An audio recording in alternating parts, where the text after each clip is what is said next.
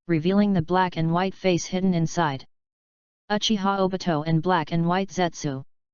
Feng-chi raised his eyes and looked at the two members of the Akatsuki organization who appeared throughout the entire Naruto plot. He wasn't particularly surprised that they were here. After all, from the perspective of Akatsuki, as an S-rank rebel ninja of Konoha, he is very valuable to be won over. Ever since he defected from Konoha, Feng-chi had been mentally prepared to come into contact with the Akatsuki organization. But I didn't expect them to come so soon. Uchiha Obito's Sharingans exposed under the mask stared at Feng-chi, and he greeted him in a low voice first. Nice to meet you. Hello, I am Hinata Fuki who has awakened the special Byakugan. End of this chapter. Chapter 27, See you again, Hinata Fuki.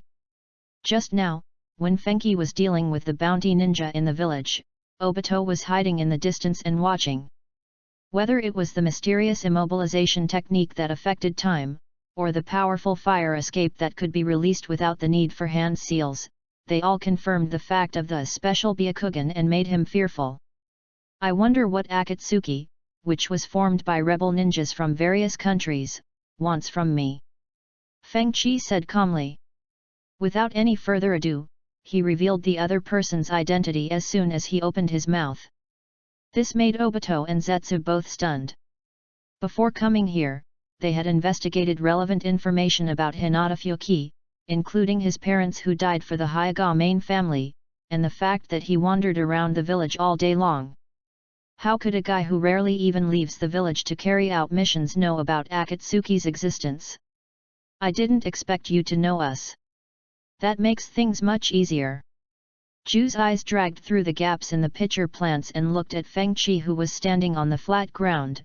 We came here this time to invite you to join the Akatsuki organization and plan big things together. As expected. Feng-chi sighed in his heart, raised his hand to brush the hair that fell on his face behind him, and refused without thinking, sorry, I'm not interested in that kind of thing, you should go find someone else. Whether it is the action goals or the team environment, the Akatsuki organization has a completely different philosophy from his. Don't refuse so quickly. Don't you want to take revenge on the Hyuga clan and Konoha who persecuted you? Obito's deep voice was full of temptation. This was the irresistible reason he came up with after learning about Hinata Fuki's experience. For a guy who could do such a thing as killing the clan leader and elders, it is impossible that he doesn't have the slightest desire for revenge in his heart. He was willing to destroy the world to create a world where only Lin existed, so he naturally thought so. Do not want to. Unfortunately, Feng-chi's personality is not extreme and he is not the same type of person as him. There is indeed a damn darkness in Konoha, but at the same time, it also brings back some pretty good memories for Feng-chi. Kakashi and Guy's caring and funny, the bracelet given by Hinata, the warm atmosphere of Ichiraku Noodle House, the warm and simple villagers. More importantly, the backlash of FENGHOU meant that Feng-chi was doomed to be unable to develop a too strong desire for revenge.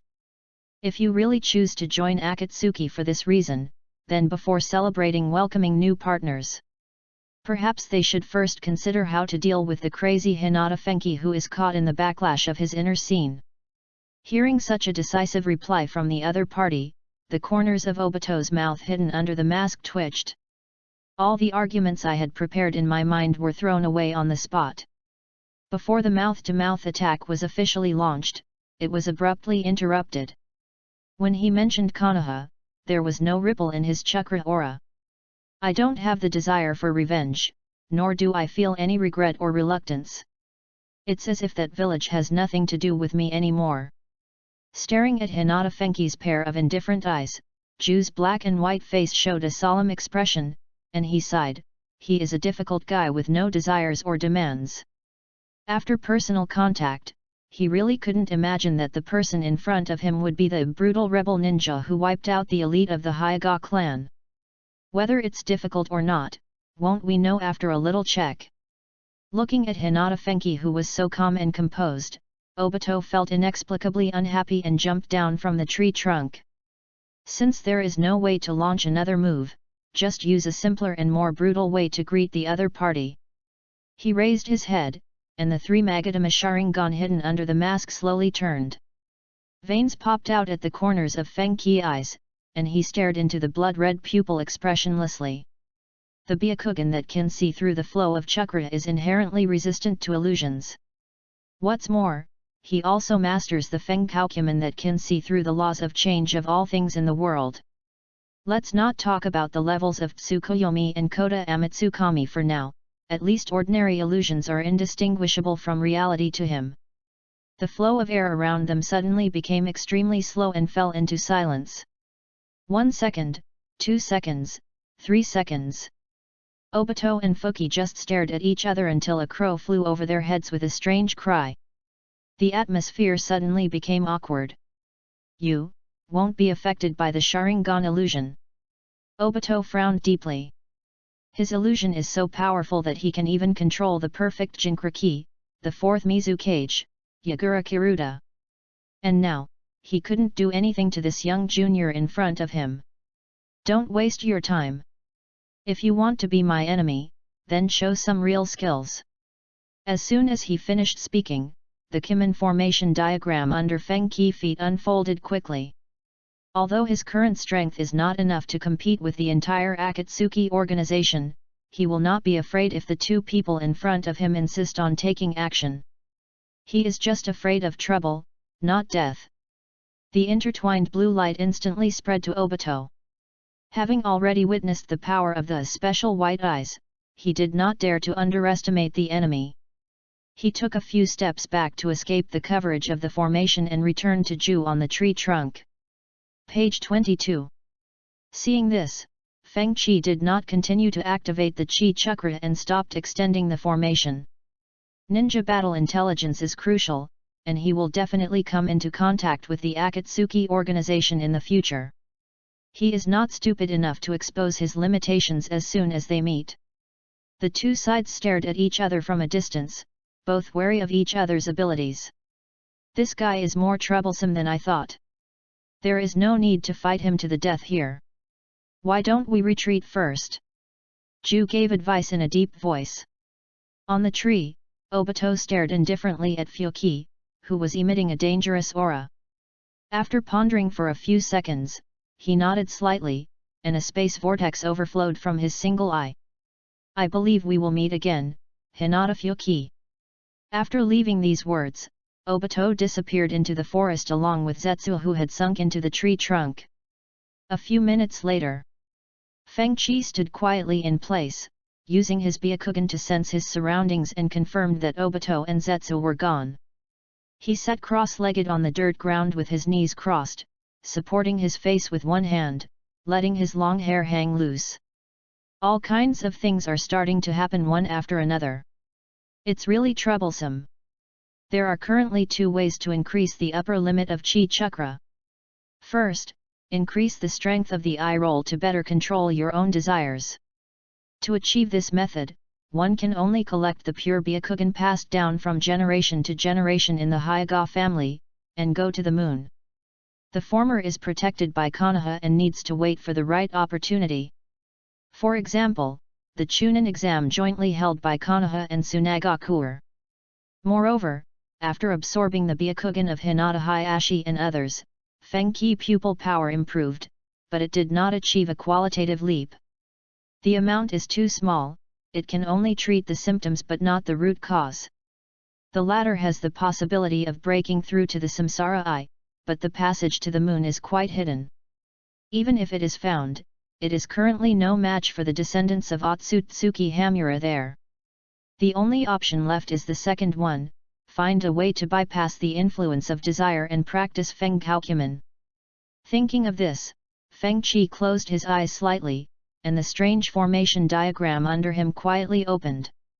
The surrounding flowers, plants, and trees dissipated like bubbles, replaced by a transparent and bright void. This is the inside view of FENGHOU. As long as you pay the same price, you can get the answers to the questions you want. As soon as Fengqi thought about it, a huge fireball comparable to the sun appeared immediately, making his lonely figure look extremely small. End of this chapter. Chapter 28 Orochimaru. The Kimen formation diagram slowly converged, and the cool mountain breeze blew up her long hair. The surroundings are full of green, birds are flapping their wings, and the dense forest scenery has returned to its original state. Feng Qi, who exited the interior scene, was sweating profusely. 2 lines of blood and tears slowly seeped out from the depths of his eyes. His chest was congested and he spurted out bright red blood with a wow sound. This inner scene is really a double-edged sword. I almost lost it. Feng Qi's sight was tinged with a layer of scarlet, and feeling the disordered chakra in his body, he couldn't help but feel a little scared. In the interior scene just now, he tried to touch the fireball, which was a circle smaller than the one in Konoha, and he almost got burned to ashes. Putting away the fear in his heart, Feng Qi slowly stood up and raised his hand to wipe the blood from his face and the corners of his mouth. This kind of behavior of trying to get the skin of a tiger is extremely dangerous, and if you are not careful you will get yourself killed. Although he didn't get the accurate answer he wanted, fortunately, at the moment he touched the fireball, Feng Qi captured a very important piece of key information. Auspicious location, west of the Fire Kingdom. In addition to the attributes of the 8 trigrams and the ability to control the changes in time and space, FENGHOU Kimen gives Feng Qi the ability to seek good fortune and avoid disaster as a sorcerer. It is precisely because of this ability that he can predict the Hyuga clan's eye-gouging plan in advance and be fully prepared mentally. If he had not happened to meet Team 8 that day, and if Kurenai had not asked for fortune-telling out of curiosity, he would not have told Hinata's fortune. Whether he can successfully defect from Konoha and stay in this quiet and peaceful forest is still full of unknown variables. I have to say, fate is wonderful. Therefore, Feng Qi did not insist on obtaining a detailed method to restrain his desires. It is already quite lucky to be able to get an auspicious direction. Being greedy would be a bit impolite. Whether being burned to ashes by the inner scene or being eroded by overexpanding desires, it will lead to death. It just so happens that during the search process, I can also take a look at this world full of fetters and darkness. As for what happens next, just take it one step at a time and let nature take its course. A bird that has escaped the cage is still worried about not being able to flap its wings and fly? Thinking of this, Feng Qi reached out and patted the dirt and dust on his body, and disappeared as a shadow. Before following the guidance of the interior to the west, he decided to go to the capital of the bird kingdom to get some money to change his clothes. Whether it's the pure white eyes or the caged bird mark on the forehead, they are all too conspicuous, as if I am Konoha's S-rank rebel ninja Hinata Fuki is written on his face. Therefore, in order to avoid being targeted by troublesome bounty ninjas or even ninjas from several major countries who covet the Byakugan, it is necessary to cover up this basic information. Of course, the more important point is that after drinking tea and stretching his muscles, he confronted Obito for a short while. Now, his stomach is growling with hunger. Just as Feng Qi set out for the capital of the bird kingdom, in a remote area.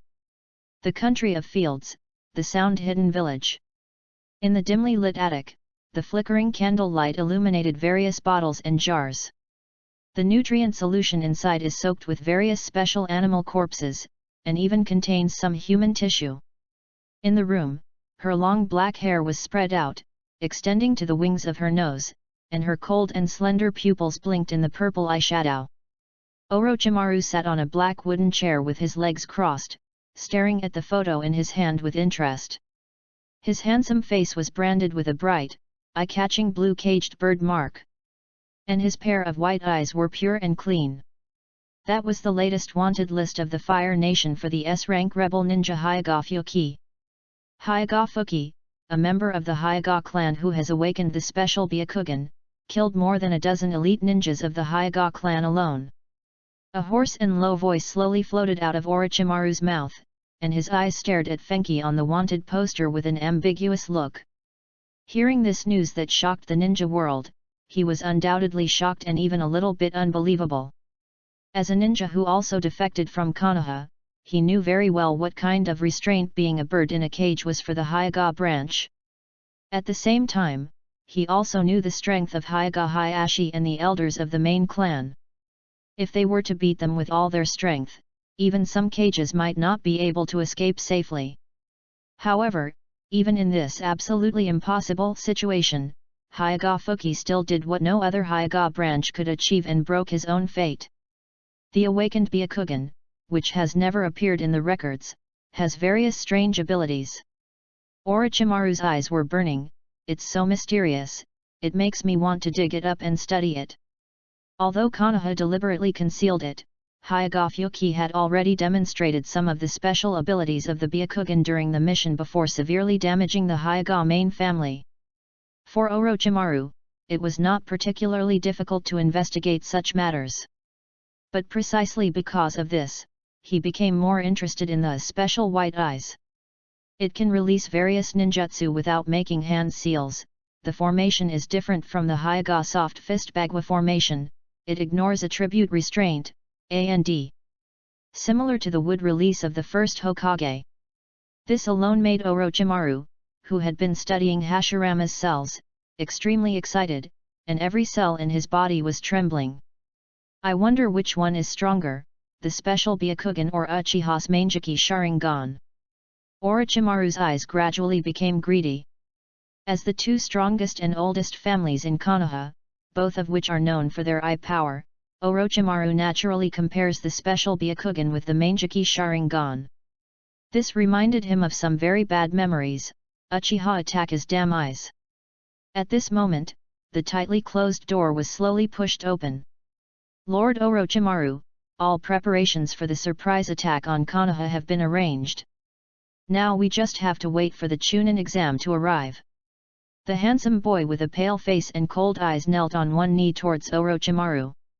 Thank you for your hard work, Kimimaro. Orochimaru glanced at the other person casually and folded the wanted photo in his hand.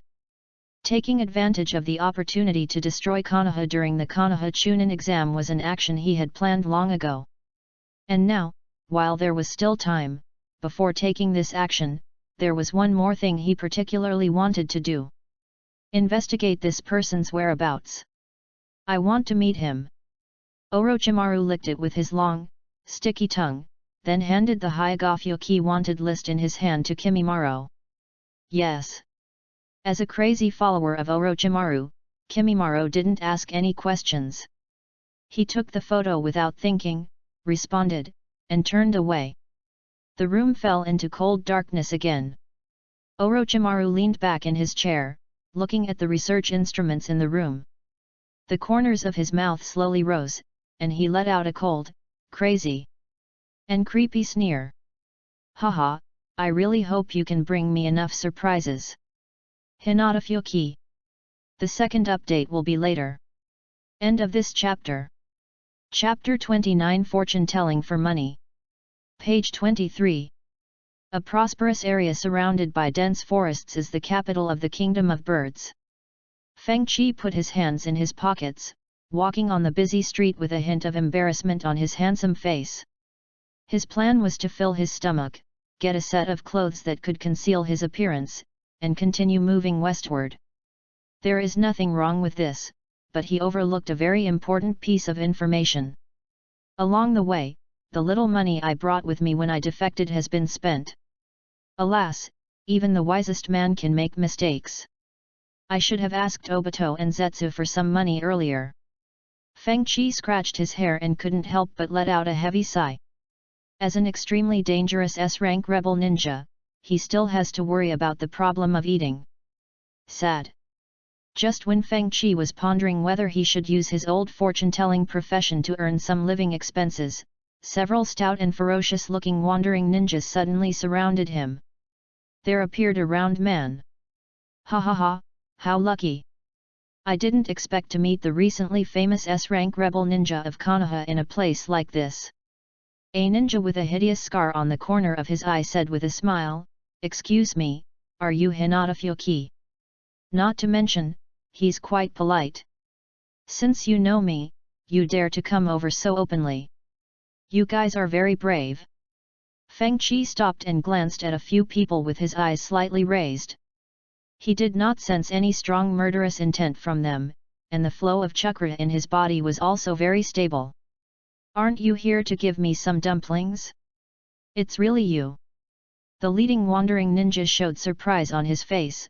"To be honest, after hearing the news about you, we brothers have developed a sense of respect for you." "Yes. It's fate that we meet here," another wandering ninja with an untidy beard echoed. The inexplicable enthusiasm in his eyes made Feng-Chi a little confused. "No, shouldn't you capture me and exchange me for money?" Wandering ninjas with no sense of rules are similar to bounty ninjas. If he doesn't take action like the ones in the tea house, it will be extremely difficult for him to deal with him. "No, no, no. You misunderstood Master Fuki. Only a fool would be so stupid as to attack a Konoha S-rank rebel ninja." As soon as the leading wandering ninja opened his mouth, he whipped the corpse of the bounty ninja who died in the Fenghou purgatory flames. After exchanging glances, these wandering ninjas bowed deeply to Feng-Chi at the same time. "Rather than living an ordinary life like this, we would rather make a name for ourselves. Please become our boss, Master Feng-Chi. We are willing to serve you at your service." Their strength and talent are quite mediocre, and on average they are just at the level of ordinary chunin. They would be cannon fodder on the battlefield and can only do low-level bounty missions to survive. But these people are quite smart and know how to get on top of things. This is the S-rank rebel ninja from the most powerful hidden village, Konoha. No matter how young he is, as long as you can hold him, it will be good. If you are lucky, you may even get some rare ninjutsu secrets. This is the fundamental reason why they want to follow Feng-Chi. If they knew that this man was about to die of starvation, I wonder what kind of expression they would have. Hearing this, Feng-Chi frowned slightly and became even more troubled.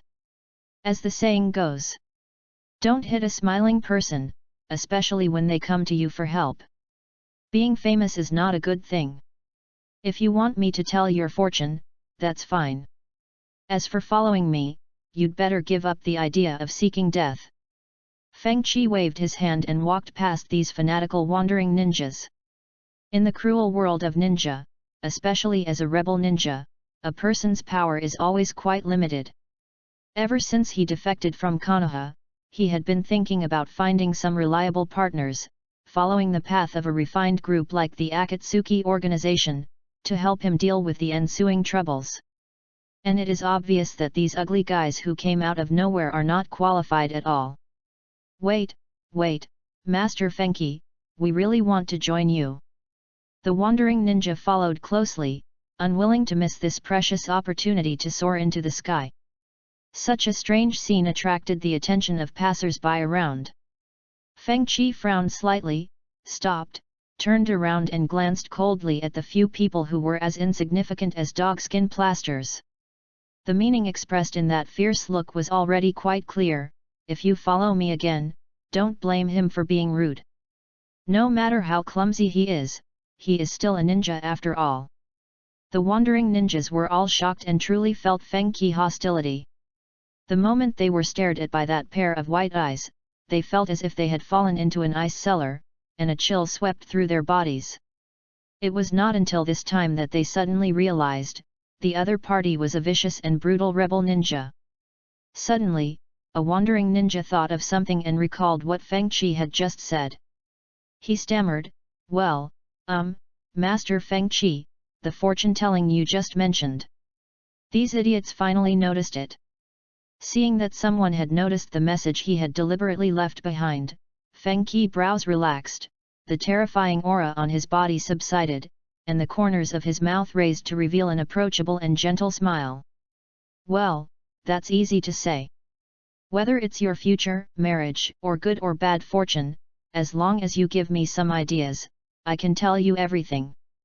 The wandering ninja certainly did not believe this nonsense, which was comparable to a scam, or at least was skeptical about it. But think about it, the other party is a powerful S-rank rebel ninja, maybe he really has something? And more importantly, it can also help you get closer to the other person. Let me do it, Lord Feng-Chi, can you help me calculate whether I will get rich in the future? The leading wandering ninja came forward first. Feng Qi casually glanced at the middle-aged man with scars all over his face, counted with his fingers, and sank his consciousness into the inner scene. Just like when he was fortune-telling for Yui Kurane and others, he had very clear principles and would not make up stories. The main theme is sincerity. Anyway, these minor characters have very little weight in the world and basically won't have much impact on themselves. If you want to get rich, then you should reduce the blood on your body. Finding a field to grow crops is a good choice. Ah! Farming. The leading wandering ninja was confused. Although it's true that he is good at earth escape, farming is too outrageous. Can this make you rich? It's a sincere offer. 1,500 taels. Feng Qi ignored him and stretched out his arm with his 5 fingers spread out. This, okay. Looking at his kind face, the wandering ninja could only pay the money obediently. After winking at his companion beside him, the latter immediately understood and stepped forward and said respectfully, "Master Feng Qi, please calculate for me as well." Without waiting for Feng Qi to speak, he offered the coins on his own initiative. "No. Are all of you wandering ninjas so rich?" Feng Qi was surprised for a moment, then said calmly, "You also want to ask about wealth?" The wandering ninja nodded heavily. Feng Qi began to calculate immediately. Compared to before, there was a fleeting change in his expression this time. "You have been very lucky in gambling these past 2 days. Perhaps you can give it a try. It would be best if the person you are betting with is a mature woman." End of this chapter. Chapter 30. The world outside Konoha. The capital of the Kingdom of Birds, with busy streets full of people coming and going. Feng Qi was wearing a plain grey cloth robe and a metal forehead protector without the symbol of the ninja village. He was sitting in front of a simple stall supported by sandalwood merits. Next to the stall, a flag with a bagua pattern printed on it was propped up at an angle. It was written in black letters on a white background, "Knowing the changes of all things in the world, his magic and fortune-telling are comparable to those of a half-step god." After successfully getting enough money to fill his stomach, Feng Qi transformed himself into a swindler. No, he transformed himself into a resourceful Taoist priest, and set up a stall to earn money for his journey to the west. Many areas in the Naruto world are very traditional and feudal, with various legends about monsters and gods circulating. In a country with feudal ideas, this business should not be particularly difficult to make a living in, not to mention that Feng Qi has some skills. An S-rank rebel ninja like him with a simple and peaceful style is truly a rare gem in the ninja world. In fact, for Feng Qi, there are too many ways to achieve a life of ease and comfort: robbing bounty ninjas, hunting wanted criminals, building houses with wood escape. You can make a fortune by picking any one of them. However, that will not achieve the purpose of self-cultivation, but will instead breed stronger desires and affect oneself. But it's different if you set up a stall at random. If there is business, he can make a little money. If there is no business, he can quietly absorb and transform the naturally existing chi chakra, adapt to the slightly strengthened Byakugan, and achieve the effect of consolidating his own strength and slowly improving it. Take things as they come, haste makes waste. For him who possesses the double-edged sword of FENGHOU, this is the safest and most appropriate way of practice. Being too impatient will backfire. If you are lucky, maybe you can meet 1 or 2 talented people like the protagonist of the novel. Feng Qi changed into a comfortable sitting position and thought so in his heart. The streets are full of people. Some passers-by who had never seen such a stall couldn't help but stop and watch, looking at the young boy wearing black sunglasses on his face. When did such a strange guy appear in our country? Knowing the changes in everything in the world, it sounds quite strange. Could he be a liar who ran away from somewhere else? Page 24. You know what? It's been quite uneasy here lately. I heard someone saw the ghost of a dead warrior. SHH. You can't tell this. If the warrior ghost hears it, he will come looking for you at night. When talking about the warrior ghosts, the faces of passers-by changed drastically. They didn't even bother to eat melons and left the scene in a hurry. During this period, a few people who couldn't resist their curiosity came to consult, but they all retreated because of Fenghou's high bid. They are different from wandering ninjas with special purposes. Ordinary people can barely make ends meet and definitely don't want to spend this wasted money. Feng Qi was quite open-minded about this. After all, it was a matter of equal exchange and it all depended on fate. Time passed quietly, and in the afternoon, the fortune-telling stall welcomed a special customer, a fat boy dressed in luxurious clothes. "Hey! Do you know everything? Can you tell me how to get the girl I like?" Feng Qi, who was lying on the chair with his head resting on his arms, opened his eyes and came out of the state of comprehending Qi chakra. He casually glanced at the fat boy in front of him who came from a well-off family and was only 6 or 7 years old. "Sorry, I'm a fortune teller, and your question touches upon my blind spot of knowledge," Feng Qi said slowly. "What? You don't even know this kind of thing, and you still have the nerve to say that you know how everything in the world changes."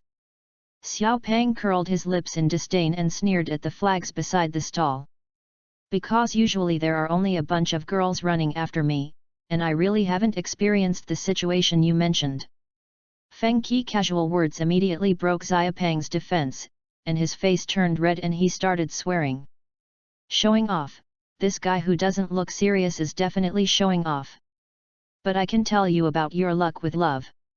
Feng Qi put his arms away, smoothed the hair that was scattered on his face behind him, and slowly sat up straight. "I don't want it.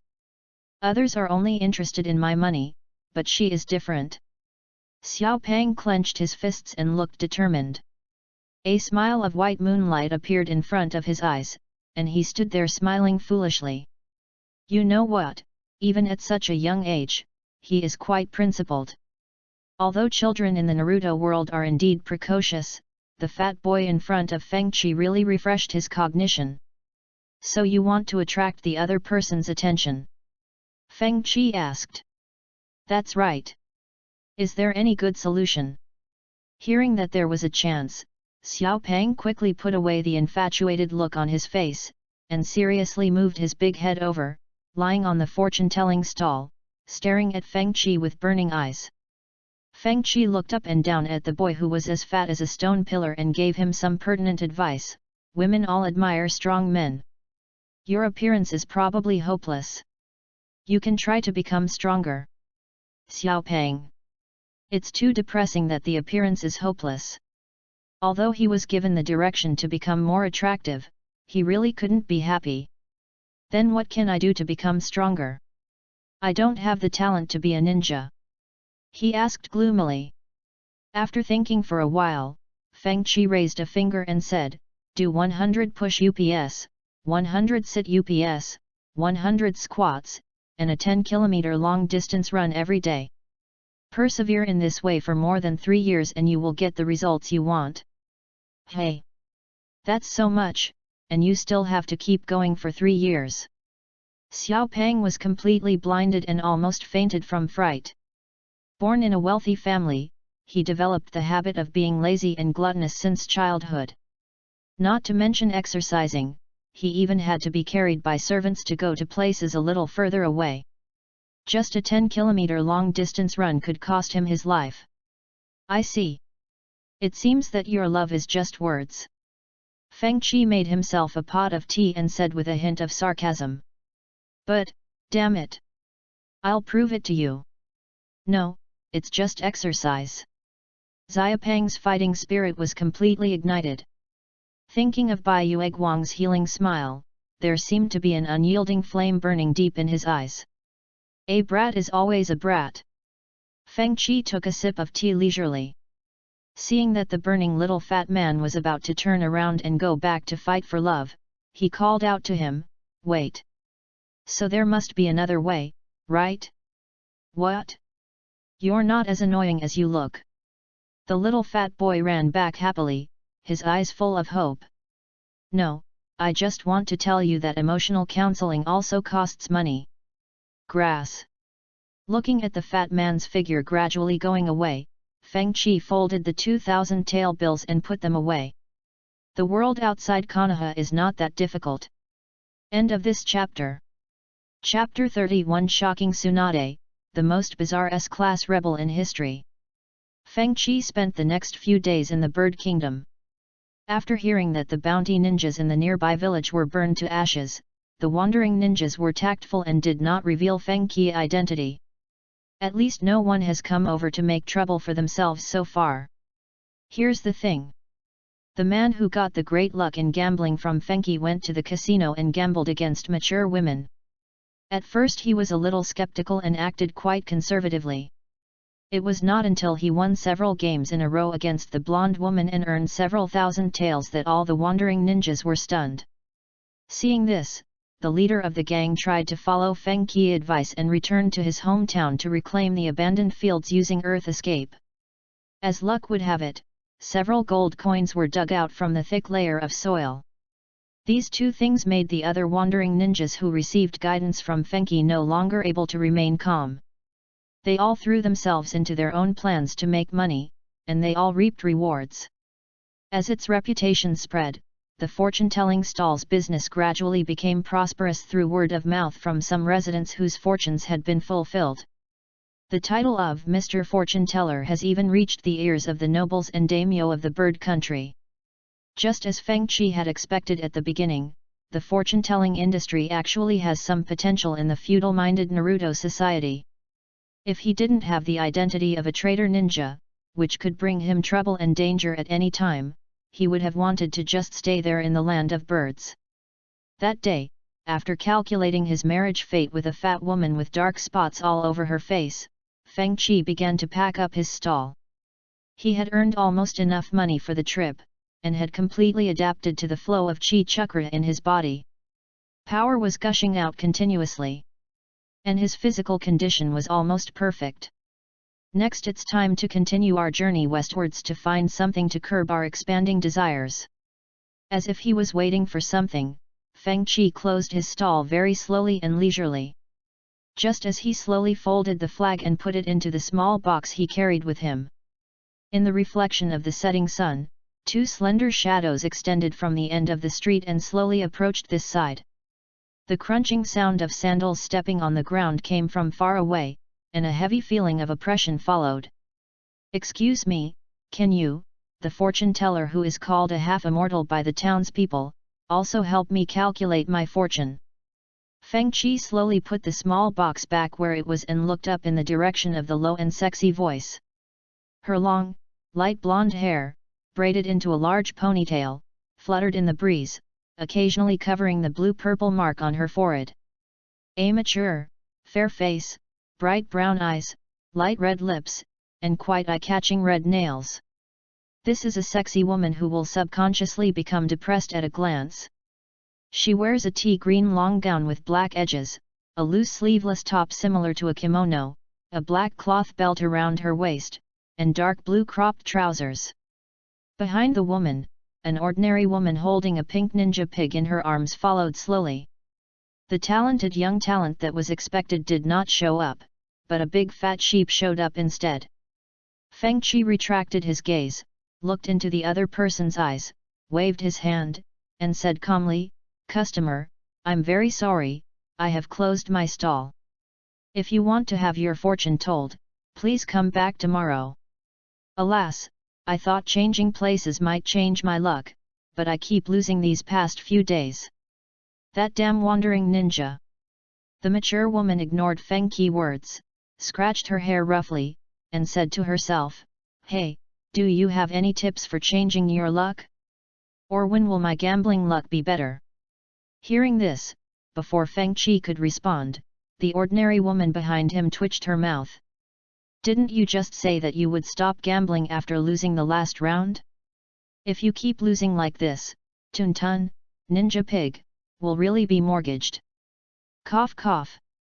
Looking at the other person's distressed expression, Feng Qi coughed twice with a guilty conscience. If I guessed correctly, the wandering ninja she mentioned was the one he introduced. "Hey! I'm asking you a question. Tell me how I can change my luck. The woman stared at Feng Qi impatiently. She seemed to be in a bad temper. Well, I have a fee standard for fortune-telling here. Feng Qi said in a deep voice. The mature woman's eyes flashed as she glanced at the pink piglet in the arms of her follower behind her. Pig Sigma, LLL. Don't come over here. 2,000 taels, right? I have some here. In the end, the ordinary short-haired woman took out her dry wallet, pulled out 2 coins and handed them to Feng Qi. Hold on. Feng Qi took the coin, closed his eyes and entered the interior. After a few seconds, he suddenly opened his eyes and a few drops of cold sweat seeped out of his forehead. Page 25. Damn it, the method to reverse the luck in gambling, the fireball that comes out is hotter and bigger than the one that bypasses desires and practices FENGHOU. Just outrageous. You'd better give up gambling. There's no hope for it. Feng Qi silently handed the coin back. This life-threatening business is not profitable. What do you mean hopeless? Do you know how to do it? The mature woman was hit hard, her brows were furrowed, she looked fierce, and even her tone became several degrees heavier. Well, let's change the question. Seeing that Feng Qi still had a gentle smile on his face, her restless emotions suddenly calmed down, and her expression became serious and earnest.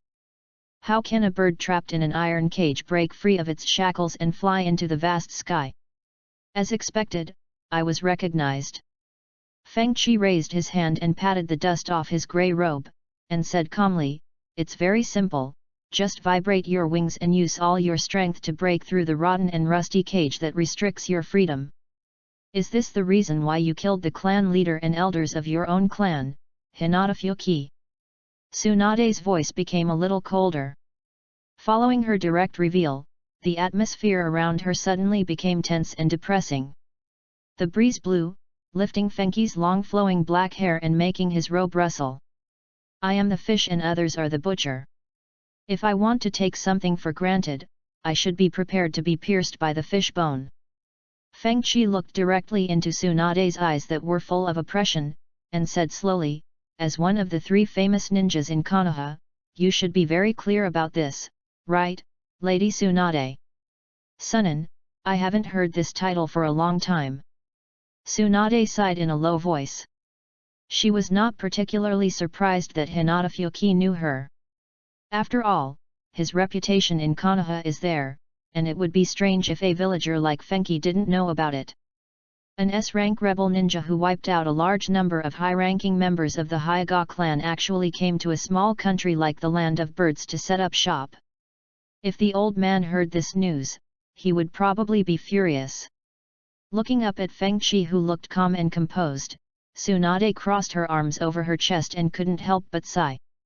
Not to mention the 3rd generation of Konoha's high-ranking officials, even she herself was really shocked when she accidentally learned the relevant information from the wandering ninja. Before coming here, I made a bet with Shizuan that the so-called fortune-teller couldn't be Hinata Fuki. The result was obvious, she lost miserably. I'm afraid that even if you look through the entire history of the ninja world, you won't be able to find such a weird S-rank rebel ninja. End of this chapter. Chapter 32. Why not report to the Hokage? As one of the 3 ninjas, don't you just wander around doing nothing all day, Tsunade-sama? Compared to you who are giving away money everywhere, I am actively making money with my own ability. Listening to Fenki's words, which she wanted to refute but was unable to refute, Tsunade's mouth twitched, and she rolled up her sleeves and clenched her fists on the spot. What does it mean to spread money everywhere? Her desire to win the bet is stronger than anyone else's. I'm so upset. I really want to tear the mouth of this Hyuga brat apart. It was Jingyan who was quick to act and grabbed the furious girl. Standing there and taking a few deep breaths, Tsunade finally suppressed the urge to fill her chest. She still had some questions to confirm with Hinata Fuki. Although the answer to this question has been speculated. You have awakened the special Byakugan, and you are clearly the most talented young generation in the village. Why do you insist on embarking on this road of no return? Tsunade looked at the boy in front of her seriously. Or to be more precise, he was observing the flow of chakra around the other person's body, trying to use it to determine the authenticity of FENGHOU next words. Those high-handed fellows are willing to use the caged bird curse to seize the excellent talent you mentioned and take my Byakugan for themselves. It's a pity that they are so self-righteous that they don't know that a bird in a cage can't trap a soul that yearns for freedom. Feng Qi crossed his hands on the back of his head, raised his eyes to glance at the setting sun in the distance, and stated the facts calmly. He did not elaborate on the situation, opting for a vague statement. Even if Tsunade does not show any hostility now, the FENGHOU Kuman cheat must not be leaked. Letting the outside world take it for granted that it is the ability of special white eyes is both misleading and can become a trump card for a Jedi comeback in certain circumstances. Tsunade looked through the dark sunglasses, silently observing the pure Byaku eyes hidden inside. The chakra aura around him was calm.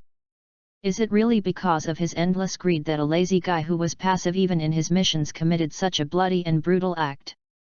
Looking at Hinata Fuki, a rebel ninja who was selling things on the street in a foreign country, Tsunade, who was used to all kinds of darkness in the ninja world, sighed heavily. Why don't you ask the Hokage for help? Maybe things can turn around. She asked subconsciously. Before this happened, I went to look for Sarutobi Hiruzen. Since his identity had been exposed, Feng Qi simply took off his sunglasses, his eyes indifferent. He said that this was an internal matter of the Hyuga clan, and even the Hokage had no right to interfere. As a result, after I killed all those guys including Hyuga Hayashi, they immediately sent a large number of Anbu ninjas to chase me and listed me as an S-rank criminal who betrayed the village.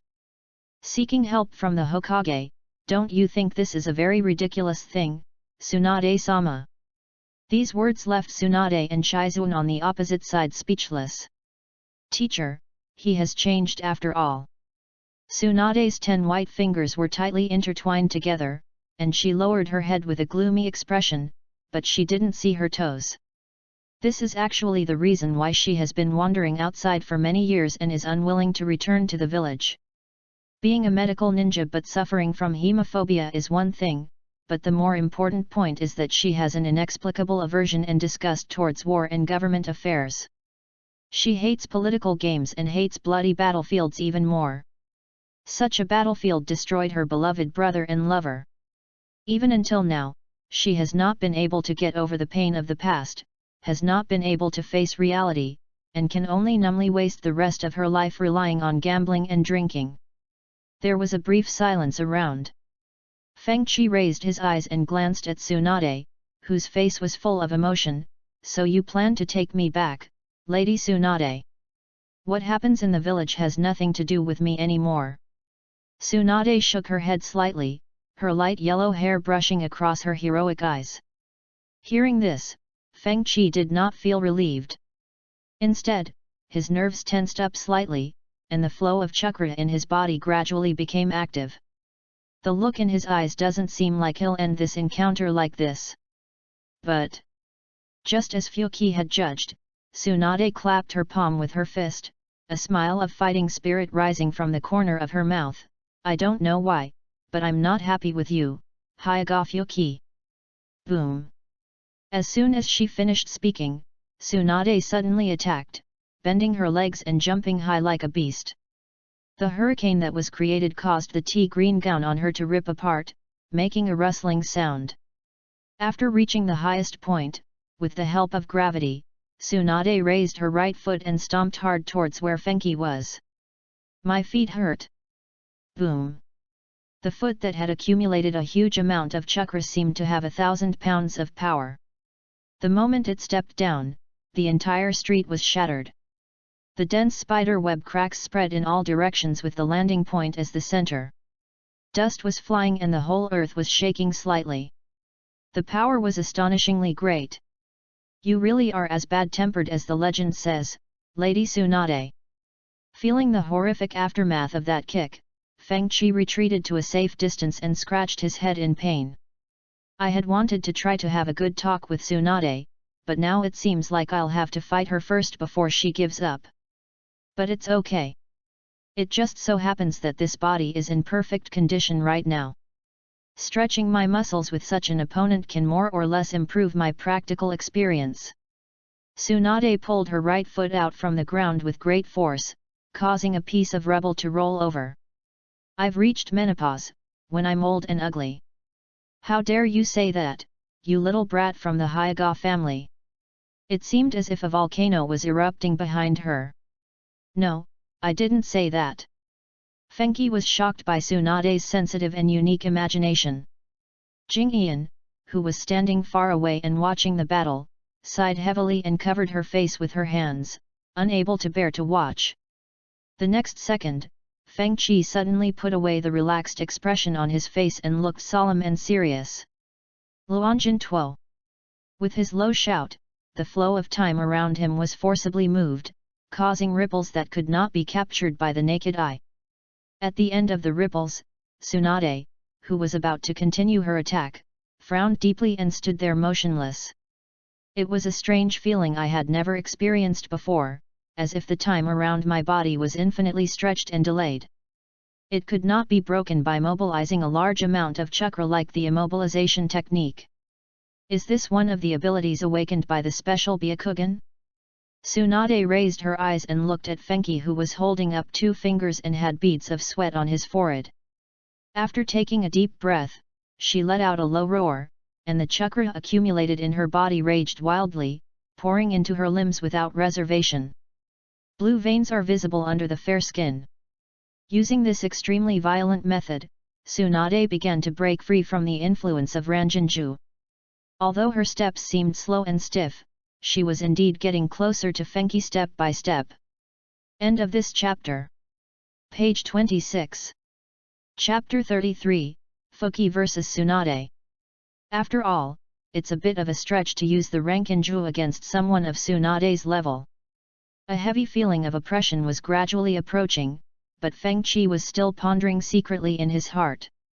In addition to hard conditions such as strength, whether the Golden Watch can completely control people, things, and events also depends on the other party's weight in the entire world. Obviously, Tsunade, who will become the 5th Hokage in the future, walk at the forefront of the ninja world war, and influence countless lives, is far more important than ninjas of the same level. While FENGHOU was collecting information through Tsunade so that he could better use the Ranjinju in the future, a shadow spread upwards little by little from the soles of his feet, bringing with it a strong sense of danger. Tsunade has come close and raised the fist with superpower that makes the ninja masters shudder. It's a pity, FENGHOU, your pupil power doesn't seem to be able to completely restrict my actions. After saying that, Tsunade's eyes fixed, and she swung her fist straight at FENGHOU's chest.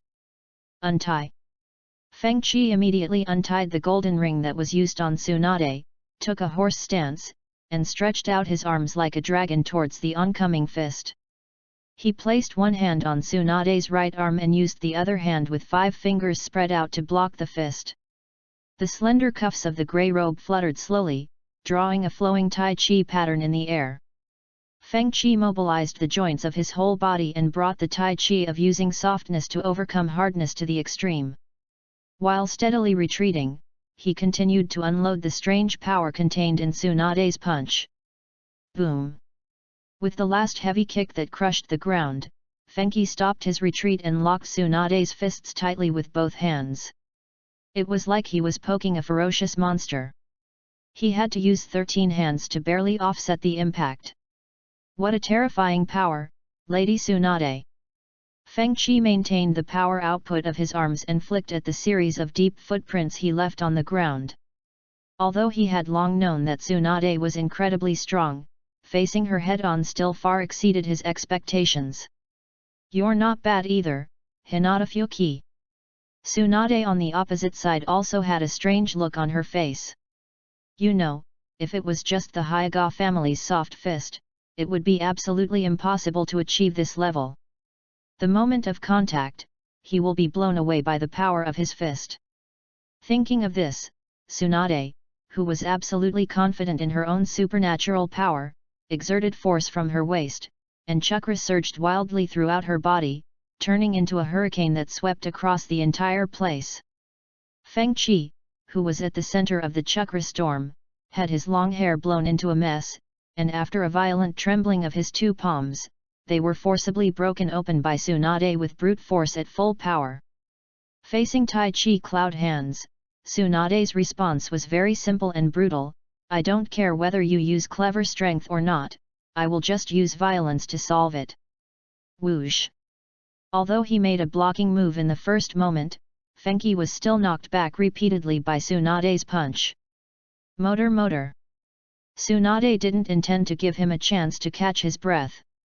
She caught up with him at an even faster speed, clenching her right fist to accumulate tremendous strength. Veins appeared at the corners of Feng Qi's eyes, and he decisively rolled his eyes. After catching Tsunade's attack trajectory, he turned his steps and slightly moved sideways in advance.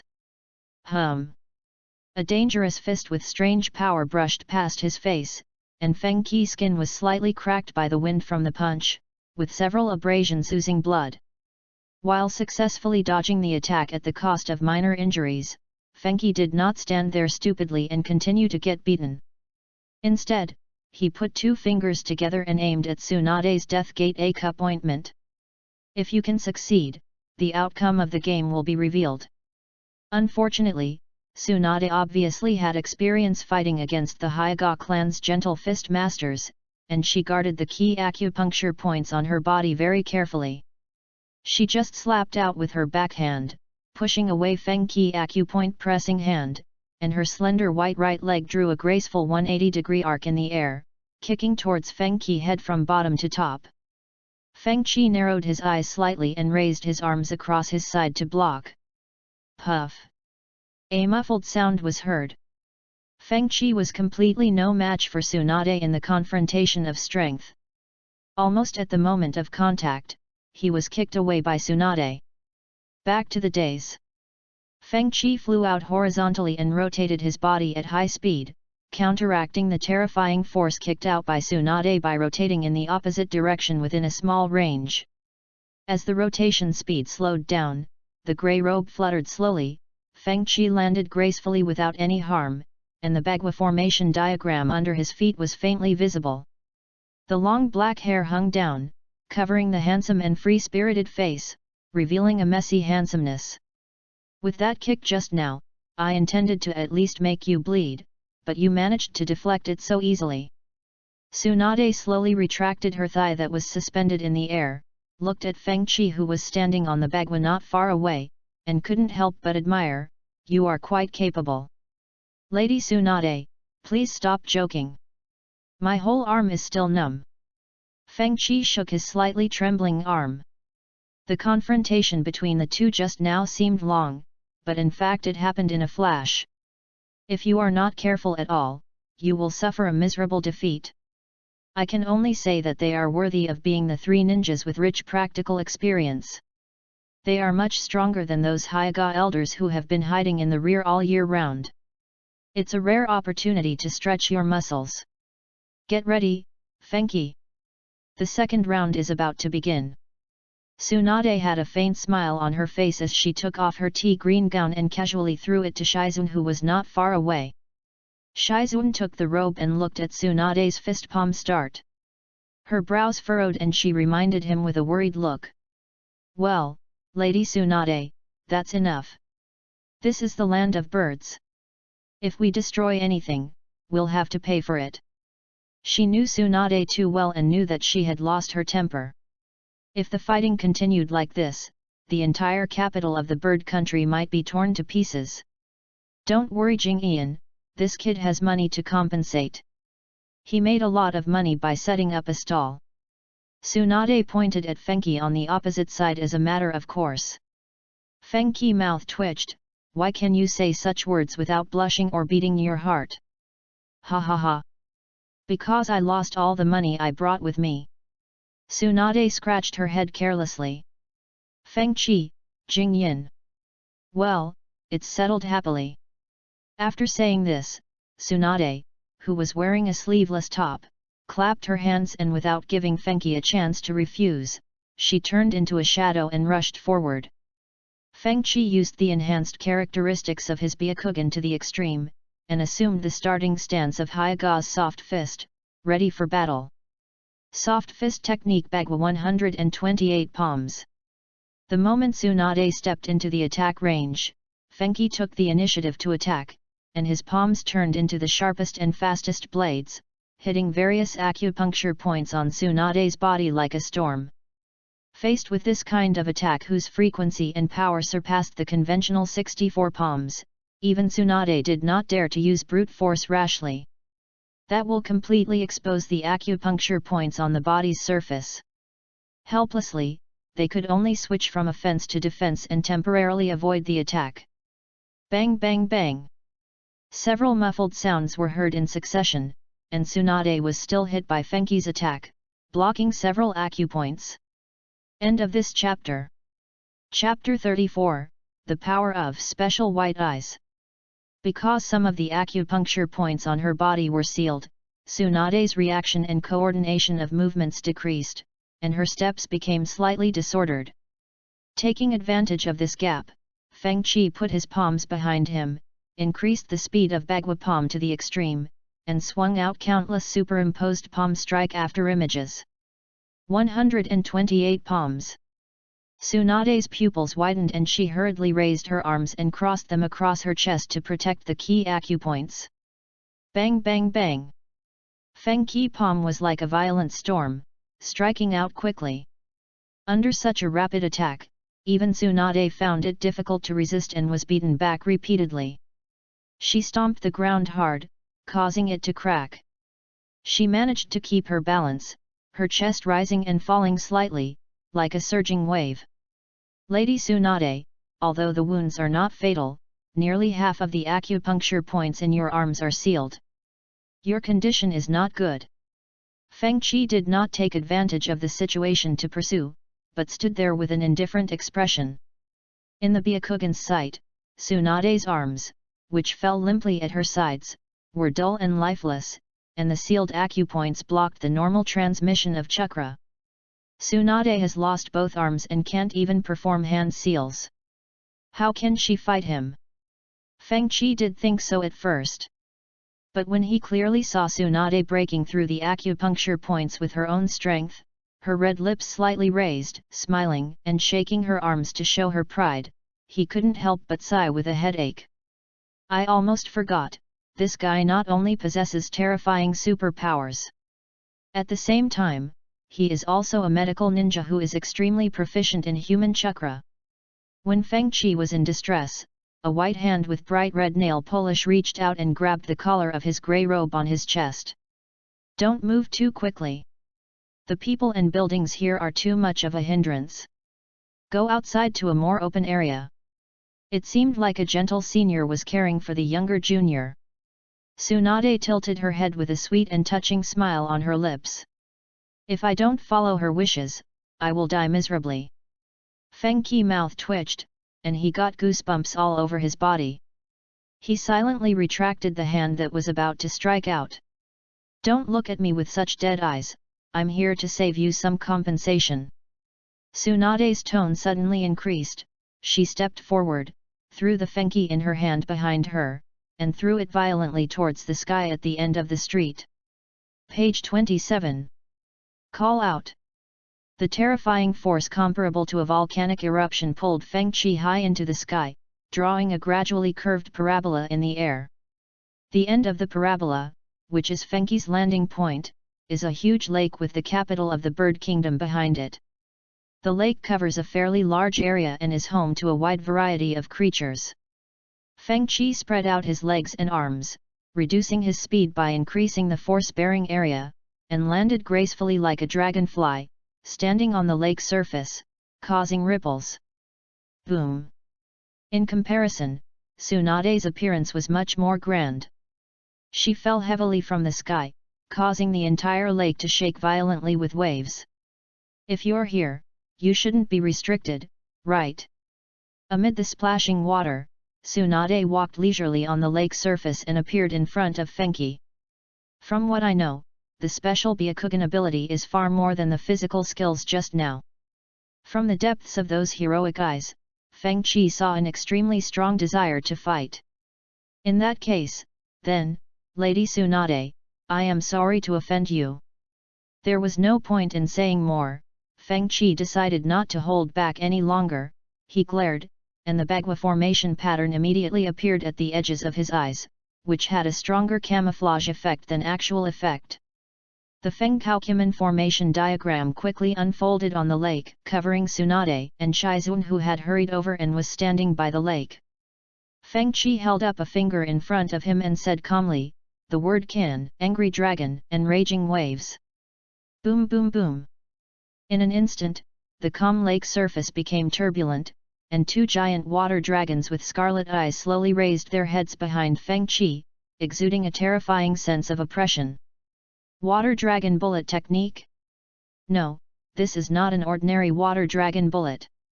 Even though she had heard about it before, Tsunade was still deeply shocked when she saw with her own eyes that Fenghou could really perform ninjutsu without any hand seals. Especially the two water dragons summoned by the opponent. For some reason, they always have a very dangerous aura. Roar! The two water dragons roared angrily and rushed towards Tsunade from the left and right from tricky angles. Tsunade got into a stance and unleashed a series of punches and kicks without any fancy moves, completely dispersing the two water dragons that were attacking from the front. From this point of view, it seems to be similar to ordinary water dragon bullets. Wait!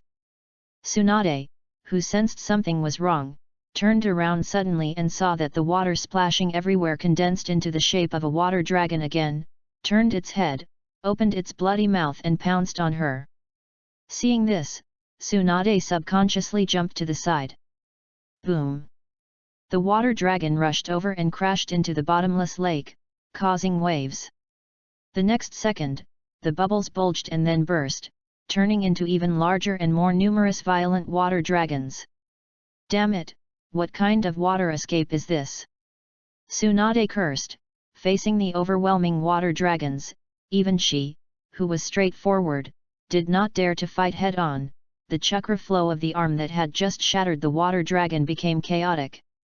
That is special water vapor that invades the surface of the skin and flows throughout the body driven by the blood. Feng Qi seemed to have the ability to control that kind of water vapor. If she hadn't discovered it in time and forced it out of her body with her huge chakra, the consequences would have been disastrous. Thinking of this, Tsunade clenched her right fist, and swung it with all her strength the moment the group of water dragons covered her, forcibly breaking open a safe hollow passage. Tsunade leaped out of the passage and stood on the forest canopy far away from the edge of the lake. She bit her nails lightly, looking quite solemn. Tsunade-sama, are you all right? A dark shadow moved, and Shizun came over, holding the pink pig.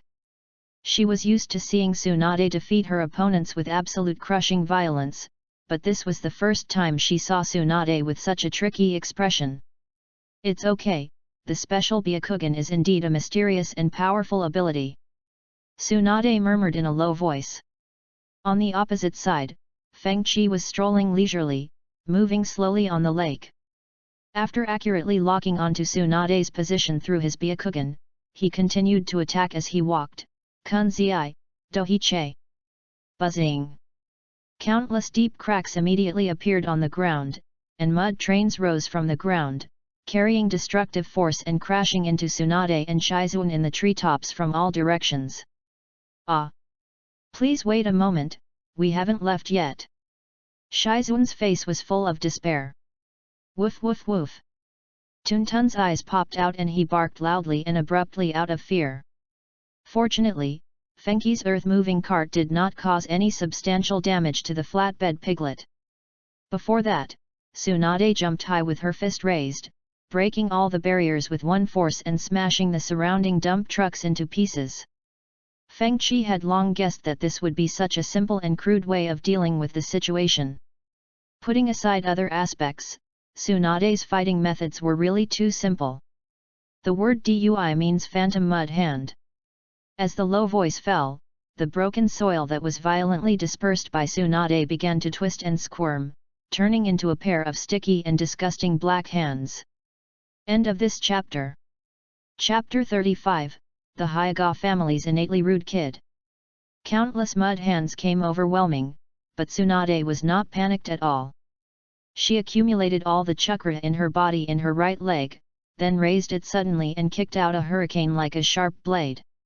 As the strong wind blew, the black hands of mud turned into ashes in an instant, returning to their original state of mud debris. An ordinary chain ninjutsu. Tsunade fell back into the tree canopy, the corner of her mouth slightly raised, and she clapped her hands to give her evaluation. Jingyan, who had experienced 2 waves of shock, was a little upset. It should be quiet now, right? Can I finally leave Tsunade-sama in peace? Sun means a cold pond in a bamboo forest. Fenghi's calm words successfully shattered the hope deep in Jingyan's heart. The dirt fragments that had been kicked to pieces by Tsunade and scattered on the leaves and branches were shaking violently. At a certain moment, a green light bloomed, and then bamboo shadows covered the sky.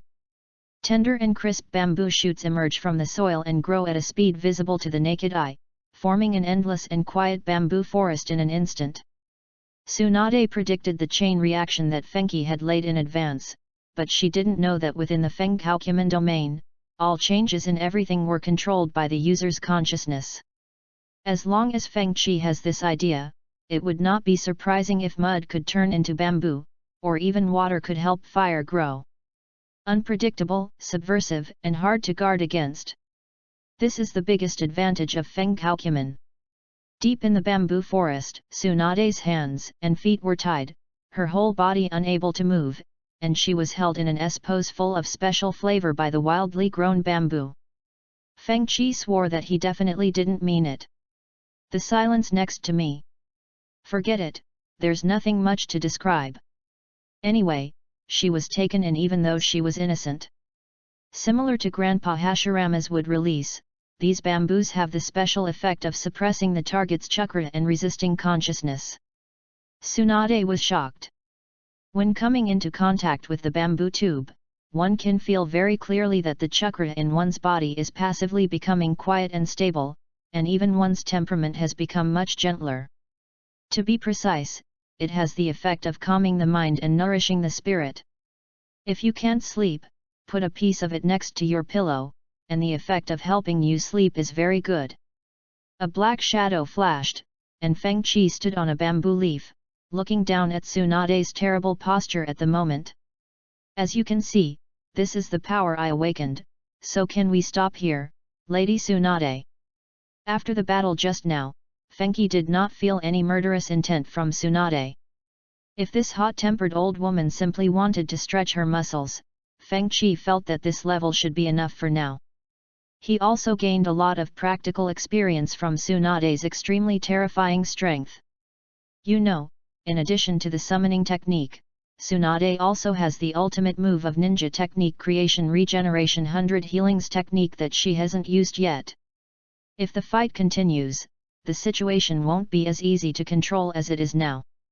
No wonder Hyuga Hayashi and the other main families are no match for you.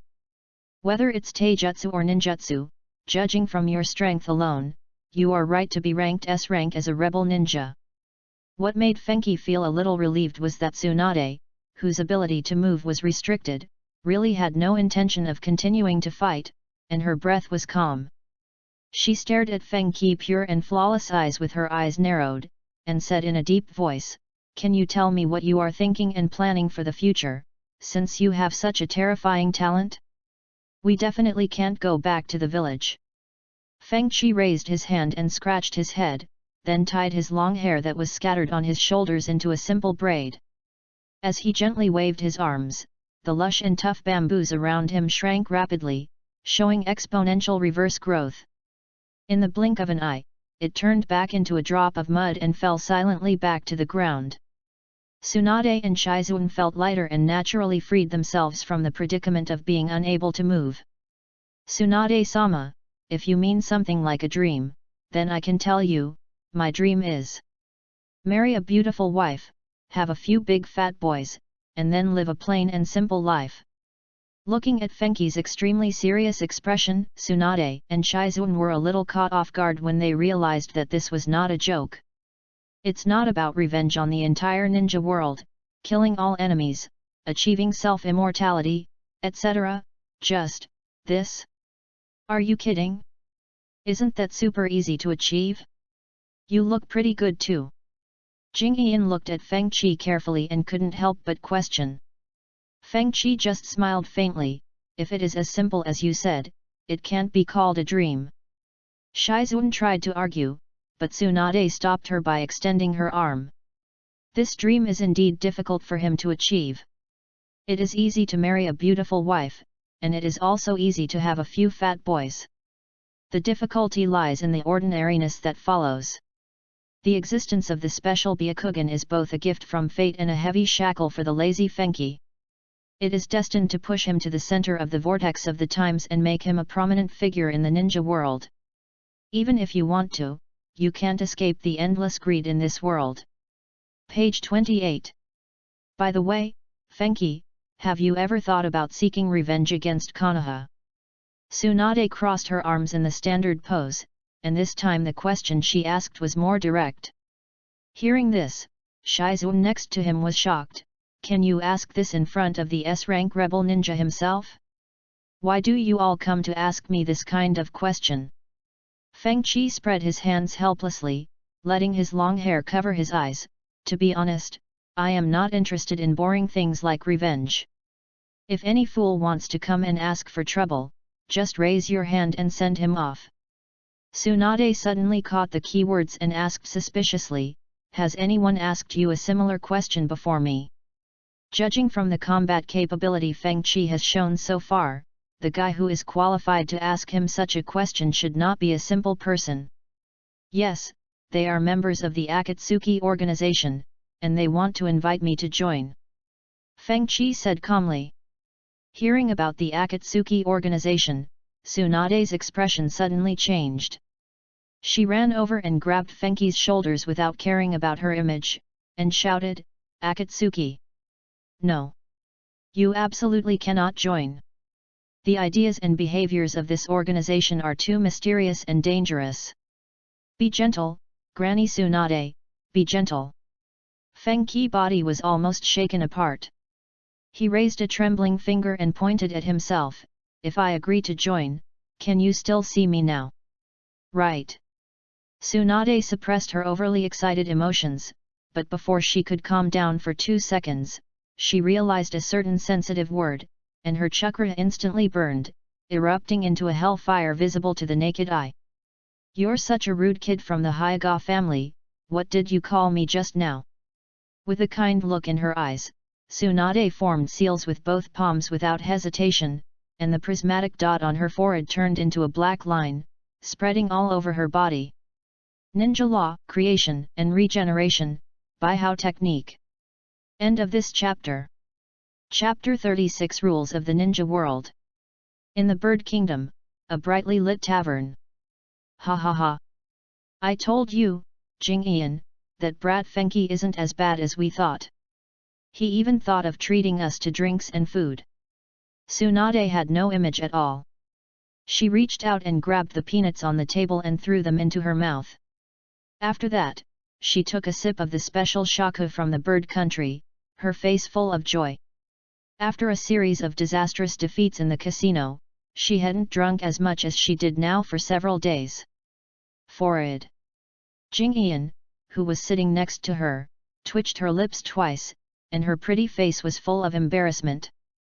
Using the Forbidden 100 Healings technique to threaten the younger generation is really a bit shameful. At the same time, Shizun frowned and looked worriedly at Tsunade as she filled her glass with a smile. It goes without saying that the following night will be another busy and frustrating one. It's a rare opportunity to spar with Tsunade-sama, one of the Sunin. Compared to this, a meal of wine is nothing. Across from him, Feng Qi smiled and picked up the wine glass in front of him and took 2 sips. What a sorcerer is best at is seeking good fortune and avoiding danger. Although he is confident that he can fight against or even defeat Tsunade, who has activated the 100 healings technique, that requires a certain price and risk. He didn't know how many pairs of eyes were secretly staring at his Byakugan. There was no need to fight to the death with Tsunade, who had no intention of killing him just because of a boring desire to win. Since it could be solved with the money for a meal, Feng Qi was naturally quite happy to do so. In this way, you can also take advantage of the situation to do Tsunade a small favor. Sumi Masai, red bean paste Sumi Masai. Seeing Feng Qi being so polite and gentle, Jingyan felt even more ashamed and bowed her head deeply to apologize. Seeing this, Feng Qi waved his hand casually, "It's just a drink, Senior Jingyan, there's no need to be like this." "Hey! Jingyan, Fenghi is right. Don't worry about it. Let's drink first and talk later." Tsunade stretched out her arms and hugged Shizun into her extremely broad chest, pretending to feed Shizun some wine. Shizun shook her head and hastily pulled away. In this situation where Lady Tsunade was bound to get drunk, she, who had a poor alcohol tolerance, didn't dare to drink at all. "Tch, that's really boring." Tsunade, who was still sober, curled her lips and picked up the bottle of wine to fill up Fenghi opposite her. Feng Qi tapped the table lightly with his palms a few times, but he was not in a hurry. He picked up the wine glass and clinked it with Tsunade, then drank it all in one gulp. He could drink quite well, at least enough to face Tsunade. FENGHOU gave him the ability to stay calm at all times, and it was basically difficult for him to get drunk unless he completely removed all his body defenses. "Lady Tsunade, I answered many of your questions just now at the lake." While Tsunade seemed to be still sober, Feng Qi put down the empty wine glass and asked seriously, "Now, can you help me answer the doubts in my heart? Tell me about it." Tsunade waved her arms without thinking. Although she appears to be straightforward and reckless on the surface, as an excellent medical ninja, she is naturally very thoughtful. After such a battle, she already knew what kind of person Hinata Fuki was. If, Lord Tsunade, you become the Hokage, what will you do to me?" Feng Qi's eyes were firm, and no matter how you looked at it, he didn't look like he was joking. Hearing this, Tsunade's pupils shrank suddenly. She had never expected such a strange question. "Aha, I thought you wanted to ask me if I have any beautiful wives to introduce to you." After a half-joking sigh, Tsunade, who was propping up her face with one hand and crawling on the table with two huge bodies, glanced at Fenghi with a gradually solemn look. "Feng Qi, the only thing I can tell you clearly is that I will never become some boring Hokage." Her tone was extremely firm. "That's why I said if. As a ninja, there will always be times when you can't control yourself, right?" Feng Qi chuckled. Why does this guy seem to have predicted that I will become Hokage? Tsunade noticed the subtle change in Fenghi's expression and couldn't help but frown deeply. She lowered her head, staring blankly at the bowl of wine in her hand that she had not yet finished. "I think my decision might be the same as the third generation's." After pondering for a while, Tsunade finally spoke with a gloomy look, "No matter what the reason, killing the elders of the clan is an unforgivable sin. This is the cruel and ruthless rule of the ninja world. From the perspective of the Hokage, who is the head of the village, it is necessary to give priority to dealing with the rebellious ninja who poses a potential threat. Especially in Konoha, where all the major families and forces are complicated and intricate, countless eyes are watching in the darkness. Any slight flaw will become an extremely fatal political handle. And this is the fundamental reason why Tsunade is very determined that she will not become Hokage. It is difficult for her to be as cold and ruthless as Sarutobi Hiruzen and Shimura Danzo. This is a very contradictory problem for Tsunade." "Oh, I understand then." Feng Qi nodded silently. "Nothing." Tsunade clapped her hands, stretched out her arm across the table, and directly pressed Fenghi's head and rubbed it. "Hinata Fuki, as for myself, I don't hate you," she said with a smile. "Haha, it's my honor." Feng Qi also smiled back. He looked back at the street outside the tavern shrouded in darkness, and after getting the answer, he slowly stood up. The wine bill has already been paid, Lady Tsunade, Senior Shizuan, I have something else to do, so I'll take my leave now.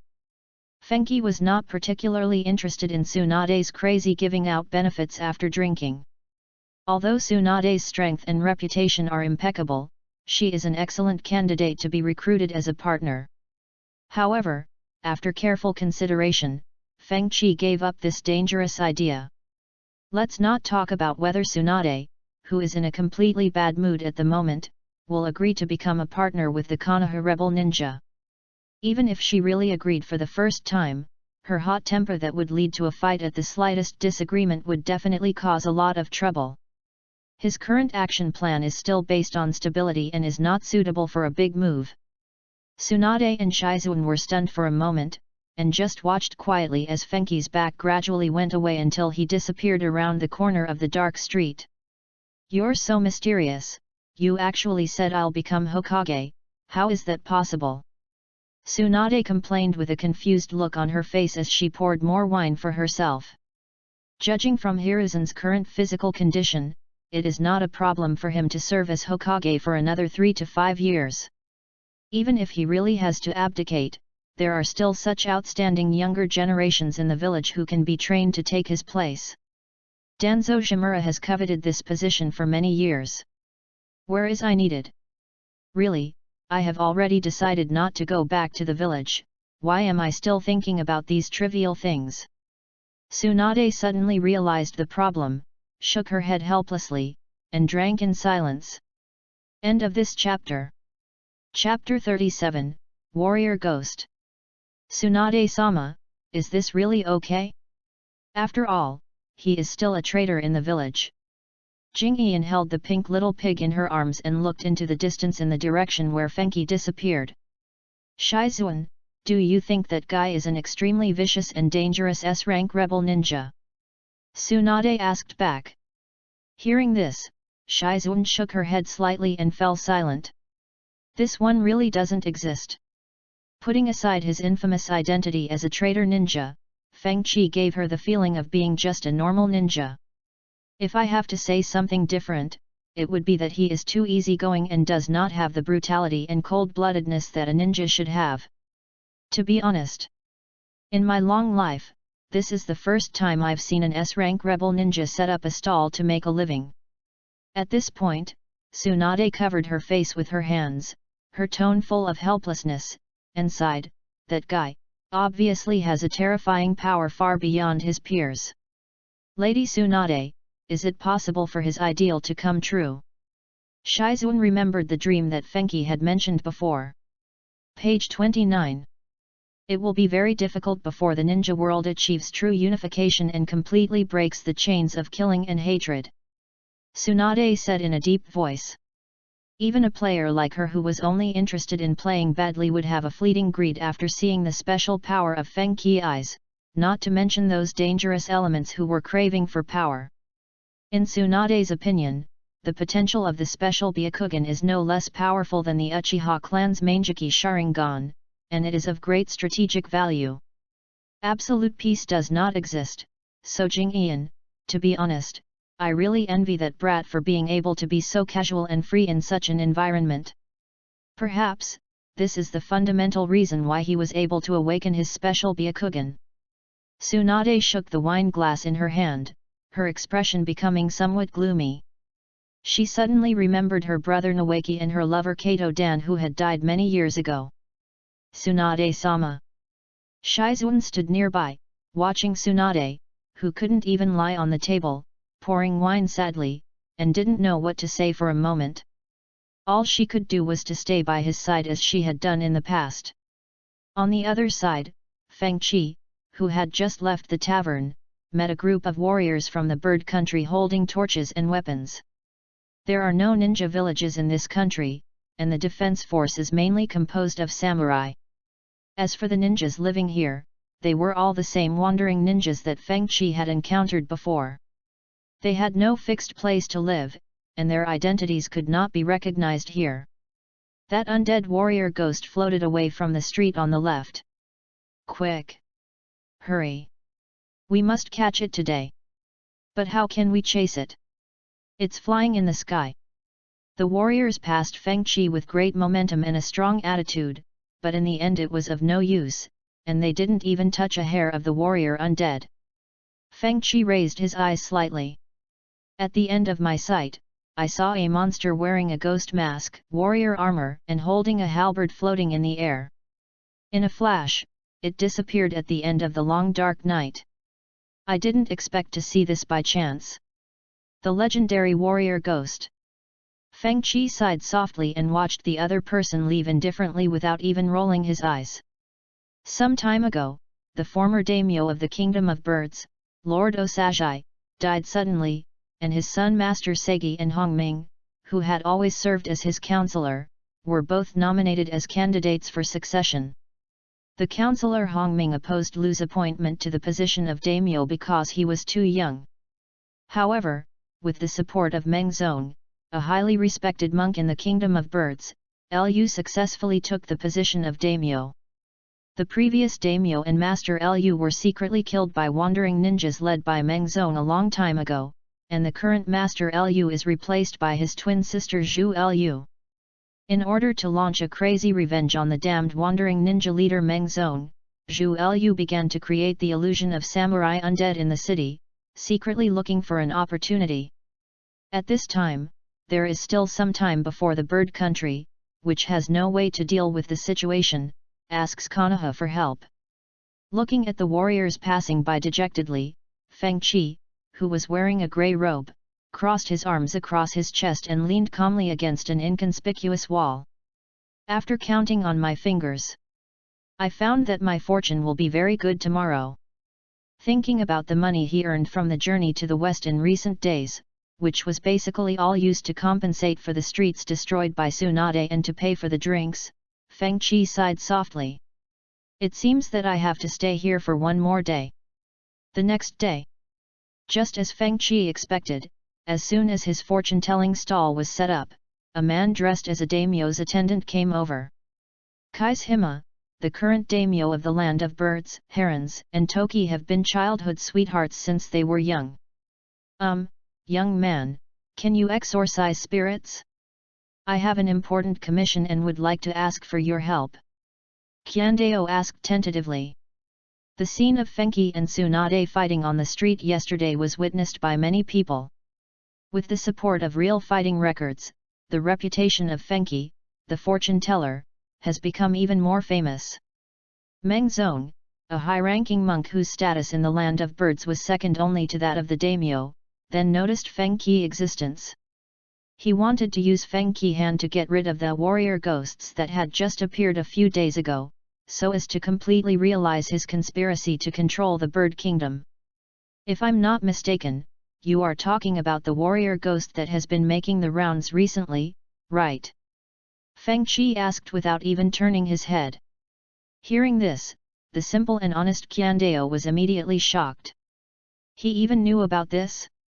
He is worthy of being called a half-immortal. This guy is really amazing. How could he know that Feng Qi hadn't even used the FENGHOU Cumin at all? It's just the prophetic advantage of the time traveler. That's right. Is there any way to solve it? Qiandao asked excitedly. If the young man in dark sunglasses in front of them really had a solution, then they wouldn't have to worry about whether to run to a distant big country for help. Thinking of this, Qiandao took out a stack of coins and put them on the fortune-telling stall, pushing it in front of Fenki. From a professional perspective, your commission is quite suitable for my profession. Feng Qi nodded, looking troubled, and murmured in a low voice, "It's just." "Just what?" "Don't worry, as long as it can restore peace to this country, I will do my best to cooperate." Qiandao patted his chest and made a solemn promise. "Your case is not as simple as it seems on the surface, even for me, it will be very troublesome to deal with it." "Ah? So you're not sure either?" "No, you misunderstood. What I meant was..." Feng Qi raised a finger with a serious expression, "It costs more." He wasn't raising the price, but the matter of the samurai undead was indeed quite complicated, and it would take some effort to handle it perfectly. At least, it won't be as easy as it is now to sit at a stall and calculate your financial fortune. End of this chapter. Chapter 38, The Gambler Loses Everything in the End. Well, to be honest, the treasury of the bird country is very short of money, and the economy is in a bit of a pickle. Kai's Hima stood there with a troubled look on his face, looking very embarrassed. It is indeed a bit unreasonable that as a country, it cannot afford the normal commission remuneration. The main reason for this phenomenon is the current unstable situation in the bird country. A young daimyo has just taken over. On the surface, his counselor Hongming is trying every means to regain the position of daimyo. Secretly, the high monk Meng Zong, who is controlling the wandering ninjas, is waiting for an opportunity to act. In order to establish a good image in front of officials, Meng Zong even became famous for his thriftiness. He had a very good reputation in the bird kingdom and had many staunch supporters. Seeing that the fortune teller opposite him was unmoved and didn't look like he would compromise at all, Qiandao lowered his head with a gloomy look. After pondering for a few seconds, he gritted his teeth and finally made up his mind for the sake of the bird kingdom and for Master Lu, with whom he had grown up. If that's the case, then I can only commit seppuku. Qiandao looked extremely serious. He pulled out a sharp long knife from his waist, lifted the collar of his shirt at the abdomen, and stabbed the tip of the knife forward without hesitation. Feng Qi was very clear about his real intention in doing this. He crossed his legs and sat there leisurely without any intention of stopping him. Just like that, Kai's Hima successfully cut open his abdomen, and the white bandage wrapped around it. A pile of coins fell down with a clatter, scattered on the fortune-telling stall. Well, this is all my private money, please accept it. Chidao's tone sounded quite sad and determined, with 2 lines of tears on his face. I have sensed your faith and devotion. No problem, I'll take your commission. After he finished speaking, Feng Qi just waved his sleeves lightly, and all the coins on the table were swept away, leaving no trace. Seeing such a wonderful method, Kai's Hima, who was not a ninja, was amazed and bowed 90 degrees, saying, "Thank you very much. Before I start the commission, there is something very important that I need to confirm with you." Feng Qi pushed a chair made of sandalwood in front of Qiandao, signaling him not to be in a hurry and to sit down and talk properly. The moment he sat down on the chair, Qiandao's pupils contracted slightly. A cool and comfortable feeling flows through my body. The impatience and worries of the past few days seem to be swept away, and my mood suddenly becomes very relaxed. You speak." His tone became more respectful. "What is the content of your commission? Is it to exorcise the souls of the samurai or to restore peace to the bird kingdom?" Feng Qi asked in a deep voice. Although judging from the final performance of the original work, the so-called ghost of the former daimyo samurai seems to have really appeared. But even if this thing really exists, Feng Qi is not afraid at all. "I don't care whether you are a ghost or not, I will just strike you with a bolt of lightning and see if you can see you ascend to heaven on the spot." This was not a difficult task for him who mastered the strange power of yin and yang. Of course, Kishima's commission should be more inclined towards the latter, that is, to restore peace to the bird kingdom. This kind of matter is much more troublesome, as it involves a country's most honorable daimyo, as well as the strategists and monks whose status and reputation are second only to the daimyo. Since Feng Qi has received the other party's money, he has to be responsible for it. This is one of the principles he follows when charging for fortune-telling at his stall. The spirit of that samurai is said to be the spirit of the former daimyo. Thinking of the deceased uncle who always had a serious face, Qiandao looked at Feng Qi with a firm look, "Please restore stability to the bird country. This is not only my wish, but also what the kind and honest Lord Meng Zong hopes for. So, your commission itself is a contradictory and troublesome matter." Feng Qi scratched his head helplessly, raised his eyes and looked at Qiandao with great seriousness. "Listen carefully, I will tell you the whole truth of what I have calculated. He felt that explaining slowly was too troublesome, so he prepared to simply and roughly state the whole truth. Hearing this, Kyandeo swallowed deeply, his heart hanging in the air. The current daimyo of your country, Seigi, is an impostor of his sister Toki. The so-called samurai ghosts are also impersonated by her. The previous daimyo was killed by the high monk you are talking about, Mengzong. He was the leader of the wandering ninjas in the city and tried to take over the country for himself. The amount of information contained in FENGHOU 2 short sentences shocked Kyandeo so much that he stood there dumbfounded, as if struck by lightning. What did you say? Zhu Lu pretended to be Master Lu? Master Mengzong killed Master De Lu? How is this possible? Chideo was so emotional that he slammed his hands on the table.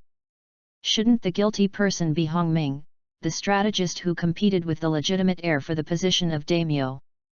Page 30. If it weren't for the terrifying fighting power from yesterday, he would probably have asked Feng Qi to return the money. What kind of person is this? All he says are nonsense and impossible things. Feng Qi had expected this kind of reaction from him, and calmly made him a cup of warm tea. Don't be suspicious, just sit here for a while, and the destined person will appear soon. How can I not be anxious? What kind of disaster is this country going through right now? Kyandeo obviously hasn't calmed down from the explosive information just now, and he sits there, turning around anxiously. And this is still influenced by the calming effect of the merits of incense and sandalwood. If not for this, he would have run out to find Lord Heron to ask for the truth. In this way, time passed quietly as Kyandeo waited anxiously. After several unrelated customers came to ask various questions, he finally met the destined person that Feng Qi mentioned. Those wandering ninjas I met before who wanted to join me. The weight of these minor characters in the world is negligible, so Feng Qi can accurately come to the conclusion that they would appear here. Feng, no, fortune teller. Please, give me some more advice. The first to speak was the wandering ninja who had been fleecing Tsunade for several nights in a row. He was wearing a ninja mask, and his exposed eyes were bloodshot. Last night, the mature woman you mentioned didn't show up. I couldn't help myself and lost all the money I won. Save me. You are such a god, there must be a way to save me, right? Bet on dogs, and lose everything in the end. Seeing the other party reluctantly taking out 2,000 taels of consulting fee from his tattered clothes, Feng Qi just smiled and shook his head, then pushed it back. Chance and fortune cannot be forced. This is the price of greed. I'm sorry, but even I can't undo it. Even if there was no such thing as the undead warrior, Feng Qi would not tell his fortune for money again. That would be totally meaningless. The same is true for others, no need to ask. With just one sentence, Feng Qi blocked the wandering ninja behind him, who had his shawl flying and looked extremely embarrassed. With Feng Qi guidance, these people all made a small fortune in the past few days. Unfortunately, due to their greedy and evil nature, they failed to seize the opportunity and change their own destiny. A wandering ninja is still a wandering ninja after all. End of this chapter. Chapter 39, the monk breaks the defense and sends a commission to blow up a living father. Ah! Even you can't do anything about it. No, that can't be, you are the legendary Master Feng Qi. Money. I still have money, please calculate it for me again. Having tasted the feeling of changing their fate once, the wandering ninjas were all unwilling to give up and clenched their fists tightly. If they were not deeply afraid of the terrifying and strange power of the S-rank rebel ninja Hinata Fuki, they would probably have used tough measures to force him. I have an opportunity here. If you can seize it, you may be able to settle down in this bird country in the future. Feng Qi slowly extended the temptation. At this point, Chideo, who was sitting nearby scratching his head anxiously, finally realized belatedly, these wandering ninjas in front of him were the destined ones. Are you serious? We We can settle in the bird kingdom." The wandering ninjas instantly became extremely excited. For them who have no place to live, having their identity recognized has almost become an obsession. Otherwise, the leader of their group, the eminent monk Mengzong mentioned by Qiandao, would not have gone to such great lengths to control the bird kingdom. "That's right. You just need to stand up and point out that the monk Mengzong killed the former daimyo and the daimyo's successor, and make amends for your crimes. I believe the current daimyo will allow your legitimate existence," Feng Qi said calmly. Upon hearing this, the faces of those wandering ninjas changed drastically. Although they were also wandering ninjas from the land of birds and had participated in the assassination of the former daimyo, they were not the core subordinates of the high monk Mengzong and could only do small marginal tasks in the hope of gaining some benefits in the future. Master Fengqi, what are you talking about? How can a wandering ninja like us who don't even have an identity know Mengzong, the famous monk of the bird country?" Ahaha, you really love to joke, we don't know anything about the monk Mengzong." Several wandering ninjas were all panicked and kept denying it. In the world of ninja, betrayal is a very normal thing and can happen to anyone at any time and anywhere. The fundamental reason why these wandering ninjas were so nervous was that they remembered the powerful strength and brutal nature of Mengzong and his subordinates. "If I betray that group of people, I will definitely die a miserable death." Living under the shadow of Mengzong for so many years, they seemed to have overlooked one fact: there was a big thick leg sitting in front of them. "You guys, are you sure you want to let go of this opportunity?" Feng Qi raised his head slightly, revealing half of his pure white pupils that were hidden by his dark sunglasses, flashing with an inexplicably strong sense of oppression. A wandering ninja was the first to react. He looked excited and tremblingly shouted, "Me! I am willing to testify against Mengzong's crimes. Damn it, I almost forgot that the guy in front of me is not some well-behaved street vendor, but this is the super thigh that I must cling to at all costs." "What Mengzong? In front of the S-rank rebel ninja from the strongest fire country, Konoha village, he is not even worth a hair." The other wandering ninjas were stunned at first, then they realized what was happening and looked crazy and ferocious. With the support of Hyagofyoki and the daimyo of the land of birds, they immediately stood up and sternly listed the various crimes of the monk Mengzong. Qiandao, who was sitting next to him, felt his scalp tingling after hearing this. He really couldn't accept that Mengzong, who had a very gentle and steady smile, could be the culprit who killed the former daimyo. "Next, what are you going to do?" he asked Feng Qi tentatively. If what the wandering ninja said was true, then at this moment, the eminent monk Mengzong must be guarded by a large number of powerful ninjas. How to do it? Of course, call all the relevant personnel over. Feng Qi shrugged casually and chose the simplest and most brutal solution.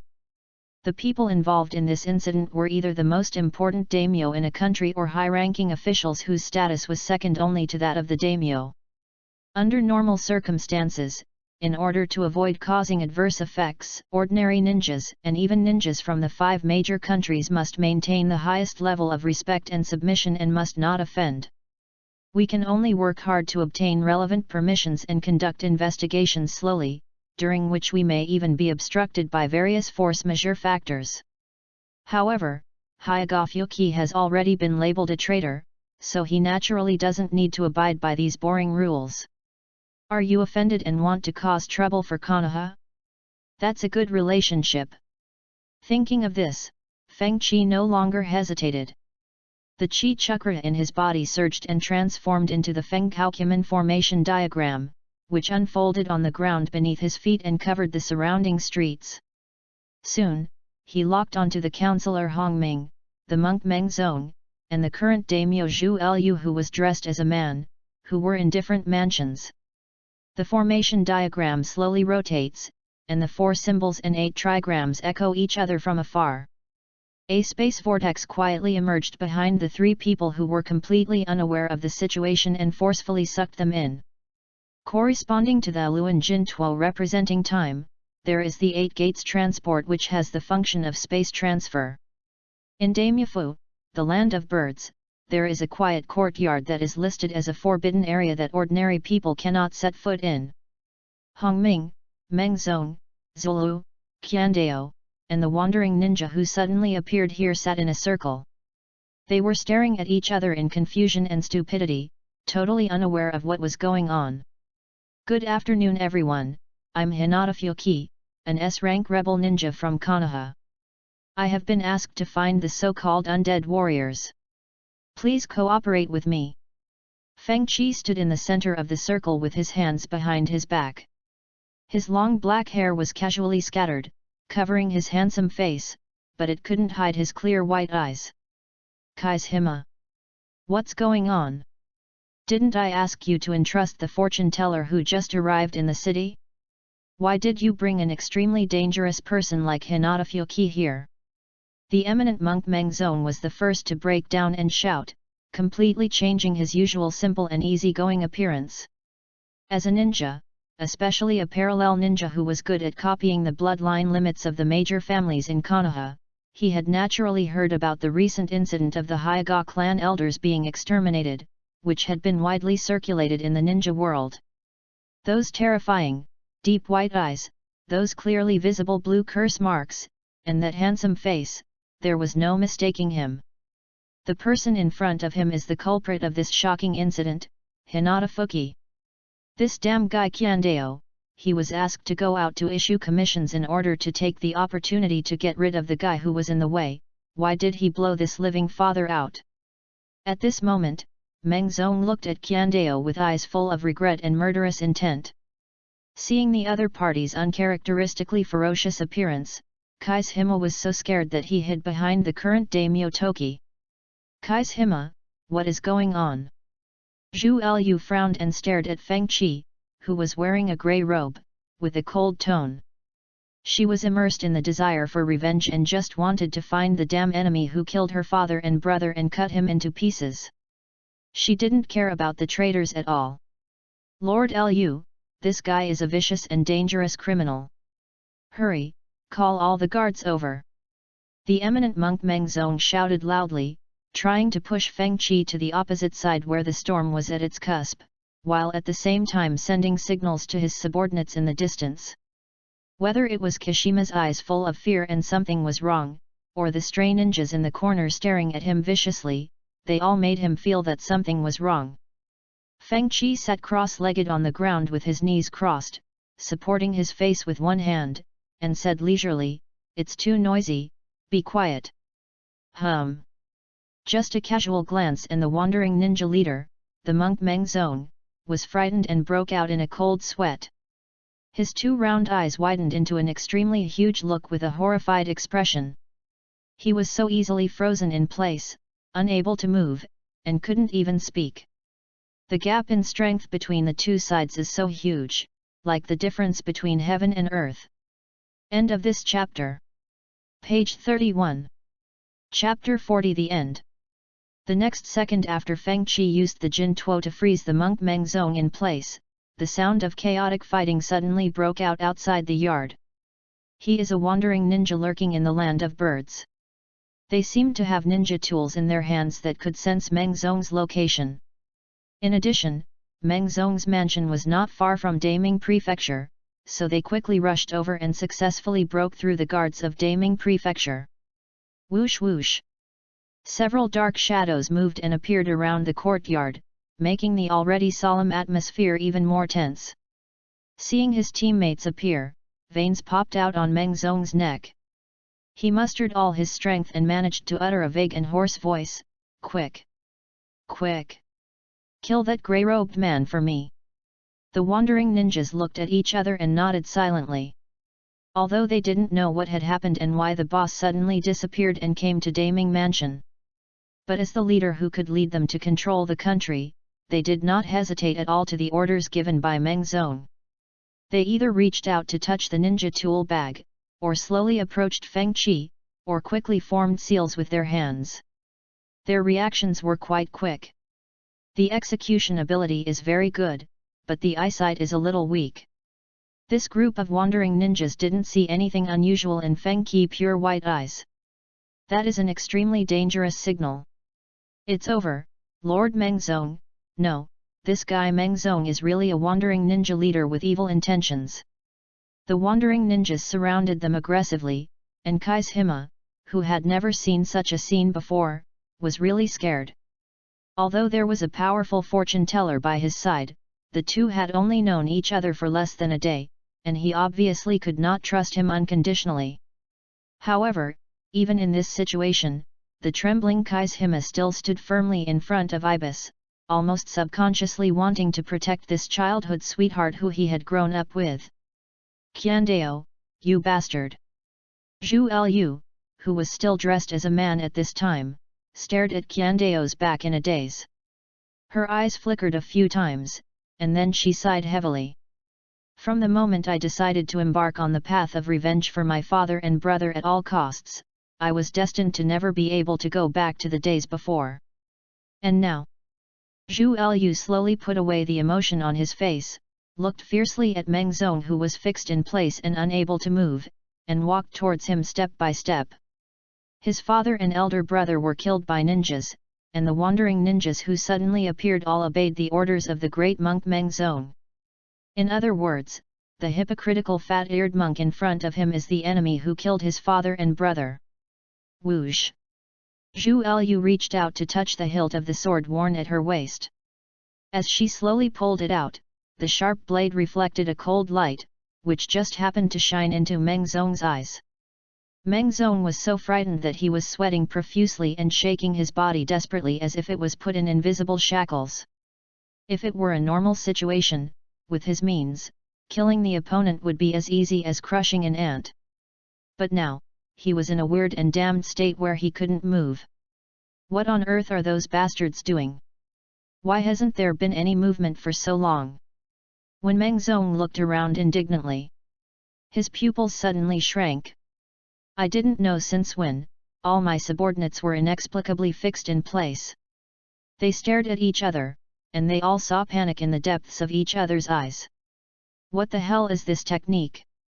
Even the shadow binding technique of the Konoha clan requires the entanglement of shadows to achieve binding, and it will not be so strong that even struggling becomes a luxury.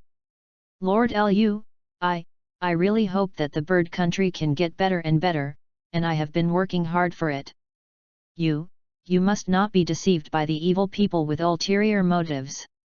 The ever-enlarging sharp blade was reflected in the depths of Mengzong's pupils. This evil man who assassinated the daimyo finally began to get scared. His muscles twitched violently and he tried like crazy to break free from the restraints of Luan Jinchuo. However, how could he, who had little influence in the world, possibly shake Fengqi? The facts are before us. If you have anything else to say, go to the underworld and have a good talk with your father who you killed.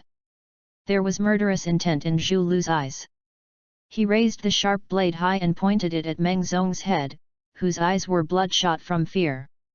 Seeing this, Fengqi sighed softly and reached out to grab Ibis's back. "Call out!" He effortlessly picked up Zhu Lu, who was blinded by hatred, and threw her back to Qiandao, where she fell on the muddy ground in the yard, covered with bruises. "What's the hurry, Lord Daimyo?" Fengqi scratched his head and spoke in a lazy tone. "This is a matter between me and them, you." Zhu Lu didn't care about the scratches and bruises on his body at all, and roared angrily as he was about to attack the monk Mengzong again. Then, she was also fixed in place. "Whatever hatred you have between you has nothing to do with me. Once I complete the commission, I can tear it up as I please." Fengqi shook his hands expressionlessly, not caring at all that the other party was the daimyo of the bird country. "I see. I have finally figured it out. Mengzong, did you instruct the wandering ninja to kill Lord Osajai, the former daimyo?" The strategist Hongming, who had been dumbfounded the whole time, took a step forward and finally understood the whole story. After recovering from this shocking inside story, he turned to look at the fallen Ibis and said, "I don't know whether you are Lord Ibis or Lord Ibis, but no matter what, you can't just kill Meng Zong like this. How can a guy like you who wants to compete for the position of daimyo understand how I feel at this moment? Zhu Lu said, gritting his teeth. Hongming turned his head and glanced at Meng Zong and the wandering ninjas around him, his eyes flashing with a calm and indifferent look. If you kill Meng Zong here, Lord Dalu, you will really die in obscurity. After all, he is a national strategist, and his perspective on issues is much more profound than that of Zhu Lu, who only wants revenge. After being reminded by him, the egret seemed to be struck by lightning and squatted on the ground in a daze. She seemed to realize how foolish and reckless she had just been. Heron, Lord Zhu Lu, Mr. Hongming is right. Before the execution, we must make Meng Zong's crimes public. Qiandao followed. His emotions were filled with worry about Ibis and anger towards Meng Zong. Feng Qi walked to Zhu Lu with a calm face, raised his hand to untie the random gold taku. Then turned to look at Qiandao next to him. Now that you are here, your commission related to the undead warriors is completed. Listening to the sound of guards coming to support outside the courtyard, Feng Qi continued, as for how to execute these people next, it is your own internal matter and has nothing to do with me. End of this chapter. Chapter 41 The Kingdom of Ghosts. The commission that FENGHOU accepted was to solve the problem of the undead samurai that was plaguing the land of birds, something he had confirmed with Kaishima before. Now that all the truth has surfaced, with the accusations of other wandering ninjas and subsequent evidence investigations, the arrest of the culprit, the monk Meng Zong, is a foregone conclusion. In this case, Feng Qi would be too lazy to continue to get involved in the remaining troubles. Can Toki resolve his desire for revenge? Can the relationship with Kaishima be restored? Will the counselor Hongming give up the fight for the position of daimyo as in the original story? What will be the future of the bird country? Etc. None of this has anything to do with him. The next day, faced with irrefutable evidence, the eminent monk Meng Zong admitted in front of all the citizens of the country of birds that he had murdered the daimyo and the heir apparent. A highly respected monk turned out to be a vicious thug who killed the daimyo. The people were all shocked and at a loss for words, unable to believe the sudden news. The eminent monk Meng Zong incident had a significant impact on the bird kingdom, and many officials and nobles were involved. However, the turmoil was soon quelled by the dual tactics of the strategist Hongming, who used both kindness and power. For some unknown reason, he finally chose to help the young daimyo govern the country wholeheartedly, just as he had assisted Osajai before. As for the wandering ninjas who stood up and identified Meng Zong, they successfully obtained the right to settle down in the bird country. The crested ibis, who showed his true face, also regained some vitality, and with Kishima's company, he gradually adapted to his high-ranking and powerful identity as a national daimyo. If there is one difference, it is that in the bird kingdom, there is a legend of a fortune teller. Zhu Lu and Qiandao have not forgotten Feng Qi kindness. In order to repay this benefactor who left without saying goodbye, Zhu Lu ordered people to compile Feng Qi deeds in the capital into a book and circulate it in the kingdom of birds. Apart from several folk anecdotes that are always accurate, the most eye-catching one is naturally the Taoist priest with white eyes exorcises the ghosts of samurai warriors. Through merchants, relatives, and other channels, Fenghi's Taoist booklet gradually spread to neighboring countries. Because the novel and interesting story is quite fascinating, and has some ghost elements, the sales are quite good, and it even surpassed the Intimate Paradise series for a while. Of course, Feng Qi was unaware of this at the time. After 5 days and 4 nights of leisurely journey to the west, he passed through the Bear Country and part of the Wind Country, where special chakra meteorites fell from the sky, and killed several teams of ignorant bounty ninjas during the journey. Finally, we arrived at a country with a long history. The auspicious position shown by the hexagram I peeked into from the interior before should be here. Feng Qi stood on a cliff with his arms folded across his chest, looking down at the entire city with a calm expression. A light breeze blew across the cliff, lifting the cuffs of his long, flowing grey robe and blowing away the hair on his forehead, revealing the unusually conspicuous caged bird curse mark. So, this is the country of ghosts. Speaking of the neutral demon country, it is different from ordinary countries in that it has a shrine system with daimyo as the ruling power. What impressed Feng Qi the most was naturally the alien monster that had an irreconcilable feud with this country, the Wu Yang that claimed to have the power to destroy the world. Many years ago, Wu Yang once led a large army of puppet-like soldiers to attack the ninja world, causing countless ninja casualties. With the joint efforts of ninjas from different countries, in the end, the first generation witch of the demon kingdom forcibly separated the soul and body of the monster, and sealed it in the underground palace of the demon kingdom and the temple of the neighboring swamp kingdom. From then on, successive priestesses of the demon kingdom have been fulfilling this important responsibility, preventing the resurrection of the monsters at any cost. This also indirectly led to the fact that the Shrine Maiden was the symbol of supremacy in the land of demons and was the object of service that everyone should take for granted. If I remember correctly, even if the monsters are killed, they will eventually be resurrected with the help of human negative emotions. Feng Qi sat cross-legged on the ground, thinking carefully about the information about the ghosts, negative emotions. Also, the Maiko's innate powerful sealing technique seems to have room for manipulation. Thinking of this, Feng Qi slowly stood up, patted the dust off his body, and raised the corners of his mouth slightly. Interesting, no wonder the ghost country is my lucky place. Page 32. Since the interior view only gives a general direction, there is no very clear specific method. Therefore, he decided to go to the capital of the Ghost Kingdom to collect information first and then take action. About finding a way to bypass desires and practice FENGHOU. As a neutral country, the capital of the Ghost Kingdom is not as heavily guarded as other countries, and there are many businessmen coming and going on the road. Even so, considering that he would need to stay in the land of demons for some time, his identity as a traitor might cause unnecessary trouble. Feng Qi was still wearing dark sunglasses and a forehead protector without a label, and a grey robe covering his entire body. After slightly fiddling with the Kimen Bureau and circumventing the inspection of the ghost country guards, he set up a fortune-telling stall on a busy street. If you want to understand this country, starting with basic public surveys may yield unexpected results. As for the place where the ghost soul was imprisoned, although Feng Qi could sense its approximate location, he was not in a hurry.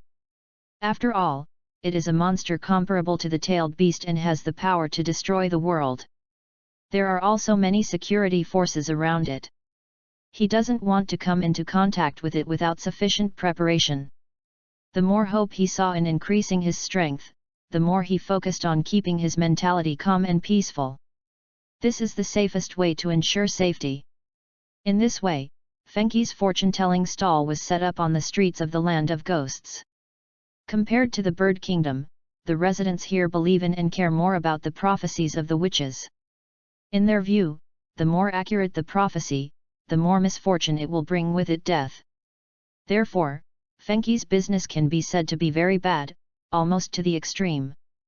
The residents of the land of ghosts only saw the fortune-telling plaque that said knowing the changes of all things in the world from afar, and they avoided it as if they had encountered the god of plague, for fear of being implicated by the unknown. Not to mention a smooth opening, even the number of people coming over out of curiosity to ask about prices was very small. And this is actually what happened to Shen, the current priestess of the land of demons. All those who are marked with the death prophecy by Shen, whether they are willing or not, will have only one final outcome, which is to welcome the arrival of death in fear. Because if that person doesn't die, the one who will die is the Shrine Maiden who is of noble status and shoulders heavy responsibilities. This is something that no one in the land of demons can accept. Feng Qi had expected this kind of treatment and was not panicked at all. Even if there is no business, with his keen observation, he can see a lot of hidden information from the passers-by. And I don't know if it's because of my good fortune today or if it's destiny's guidance. Not long after Feng Qi set up his stall, a white-haired, light-eyed girl walked slowly over under the protection of his personal attendants and stopped in front of Feng Qi, who was lying on a bench with a grass root in his mouth. The sound of crisp bells rang out. "Hello, would you like to have your fortune told?" Feng Qi raised his eyes and said with a smile. Shen stared blankly at the leisurely and easygoing man in front of her. Thinking of the horrific scene she saw when she woke up in the morning, and spoke in a cold voice. "You will die in the near future." End of this chapter. Chapter 42, Mycoshen, The Plan Unfolds, 2 in 1. The cold and indifferent voice was not loud, but it carried quite terrifying lethality. Citizens passing by stopped and looked at Feng Qi from afar with sympathetic eyes. The attendant guards standing behind the witch had even more expressionless faces, as if the man reflected in the depths of their pupils was already a cold corpse. In the land of demons, the death prophecy of the priestess Shen is the truth. From the past to the present, the truth rate is as high as a terrifying 100%. From the moment her finger pointed at that person, his fate was sealed, and he would die. That I would die? Feng Qi became interested after listening to it. He spat out the grass root in the corner of his mouth and slowly sat up. He raised his eyes slightly from behind his dark sunglasses and looked at the girl standing in front of him, looking down at him. His face was delicate and fair, and his light purple eyes revealed a cold and melancholy look. If you didn't look closely, they would look as pure and straightforward as a white eye. Her long white hair was draped over her shoulders, with the end tied into a small braid with an exquisite ring, the same hairstyle as Hyega Niji. Although she is only 14 or 15 years old, she is developing very well. The loose shrine maiden uniform she was wearing could not hide her budding figure, her well-proportioned white long legs and smooth feet. From the looks alone, they do look alike. Looking at the girl in this state, Feng Qi sighed in his heart. That's right, the current priestess of the demon kingdom, Shen, looks very similar to her cute and silly Hinata, almost like they were cast in the same mold. I don't know what kind of changes will happen to Hinata and Niji after that day. On his way west, Feng Qi naturally heard a lot about the Hyega family of Konoha. I learned that the main family and the branch family announced a temporary merger, and that all Hyega family members were treated equally. As the highly watched young generation of the main and branch families, Hinata and Niji must not be having a good time right now. At least they can't enjoy the treatment of being the strongest clan in Konoha as before. Feng Qi looked down at the handmade bracelet still on his right arm, and recalled the desperate look of Hinata, who was always cowardly and timid, that night, and couldn't help but sigh softly. That guy should be in a lot of pain now, right? Either you die or I die. The world of ninja is so cruel. Fenki has no regrets about killing Hyega Hayashi, and hopes that Hinata can grow up and change her cowardly character, even if the next time they meet, they will point cold blades at each other, having become enemies.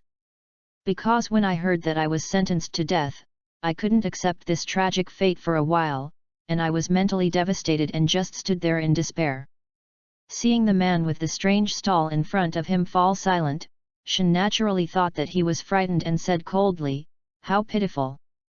As a witch with the prophecy of death, she has experienced too many similar things. I have also witnessed the various ugly expressions of countless people after learning of their own death. She had long been numb to this.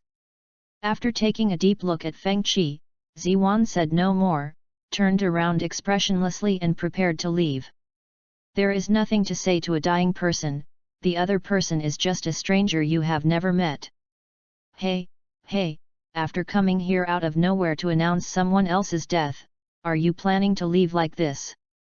Feng Qi casually played with the bagua plate in his hand, and said to Shen's back without raising his head, "That's too rude, Miko-sama from the land of demons." As expected, upon hearing these words, Ziwan frowned deeply, stopped and looked sideways at Feng Qi. "I'm sorry, I have nothing to say to a dying person like you." Her voice is very nice, with a hint of childishness. But that cold and stinky face really makes people lose interest. Arrogant, overbearing, self-willed, cold, and ruthless, this is the character that Shen shows to the outside world. She wanted to use this disguise to cover up her deep inner fragility and the fear and sadness of speaking the date of someone else's death in person. The experience of being isolated and treated like a monster in her childhood made her, who should have been kind and enthusiastic, gradually put on a mask of hypocrisy. This is the fate of the priestess of the land of demons. A fate that cannot be resisted or escaped. Feng Qi smiled, put down the bagua plate in his hand, supported his knees with his hands and slowly stood up. Although he doesn't look strong, with a height of nearly 1.7 to 1.8 meters, he is definitely tall and mighty in front of Shen, who has not yet fully grown. Seeing this, the followers wearing samurai equipment at the back immediately became alert, reached out to grasp the hilts of the samurai swords at their waists, and took a step forward to protect Shen firmly behind them. There have been cases in the past where people who were sentenced to death were filled with resentment, ignored the rules passed down from generation to generation in the land of demons, and brazenly attacked the honorable priestess.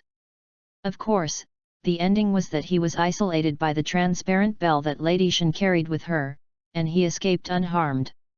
However, after experiencing such a thrilling attack, these loyal guards who were willing to die for the priestess at any time became extremely cautious.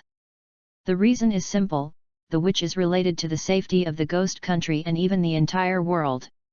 Feng Qi simply ignored these weak followers and his gaze fell directly on Ziwan's face at the back. To be honest, I have achieved some success in prophecy.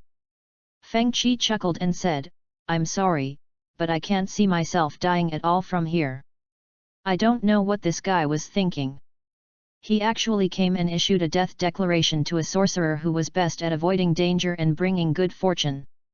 How could he not know whether coming to the kingdom of ghosts was a blessing or a curse? The so-called death prophecy is nothing more than a trick left by the former priestess Moroku, Shen's mother. Because he was worried that his daughter would not be able to control the terrifying power hidden in her body after awakening, he created a bell to limit this power. The ability to restrict things actually has to be achieved at the cost of human lives. I can understand it, but it is hard to push your daughter to the opposite side of the nation just because of distrust, making her a monster feared by everyone. And suffering from the fear of the prophecy day and night. Feng Qi really finds it hard to agree with this kind of thinking. It's a bit presumptuous and too righteous. Feng Qi words touched a nerve in Ziwan. She violently pushed away the followers who were blocking her way and walked towards Feng Qi step by step. You said you can predict people's life and death. Ziwan stared at Feng Qi with burning eyes, trying to see through the eyes hidden behind the dark sunglasses and verify the authenticity of his words. The fate of the tailed beast Jinchuriki is usually quite miserable, but like Naruto and Gaara, there are at least people in the world who bear the same fate as themselves. Even if they were just people who shared the same suffering, it was still an unattainable luxury for Shen, the only shrine maiden in the land of demons. And now, someone actually claims that he also has the ability to predict the future. Shen could hardly hide her excitement. Good. Feng Qi moved one step away. The bagua flag with the words "Know the changes of all things in the world" printed on it immediately caught Shen's eyes. Page 33. Ziwan looked at the strange bagua flag with suspicion. She was very sure that she had never seen such a thing in real life, but she felt that the words on it were inexplicably familiar. It seems like I have seen the same content somewhere. Shen held her delicate and flawless chin with one hand, frowned slightly, tilted her head slightly, and let her long white hair fall. The confusion and doubt in her heart were all shown on her pretty face. At this moment, she looked a bit like a young girl of 14 or 15 years old, rather than a witch who was burdened with the fate of death and full of hatred. After a few seconds, Ziwan clapped his hands and suddenly realized, that's right. It's the white-eyed Taoist priest. Could it be that you are the white-eyed Taoist priest who defeated the strange creatures like the warrior undead? What did you say? Taoist priest with white eyes. This time it was Feng Qi turn to be a little confused. Isn't it you? I see your sign is almost the same as the one in the Taoist with white eyes. As she spoke, Shen pulled out a warm little notebook from her bosom. The cover of the notebook showed the back of a man in a grey robe. Witches, seals, monsters and goblins. These things that have been with her since birth have made Shin feel suffocated all year round. Therefore, when she saw the Taoist priest with white eyes by chance, she was deeply attracted by the plot of fierce battle between warriors and undead in it. She carried the book with her and read it at any time, looking forward to the day when the monsters, which are also monsters, would be punished. This is one of the few things that can be called fun in her boring life as a witch. Fengchi curiously took the book from the girl, flipped through a few pages, and the corners of his mouth began to twitch uncontrollably. In the past few days after leaving the Bird Kingdom, in addition to leisurely traveling, he also rested his mind and spent nearly half of his time in the uninhabited forests and mountains. Moreover, White-Eyed Taoist has just spread from the Bird Kingdom. The first batch is very small, and it is difficult for ordinary people to get access to it. Currently, it is only circulated among the nobles of the neighboring countries. This resulted in Fengchi not knowing that all the things he had done in the Bird Kingdom were recorded in the strange books. Among them, it even includes the method of training that the professor taught Xiao Pang to lose his hair, oh no, to become stronger. Fengchi calculated with his fingers, and with only a small cost, he easily got the general idea of what happened from his inner vision. He was a man of good character and couldn't help cursing in his heart. The bird country is full of troubles. Damn it, I helped you get rid of the cancer Meng Zone, and this is how you repay me, right? Afraid that others don't know that the handsome guy who runs the fortune-telling stall has a pair of white eyes, don't they know that he is the S-rank rebel ninja Hinata Fuki? In fact, if you think about it carefully, Zhu Lu and Chideo should know that Fuki is a traitor of Konoha, so they deliberately used the obscure name Bun Taoist priest. Their original intention should be to create a positive image of the white-eyed Taoist priest through propaganda, thereby covering up the brutality and violence of the rebellious ninja. From this aspect alone, they did try their best. After all, the Bird Kingdom is far inferior to the powerful Fire Kingdom. Only getting help without asking can be quite a headache. No wonder bounty ninjas have appeared so frequently in recent days. Fengchi, who just wanted to set up a fortune-telling stall quietly, sighed deeply and silently took off the dark sunglasses on his face. Now this disguise seems a little redundant. The soft sunlight shines on the pure white eyes, reflecting a bright and energetic glow. Those are a pair of eyes that can easily make you fall in love with them at a glance. Yes, I am the Taoist priest with white eyes. Fengchi put his hands behind his back and admitted it casually and frankly. At this moment, he is in a good position. Good, so handsome. Shin raised her head and stared blankly at the pair of white eyes that were shining with a clear luster. Pure, elegant, casual, and clear, she swore that these were definitely the most beautiful eyes she had ever seen in her life. She stared at him like this for several seconds, and suddenly, realizing that she had lost her composure, Shin buried her head in his chest again, her cheeks flushed and a faint red. Fengchi, who had seen the girl's expression clearly, felt troubled and raised his hand to scratch his hair. Now that you know my deeds, there's no need to explain so much. After handing the book back, his eyes flashed with a strange light, and he asked in a deep voice, "Tell me, how did I die in your prophecy?" Hearing this, the shyness on Shin's face instantly disappeared. 3 days later, you will die in the underground palace that imprisons the spirits of the monsters, and your flesh and blood will burst like a balloon that has reached its limit. The oppressive feeling of having the heavy shackles of fate strangled his throat came over him again and flowed through his body. Recalling that bloody and horrifying scene, Shin's body trembled violently, her expression filled with fear and panic. She was fully aware of the meaning of her prophecy, and did not think that she would be spared just because the target was the Taoist priest with white eyes.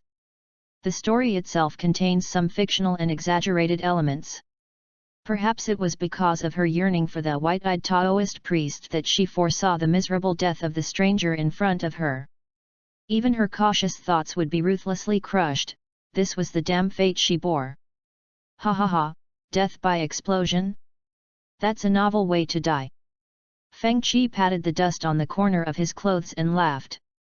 His goal in the land of demons is now quite clear. In addition to the priestess who possesses powerful potential and sealing techniques, there are also the monsters who have the power to destroy the world. To be honest, there is some truth in Shen's prophecy. After all, the opponent is a monster that once left the ninja world helpless. In order to ensure that everything is foolproof, many subsequent actions related to controlling desires require personal investigation and contact to obtain detailed intelligence. In this case, it is reasonable to accidentally die at the hands of monsters. But think about it the other way around, in order to ensure the accurate realization of the witch's death prophecy. The superstitious and blindly loyal servants of the Ghost Kingdom will most likely take the initiative to invite him into the underground palace where the souls of monsters are imprisoned. This way, we can save ourselves the trouble of secret infiltration. Aren't you afraid of death? Ziwan looked puzzled. How can someone smile knowing that he is about to die? I'm afraid. Of course I'm not. I just don't believe in your so-called prophecy. Feng Qi said calmly. Rather than the so-called prophecy which was itself influenced by the bell of the previous witch, he believed more in the FENGHOU in himself. Everyone I predicted died without exception. Shen's eyes returned to their initial coldness and indifference. This is a fate that cannot be changed. I'm sorry, I've already shattered destiny once. A light breeze blew, lifting the hair hanging on Fenghi's forehead, and the strange and special curse pattern became clearly visible. Looking at the brilliant smile of the man in front of her exposed to the sun, Shen's pupils widened and she stood there in a daze. End of this chapter. Chapter 43. We are good people. The reason why fate is called fate is because it is something that cannot be changed by human power. Shen's eyes flickered with a gloomy look, and she sighed, if you really achieve the change, I can only say that it is definitely not fate. While speaking, she was secretly standing on tiptoe, trying to make sure that her eye level with Fenghi was level. At least, not to the extent of looking up. Well, a shrine maiden from the land of demons who wanted to be strong all her life. Looking at the girl with a sad face, Feng Qi put his hands in his pockets, standing casually and lazily, not taking the other party's prophecy seriously at all. Several strands of black hair fell down, adding a few messy lines to the pure white eyes. In 3 days, I will enter the underground palace you mentioned and walk out alive. It is impossible to convince this spoiled priestess who has accepted her fate with just words. Feng Qi is well aware of this and has no particular reason to do so. The reason for saying this is mainly so that you can naturally enter the underground palace where the ghost souls are imprisoned and have a good communication with this legendary monster. If the other party doesn't understand human language, he knows a little bit about fighting. According to the performance of the monster in the original movie, it only has a soul and has no ability to break free from the seal. Even if ordinary people want to sacrifice themselves voluntarily, they cannot possess it as a container and need to rely on special means to achieve it. For example, Huang Chuan, a devout follower of Wu Yang, masters the dark medical ninjutsu. Judging from this information, if it is just a simple encounter with the ghost soul, the danger level should not be that high. Moreover, no matter how Feng Qi calculated, he could not see any sign that he would die suddenly on the spot. If that kind of thing can really be achieved, perhaps it will be a good result. Ziwan sighed deeply. This time she no longer tried to tiptoe, nor did she argue with Fenghi about the so-called fate. If the death prediction fails, I, as a witch of the demon country, will die. Shen has lived under the shadow of fate for many years.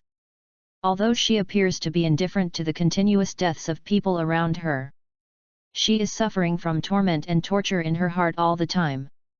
After all, she was still a young girl whose mind was not fully mature, and sometimes she would feel that it would be better if she could put down the burden of being a shrine maiden and die selfishly. Then you won't have to live in such pain. Do you know what you are talking about? The witch's death prophecy cannot be wrong. The follower dressed in the warrior costume of the demon country noticed the sadness revealed by Shen, and immediately stepped forward and shouted at Feng Qi. If the prophecy fails, the one who will die will be the witch. This is a huge disaster that the entire ghost country cannot accept. Feng Qi glanced at the other person and saw that it was a familiar face. Ashio, the personal bodyguard of the demon country's shrine maiden. In the monster revival operation that will take place in the future, he willingly chooses to impersonate Shen and die heroically for the future of the entire demon kingdom. Putting aside various objective factors, this guy's loyalty is absolutely impeccable. Page 34. At least he is not afraid of death at all. If you are worried about the safety of this idiot witch, there is no need to worry, because... Feng Qi flicked his sleeves, raised his hand and pointed at Ziwan standing in front of him, and said calmly, I don't see any signs of death in her. Asshole, how dare you call me an idiot, who do you think you are? For some reason, seeing the other person so calm, Ziwan's anger instantly came out. She took 2 steps forward and grabbed Fenghi's collar at the chest.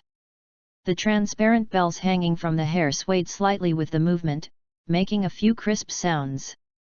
The opponent's strength was pitifully small, and the relatively tall Feng Qi allowed the frustrated girl to drag him like this. His deep gaze passed through the little face so close to him, and looked at the transparent bell that was emitting a special energy.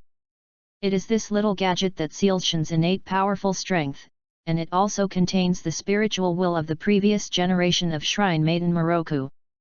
Maybe I can get the means to control my desires from the previous Miko.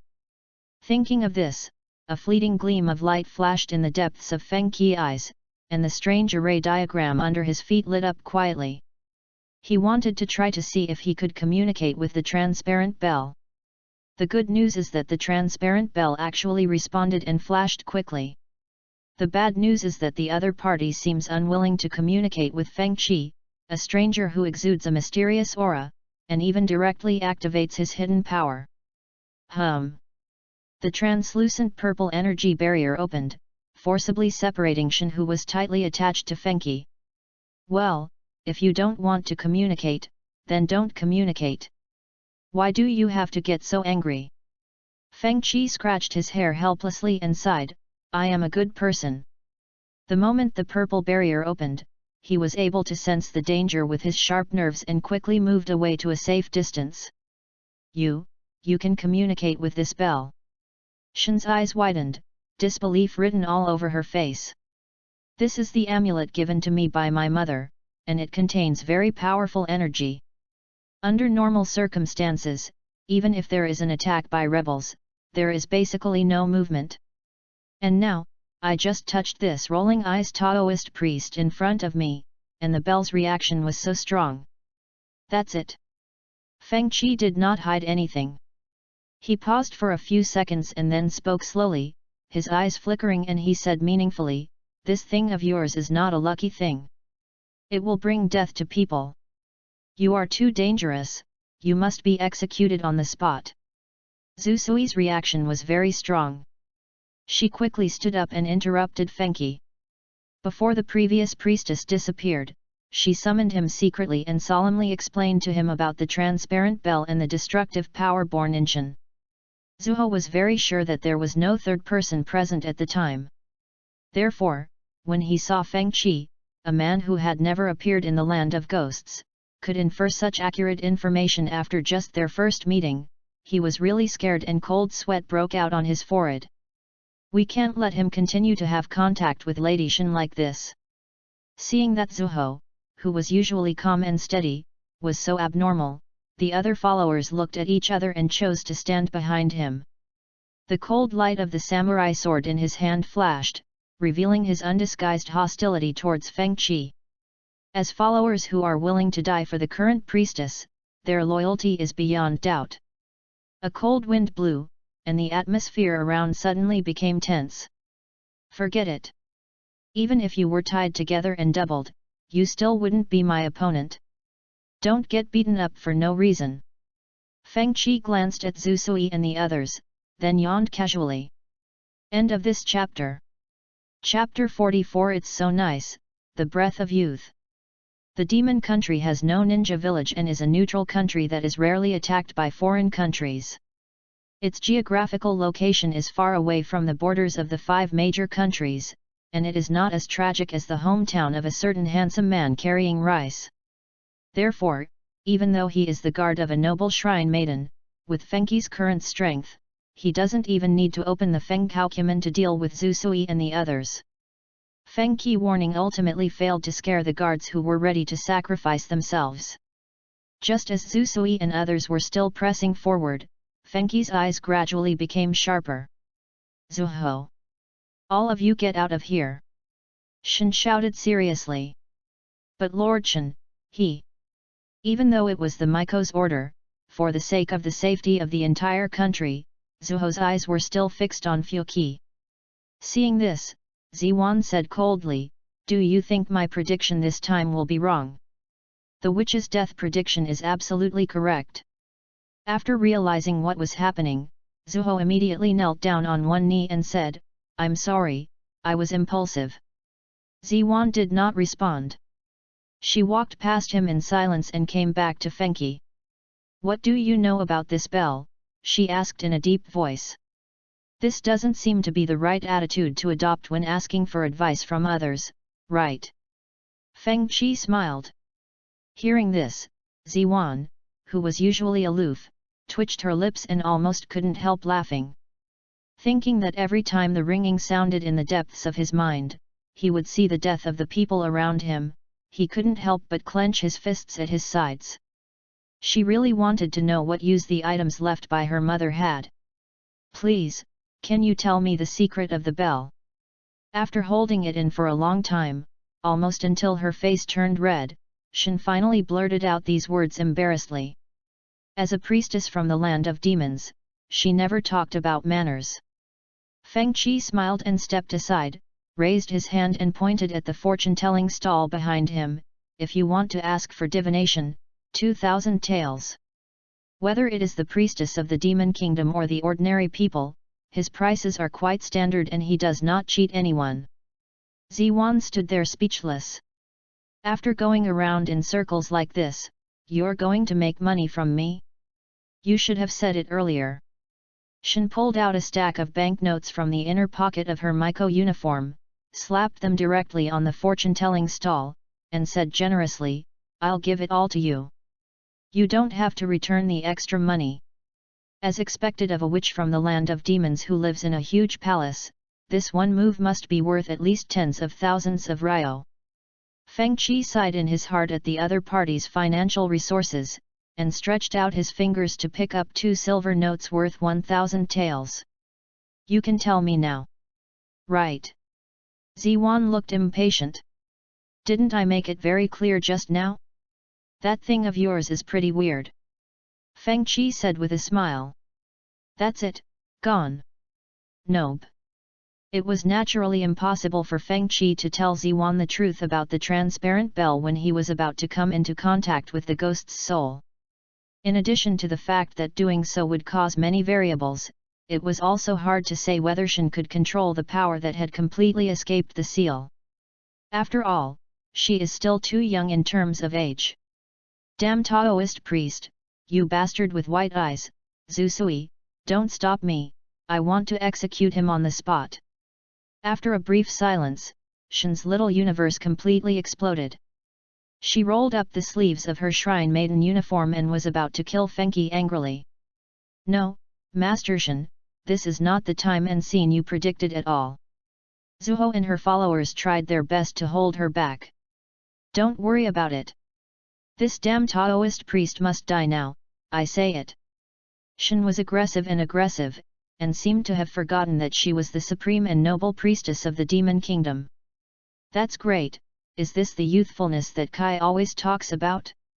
Looking at the indifferent girl who liberated her nature and showed her truest side, Fengchi smiled indifferently, turned around, and packed up the fortune-telling stall in front of Ziwan. Having already received today's income and it was getting late, he prepared to leave. "Asshole! Don't run if you can, Zuho. I told you not to hold me, Get out of here now. Seeing that the other party was about to walk away, Ziwan, who was being held tightly, completely ignored her image and kicked Fenghi in the air. With a swoosh sound, the wooden clogs carrying the girl's delicate foot odor drew a graceful parabola in the air and hit Fenghi back of the head directly. The angle is surprisingly accurate, and an ordinary person might get hit if it fell on him. However, for Fengchi, who had a 359-degree field of vision, this was no different from throwing it in front of him. Fengchi just turned his head slightly and avoided the girl's clogs that attacked from behind. After reaching out with his backhand to intercept it in mid-air, he casually swung his arm and threw it in the direction he wanted. Boom! The seemingly light action actually gave the clogs the power of an arrow, breaking through the hard floor tiles and nailing them next to Shin's bare feet. Compared to the sullen look you had when we first met, you're obviously much cuter now, Maiko. A light breeze blew, lifting Fenghi's long hair, revealing his handsome face. Hearing this, Shin's violent struggle suddenly stopped and she stood there with a dazed look in her eyes. It was only at this time that she realized it belatedly.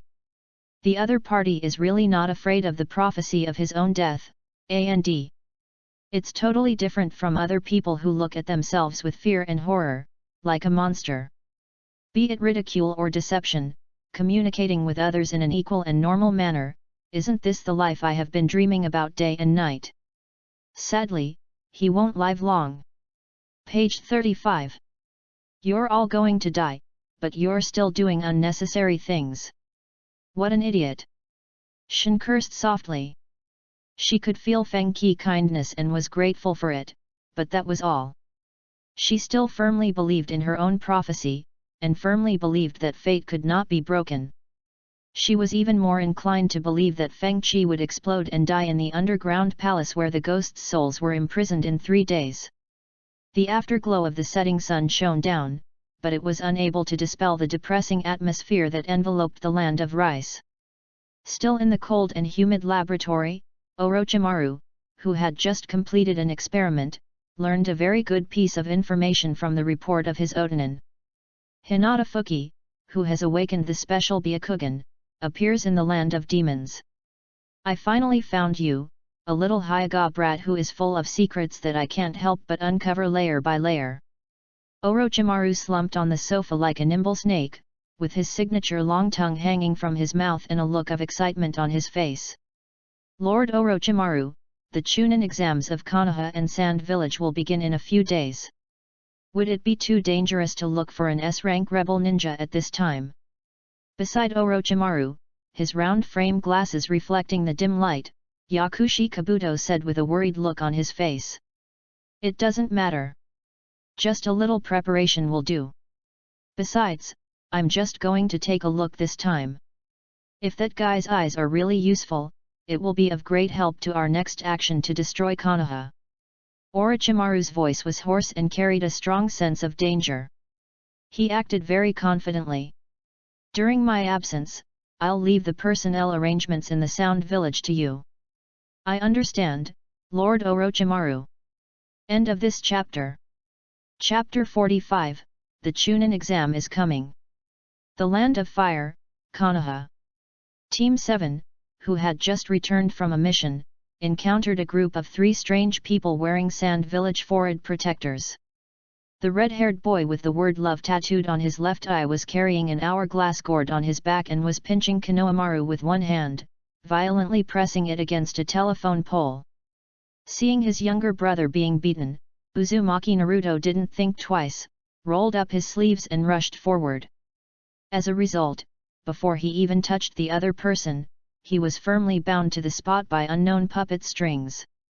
Damn it, what the hell is this thing? Naruto was furious. Call out! A stone flew out at high speed, accurately severing the connection between the puppet string and its operator Kanjuro. Under a tree trunk not far away, Uchiha Sasuke, the only remaining boy of the Uchiha clan, came to the rescue. Before Sakura, with her heart-like eyes under the tree, started licking, Sasuke's pupils suddenly shrank and he slowly looked behind him, as if sensing some danger. I saw a black shadow hanging upside down on the tree, and Gaara, who was standing on the street just now, appeared quietly like a ghost. At the same time, the Hokage building. Many Chunin and Jonin including Hotaki Kakashi, Kurane Ui, Sarutobi Asuma, Irika, etc. gathered. Sarutobi Hiruzen, wearing a Hokage robe and a Hokage hat, sat in the main seat, biting an old-fashioned pipe with patina in his mouth and gently exhaling a smoke ring. Well, let's talk about the candidates for the Chunin exam in 7 days. Sarutobi Hiruzen said in a deep voice. Hearing this, Kakashi took the lead and recommended Naruto, Sasuke, and Sakura. His proposal was immediately questioned by Irika, who felt that Naruto and his companions had just become genin not long ago, and that their lives might be in danger if they directly participated in the cruel Chunin exam. After all, this Chunin exam is jointly organized by Konoha and Tsunagakuer, and many ninjas from other countries surrounding the 2 major countries are participating, so security is difficult to control. Kakashi argued with reason and finally made an agreement with Irika to conduct a qualification test on Naruto and the other 2. Ui Kurane, who was also a Jonin, thought about it and decided to recommend Team 8, which she led. There was no problem with Kaiba and Shino, but Hinata's recent condition made her very worried. Since coming out of her self-isolated state, Hinata has become like a different person. She has been training like crazy, risking her life, and both her body and mind are in an extremely tense state. Hyuga Hinata? The incident some time ago dealt a severe blow to the entire Hyuga family. Are you sure there is no problem? Sarutobi Hiruzen expressed the same concern. Thinking of Hinata's extremely determined face, Ui Kurane finally said solemnly, I believe in the child's ability. This is also her own request. Is that so? Sarutobi Hiruzen raised his hand to straighten the Hokage's hat, and looked at all the senior ninjas present. The Hyuga clan is in a difficult situation right now. They are all villagers. During the Chunin exam, we must try our best to ensure the safety of the younger generation. Understood, Sandaime-sama, the ninjas responded in unison. With the recommendations of other Jonin, the list for the Chunin exam was confirmed. After the meeting, everyone dispersed. On the way, Kai, dressed in youthful clothes, found Kakashi. Kakashi, have you heard that the little devil Fuki seems to have appeared in the land of demons? Kakashi slowly closed the Buntaoist priest in his hand that replaced the intimate paradise, and looked up at the vast cloudless sky. Even if they are from the Anbu, they don't have the authority to rashly intrude into a neutral country. That guy really knows how to choose a place. Recalling the scene of Hinata Fuki breaking through the dog earth flow wall that night, Kakashi shook his head speechlessly and sighed. As the most dangerous S-rank rebel ninja, he has to set up a stall all the way to the land of demons. I really don't know what he is thinking. Ha ha ha, that's how that guy always behaves. Kai struck a slightly shameful pose, his trademark teeth shining. Obviously, he also knew about Fengki deeds recorded in the Taoist with white eyes. It's a confusing style. Kakashi put his hands in his pockets, thought for a few seconds, then laughed. It's definitely his style. For some reason, he always had a feeling that the next time he would meet his junior Hinata Fuki was getting closer. The Kingdom of Demons, located in the Miko Castle at the heart of the capital. The bell rang, and Shin, who was lying on the big bed, suddenly opened her eyes. Her long hair was disheveled, and her face covered with cold sweat showed fear and panic. She saw again the scene of Hinata Fenki's death with his body exploding. The horrific image of blood and flesh splattering everywhere lingered in her mind. I have already broken fate once. Recalling the indifferent expression of the guy with pure white eyes when he said such words, Shin sighed heavily and raised his hands to cover his eyes. Will this prophecy really be broken? The gloomy-looking girl muttered to herself. On the other side, there is a spacious and bright villa in the Witch City, and a small pavilion with exquisite workmanship. The brute aster flower tea creates tiny ripples, and the fragrance of tea fills the air, bringing a refreshing atmosphere. FENGHOU sat opposite the shrine maiden guard Zusui. Ever since being marked with a death prophecy by Shen, FENGHOU, as an outsider, has been invited to temporarily live in the Miko city. The abilities and temperament displayed by FENGHOU are too special.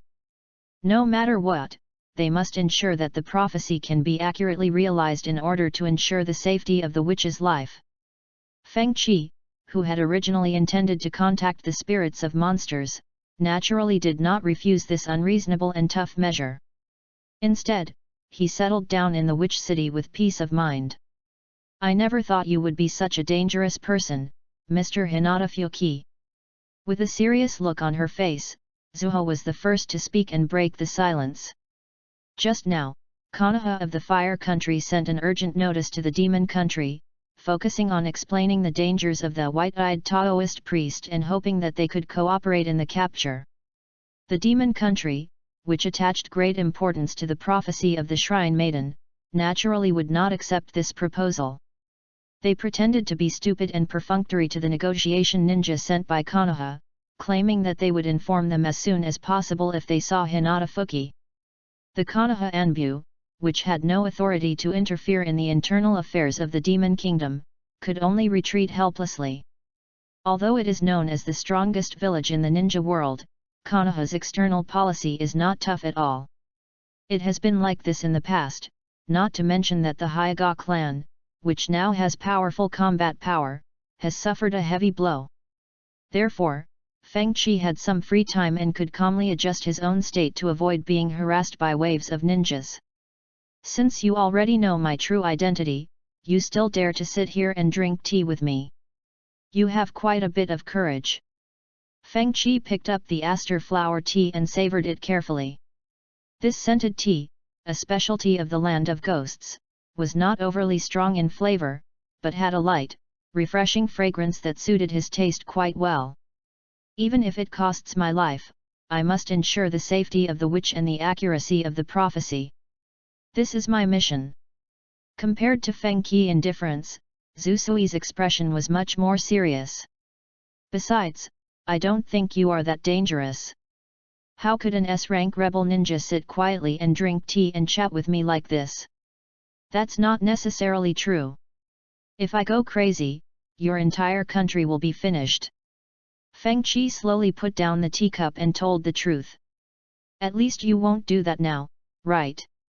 Zuho replied. A light breeze blew, lifting the fallen leaves in the courtyard. The atmosphere fell silent again. After pondering for a long time, Zuho couldn't help but asked in a deep voice, "Mr. FENGHOU, do you really have a way to break the prophecy without hurting Lady Shen?" If it were someone else, he would definitely not ask such an impossible question. But the Hinata Fuki in front of him was an exception. In a fundamental sense, this young man who was able to kill the main Hyuga family of Konoha under the absolute suppression of a special curse seal had indeed broken the shackles of fate. Hearing this, FENGHOU just smiled without further explanation. The bell on Shen's body requires a human life as the price, so as to suppress the terrifying power in her body and prevent it from going out of control. He already had a general idea of a similar method, but he needed to come into contact with the ghost souls before he could accurately judge its feasibility. Page 36. FENGHOU stood up leisurely, with a smile on his face. The secret of heaven cannot be revealed. Under the confused gaze of Zuho, he turned and left, leaving behind a mysterious figure. End of this chapter. Chapter 46, Fight Against Monsters. Time flies, and soon it is the day predicted by Shen. In the center of a deep concave pit surrounded by mountains on all sides, there is an old wooden house made of dark wood. This is the forbidden area of the Ghost Kingdom, the entrance to the underground palace where the souls of monsters and goblins are imprisoned. The blazing torches dispelled the depth and darkness of the night, and a large number of warriors from the Demon Kingdom gathered in front of the wooden house. Standing at the front of the team were the personal guards including Ashio, led by the Miko-shan. This scene is exactly the same as what I saw. Hinata Fuki, can that man really walk out of there alive? Shan, wearing a shrine maiden uniform, lowered her eyes and stared blankly at the wooden house in front of her. For some reason, every time she came here, she always felt an inexplicable uneasiness and could clearly sense the cold breath coming from deep underground. "Lord Shen, please rest assured, there will be absolutely no problem with your prediction," Zuho said respectfully to comfort him. Having said that, his tone sounded slightly worried and unconfident. In Hinata Fuki, the guard who had followed the previous shrine maiden, he saw something completely different from all the previous people who had been predicted. "Maybe," Shen responded in a low voice. The cold night wind blew her long, smooth hair, and she subconsciously clenched her fists at her sides. Can he really break his fate? The girl, deeply bound and tortured by fate, asked herself this question in her heart. At the same time, Feng Qi walked into the wooden house, and after passing through a cold and damp passage leading underground, he successfully arrived at the underground palace with a wide view. Candle flames flickered all around, and the light in the entire palace was filled with a frighteningly dark atmosphere. However, this kind of environment, which is enough to make ordinary people distressed and worried, obviously cannot cause any trouble to the habit of rolling eyes. He walked slowly on the stone path made of cold bricks, his eyes focused left and right. On the ground on both sides of the stone road, there stood densely packed stone soldiers. These soldiers holding long axes and sharp blades have fierce or ferocious faces, and are arranged in a very neat manner horizontally and vertically. Standing on the stone road and looking down, you will have a very strong and shocking visual impact. Buzzing! At the end of the stone path, a blue beam of light penetrates the entire underground palace. A mysterious and strong energy flows to form a seal, ensuring that the evil spirits inside have no chance of escape. Feng Qi shook his sleeves, took light steps, and stopped in front of the ceiling light curtain. After a brief thought, he raised his hands, quickly formed seals with both hands, and then gently pressed them on the outer wall of the light curtain. The seal in front of us is not unbreakable. The dark medical ninja Huang Chuan in the original work can easily break it.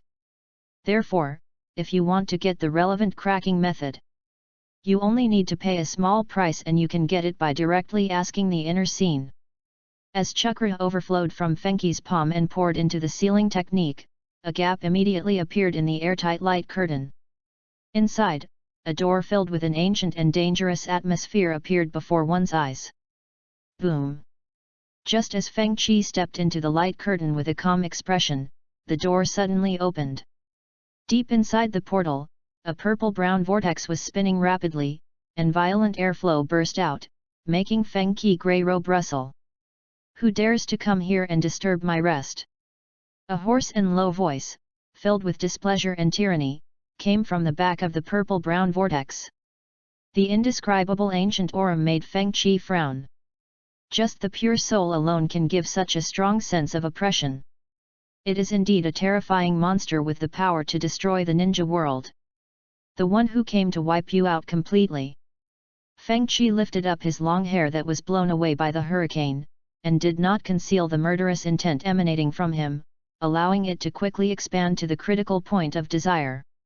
At the same time, veins appeared at the corners of his eyes, and he used his white eyes to check his own condition. This time, the chi chakra was not overly disordered, and his consciousness remained relatively clear, not dominated by the thought of becoming a king. It sure works. Feng Qi mouth corners slightly raised. According to the original authorship, the monster's Wuliang will not die permanently. It can complete a new round of resurrection by constantly absorbing and devouring human negative emotions such as greed, jealousy, anger, cruelty, etc. In other words, although this guy cannot perfectly help himself eliminate desires, he at least has the possibility of controlling negative desires. However, if you want the monster to stay by your side willingly to devour your expanding desires, and also make sure that it won't bring you any hidden dangers, this process will take a lot of effort and require careful planning step by step. It is not difficult to see from Feng Qi's confident face with a smile that he already has a response plan in mind. During these 3 days in the witch castle of the land of demons, he was not just leisurely sipping tea. Ha ha ha! The Byakugan of the Hyuga clan? They are such a nostalgic pair of eyes. The ghost soul laughed cruelly and sneered disdainfully, I can't even count how many white-eye ninjas have died in my hands. Erase me? You little brat, you don't really think you can do it with this thing.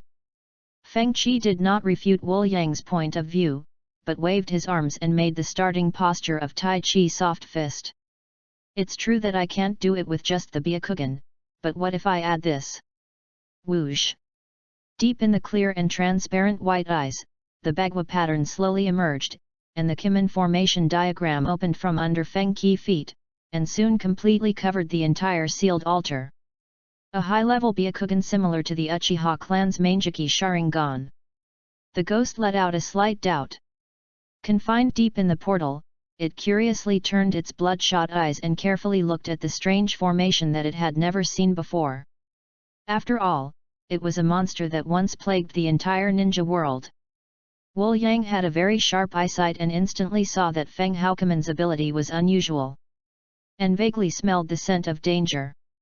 Remember this well, Wu Yang, Hinata Fenghi, this is the name of the person who is about to kill you completely. Without giving Wu Yang too much time to think, Feng Qi took a step forward and stepped into the purple-brown vortex behind the portal. Haha, you are such an arrogant kid. It seems like you really don't know how to live or die. Boom!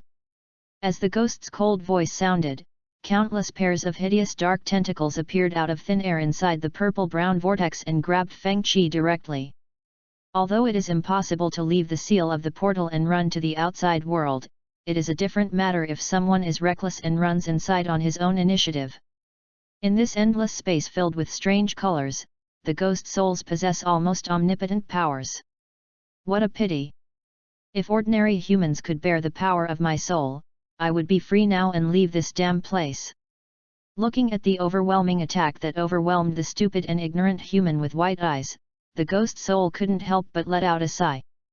However, just when it thought the battle was over and it was time to fall into endless hibernation again, it was suddenly startled. The tentacles in the sky dissipated, and the young man with white eyes did not turn into ashes as expected. Instead, there is a Taoist temple in the mountains emitting mist, with stone steps, gates, pavilions, and towers. Gen, a secret view in the mountains. End of this chapter. Chapter 47, Seal the Monsters. 2-in-1.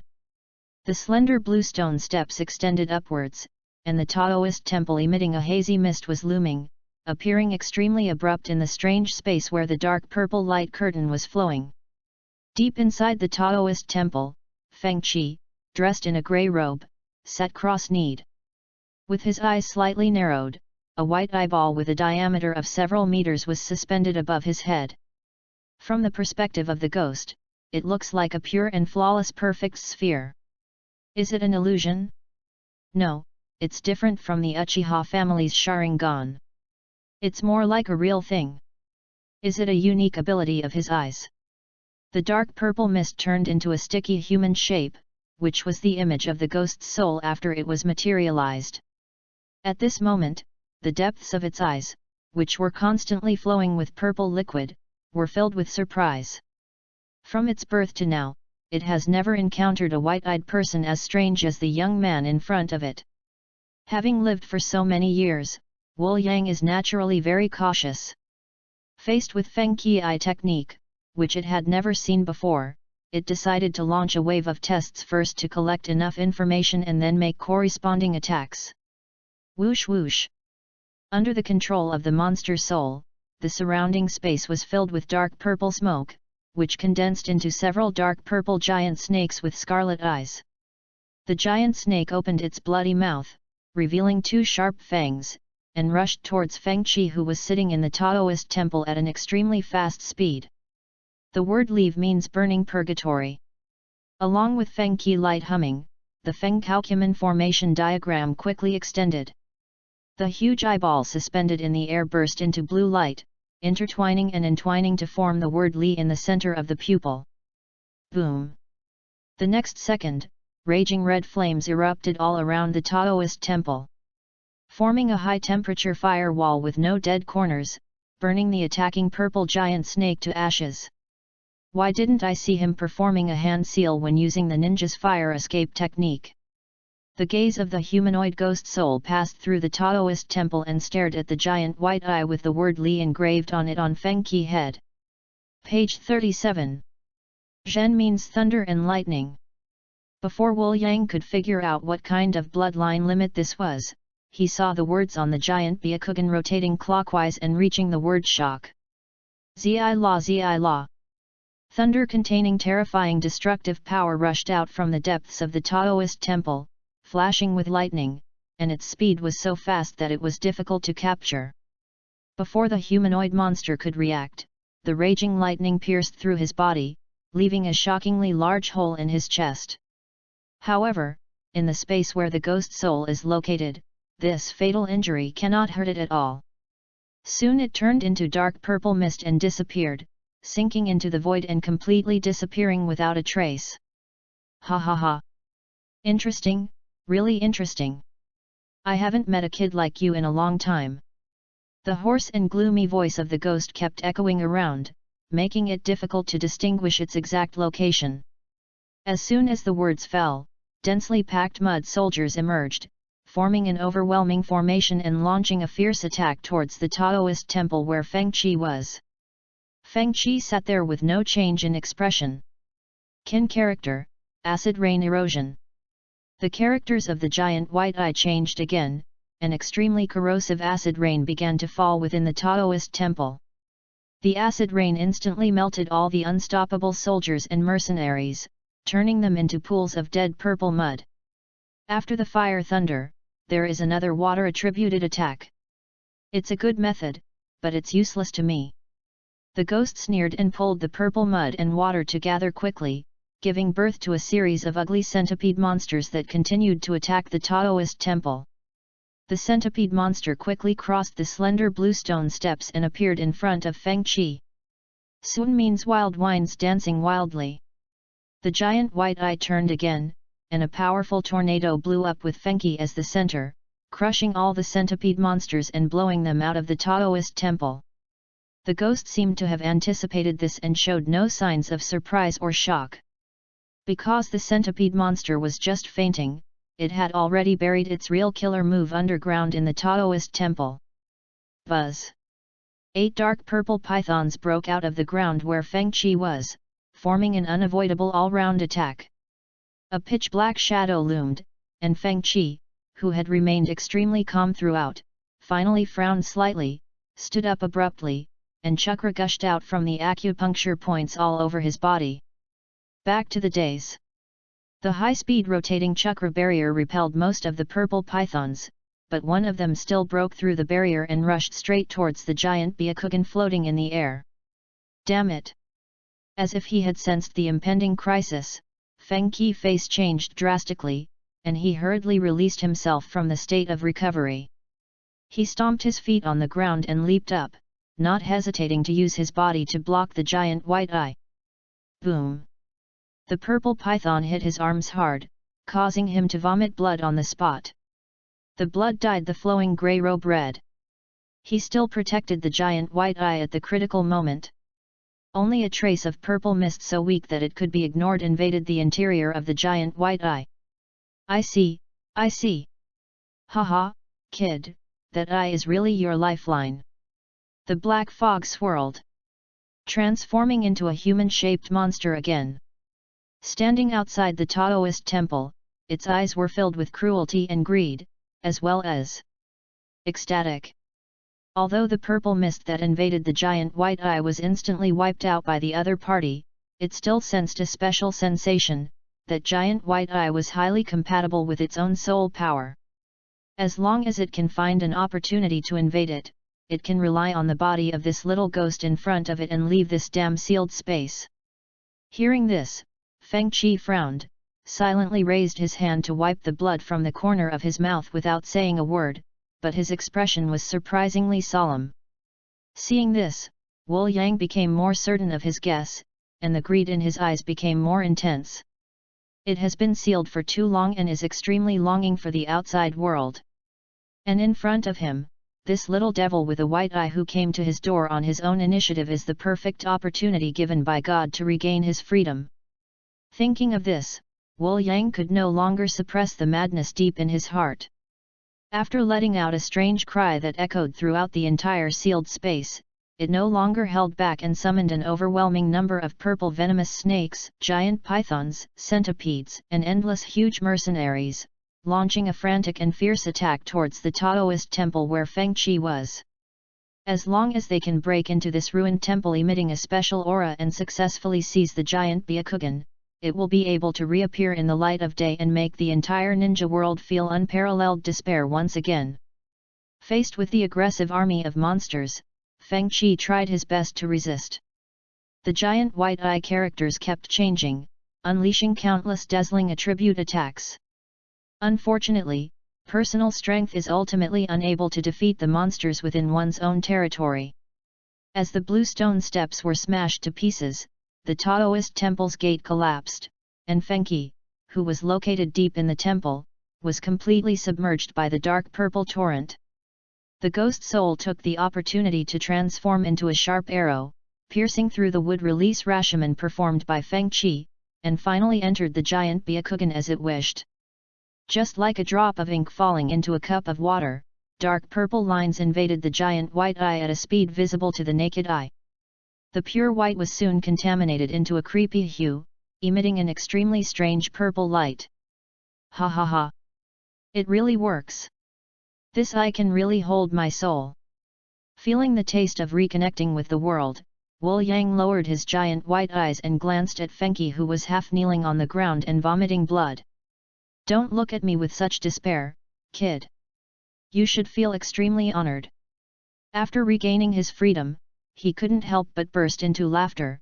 From now on, you will become my vessel for walking in the world, and witness with your own eyes the magnificent sight of the whole world turning into a sea of fire.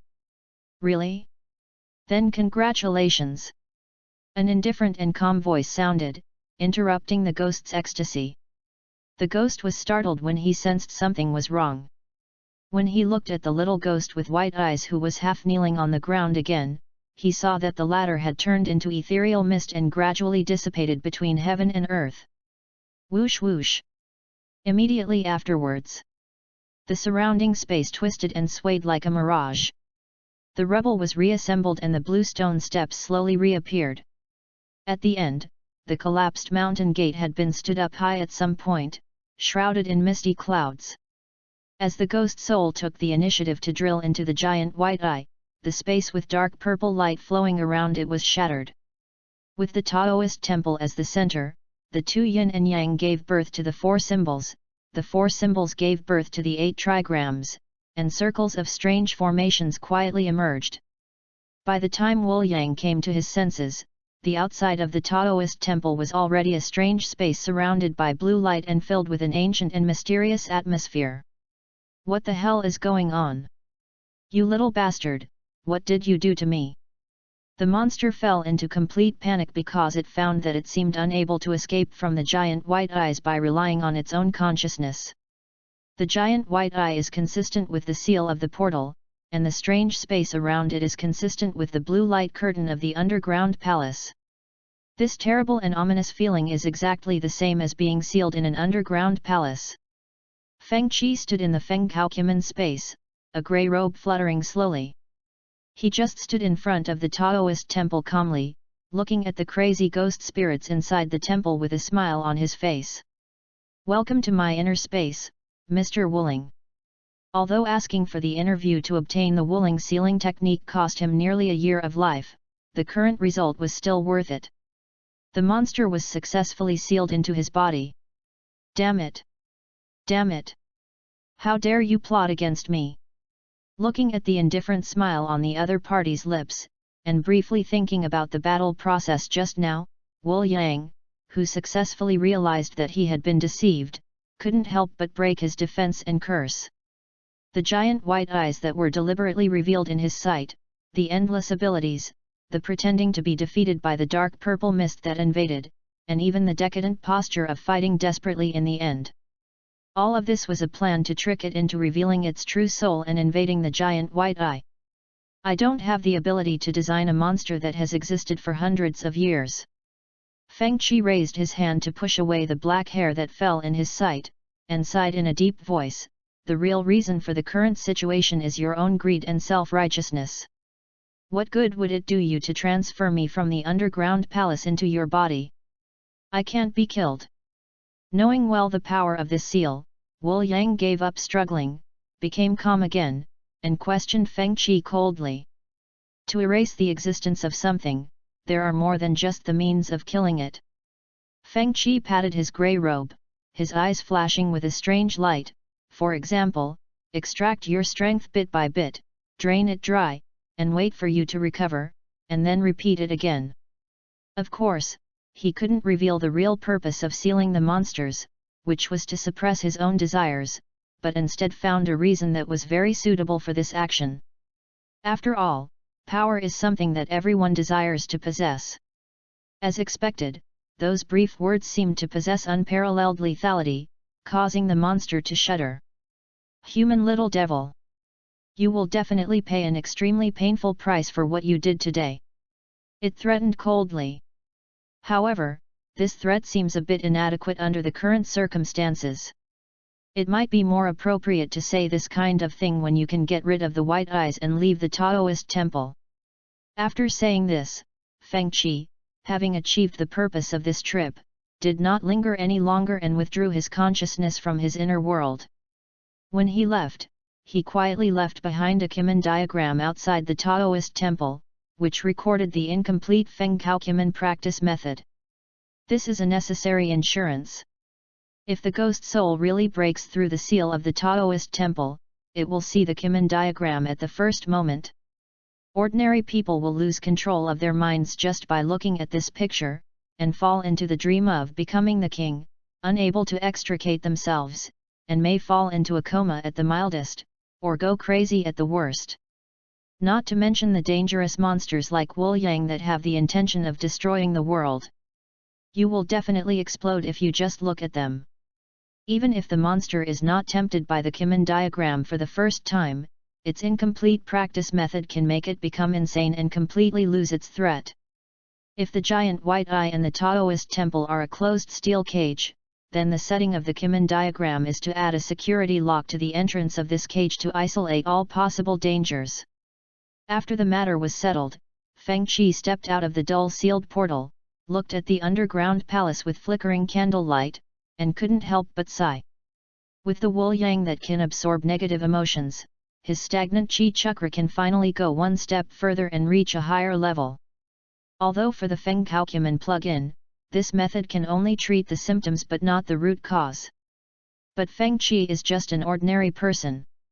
If he hadn't traveled through time, he would have been a corporate slave who worked himself to death every day and had to endure all kinds of difficulties from his boss, and he would not be able to completely cut off his desires.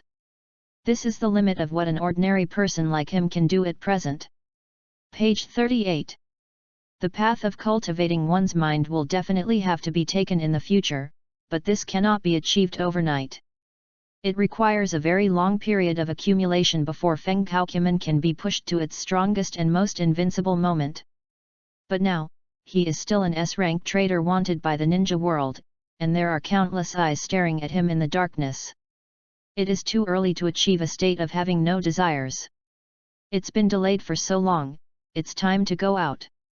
If I remember correctly, Konoha's Chunin exam should be coming soon. I have to go back to Konoha to finish the things I didn't have time to do before.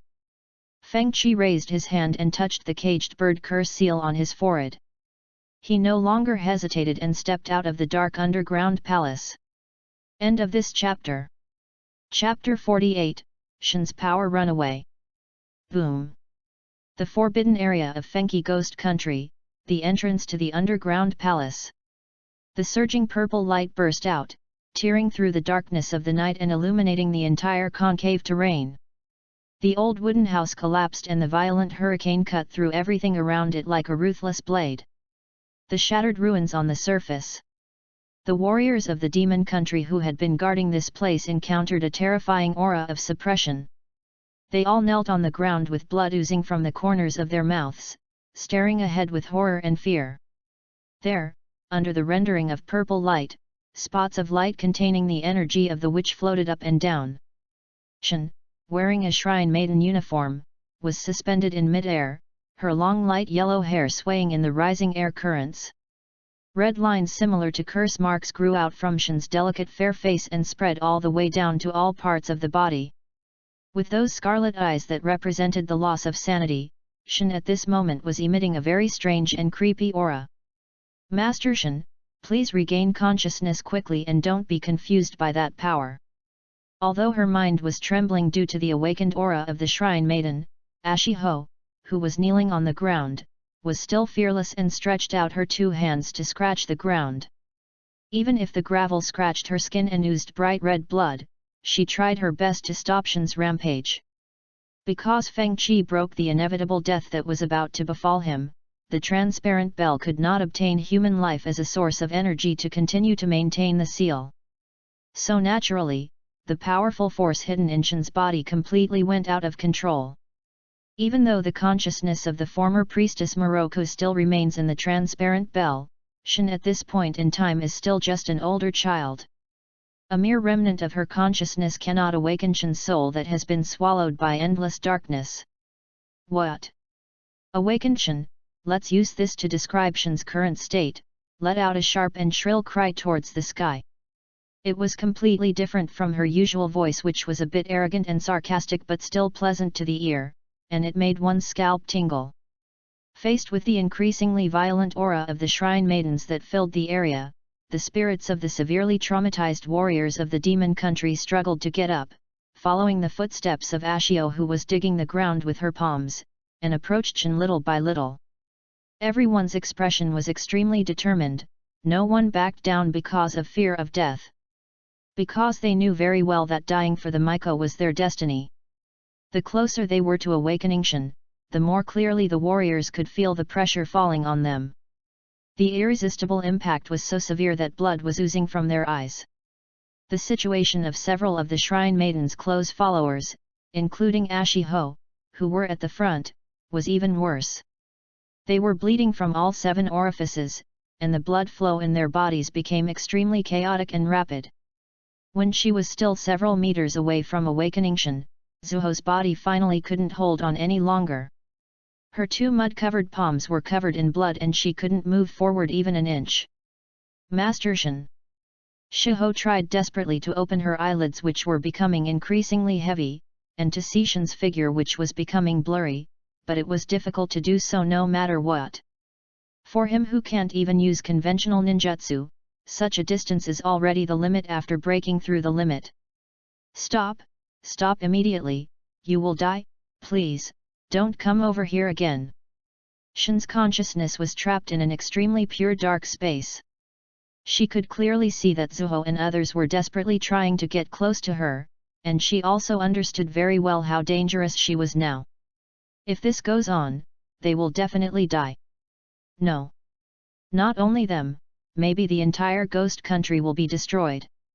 What terrified Ziwan was that, although she could clearly see all of this and her body was still the same, she could not control it.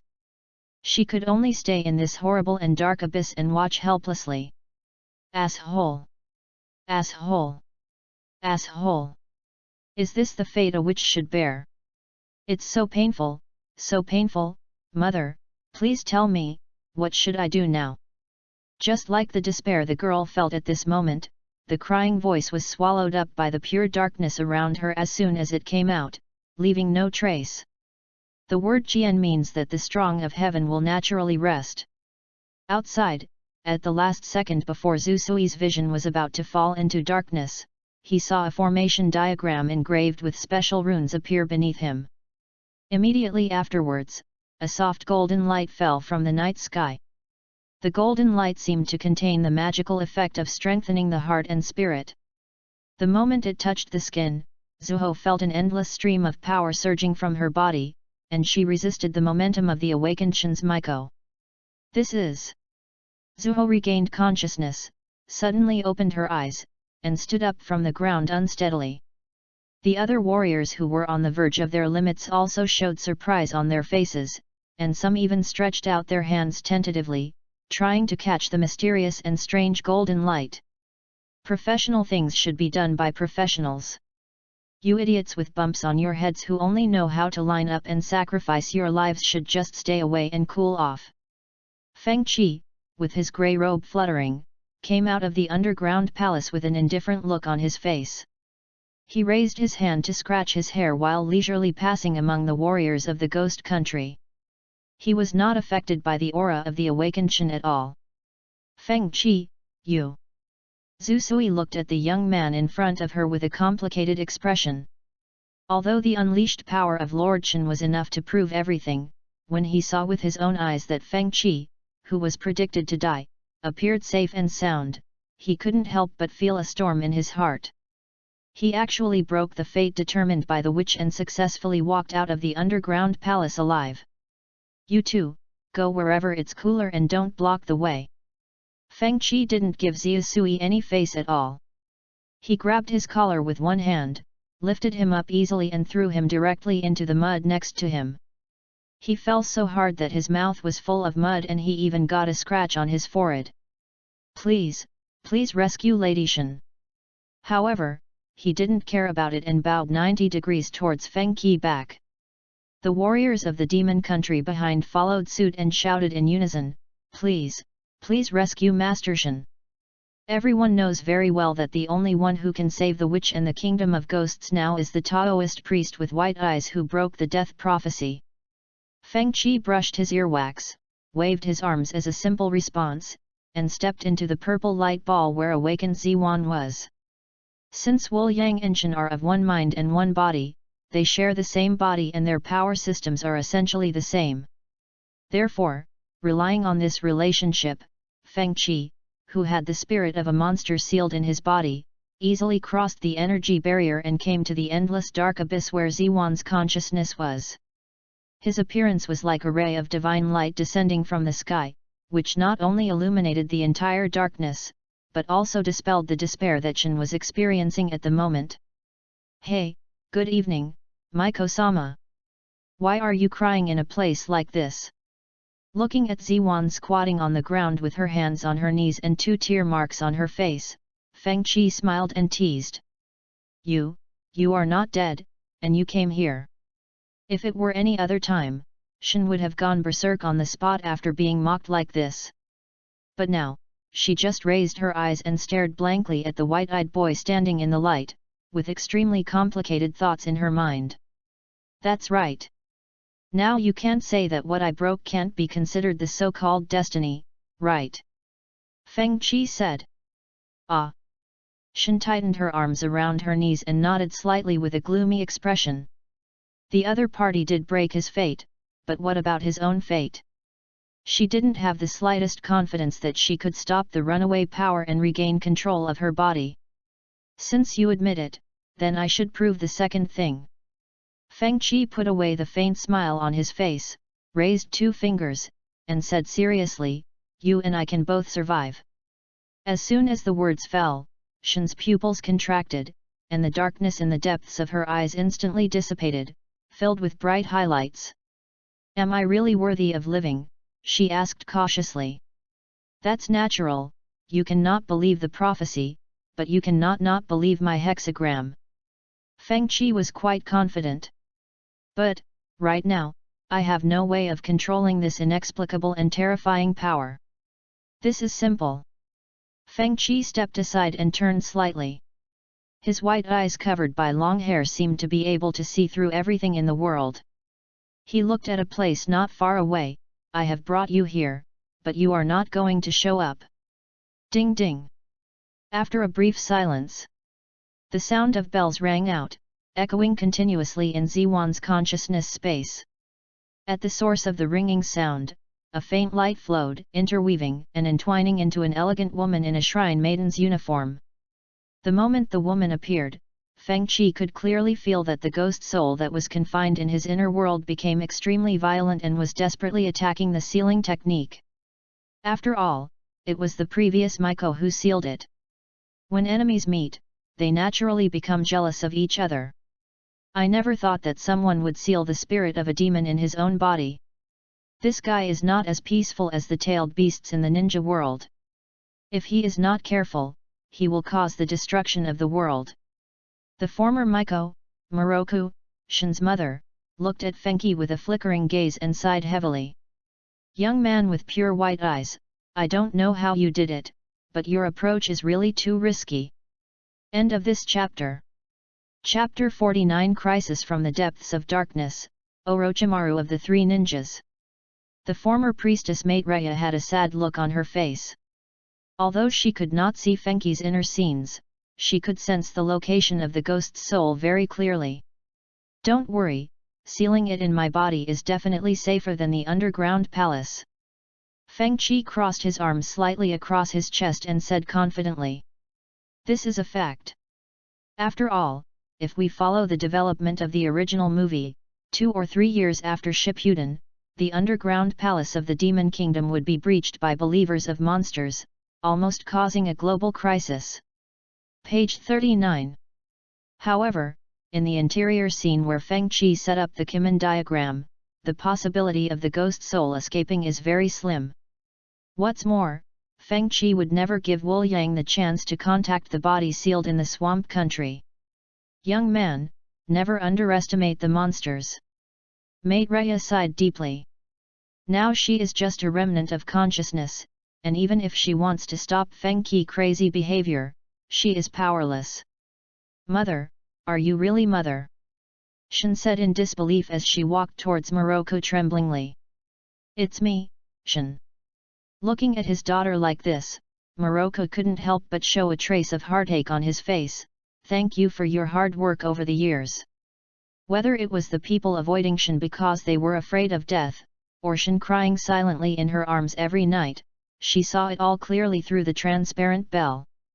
As a shrine maiden, Shin, who should have been young and lively, suffered too much hardship. This is the fate of the witches of the Demon Kingdom for generations, and now. Moroku glanced at FENGHOU who was yawning with mixed feelings. Does the appearance of the white-eyed boy who has sealed the souls of monsters mean that the fate of the witch will change? After receiving a positive answer, Shin could no longer remain calm. Tears in her eyes gushed out like water bursting a dam, dripping onto the ground in her consciousness space, creating ripples. Mother, I'm so tired, I'm so tired. Shin covered her face with her hands and burst into tears. This girl who could coldly predict death in front of others completely took off her disguise at this moment, staggered over, threw herself into her mother's arms and burst into tears. Seeing this, Moroku raised his hand distressedly, and stroked Shin's hair gently, just like when he was a child, and sighed, Shin, the mission of a Miko is so heavy. Let's save the sentimental talk for later. The current situation is not optimistic. FENGHOU patted his sleeves and interrupted the conversation between mother and daughter. After being reminded by him, Moroku remembered that Shin was still out of control of his power, and his expression became more solemn. FENGHOU raised his pure white eyes and looked at Moroku who was pursing his lips. He said expressionlessly, aren't you going to tell her the truth about the transparent bell and the prophecy of death? Upon hearing this, Maitreya's face suddenly changed. Thinking about the fact that the other party could even seal the souls of monsters in his body, he slowly regained his composure, but his clear and deep eyes were still shocked. Who the hell are you to know this? He is just a lazy man who is pushed around by the dark and cruel world. There is no question of him being sacred. FENGHOU waved his hand and said softly. Shin, who was standing by, looked at the two people who were in a daze and couldn't help but ask, Mother, Hinata Fuki, what are you talking about? Shin, actually you. Boom. Just as Maitreya was about to explain the truth, his consciousness space, which had become bright due to FENGHOU's appearance, was once again shrouded in endless darkness. Outside, Shin's true body erupted with an extremely terrifying aura storm, blowing all the warrior followers guarding the surroundings into concave deep pits, and smashing them heavily onto the trees and jungles outside. Ah! The awakened Shin let out a rapid and shrill scream. Purple light burst out, and a violent energy storm swept up rubble all over the sky, sweeping across the entire area.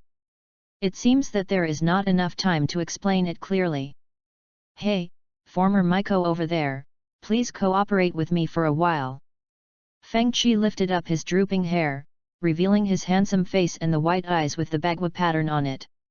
Sun means the merits of incense and sandalwood. Any unnecessary explanations would be a waste of time, so he chose to give the answer directly through practical actions. Whoosh whoosh. Outside the world of consciousness, under Feng Qi feet, a blue light broke through the purple storm, and then the strange formation diagram slowly unfolded, covering the entire concave basin. Deep in the cracks of the devastated ground, countless square wooden strips emerged quickly like bamboo shoots after a spring rain, wrapped around Ziwan's bare white feet, passed through her thighs, abdomen, and chest, and went up, binding her entire body tightly like a rope. The effect of calming the mind and breaking evil was released, greatly suppressing the violent and chaotic airflow around Ziwan. The dazzling purple light that filled the entire area dimmed a little, and a gentle breeze blew, casting bright moonlight. Deep in the world of consciousness, trees grow, flowers bloom, and bright light once again dispels the darkness. Faintly, Shen felt as if she had regained some control over her body, and she opened her eyes tremblingly. A blurry figure stood before his eyes, his long flowing grey robe fluttering, his pair of pure white eyes deep and charming. At a certain moment, Ziwan's pupils focused and she could clearly see Fenghi standing on the strange formation. The face engraved with the awakening rune of the shrine maiden turned slightly red. Feeling her heartbeat quicken, Shen quickly retracted her gaze and lowered her eyes to look at her arms covered with the shrine maiden rune. Then, she was immediately shocked. Is this me? Stay awake. I have only temporarily suppressed the raging energy in your body. The crisis is far from over.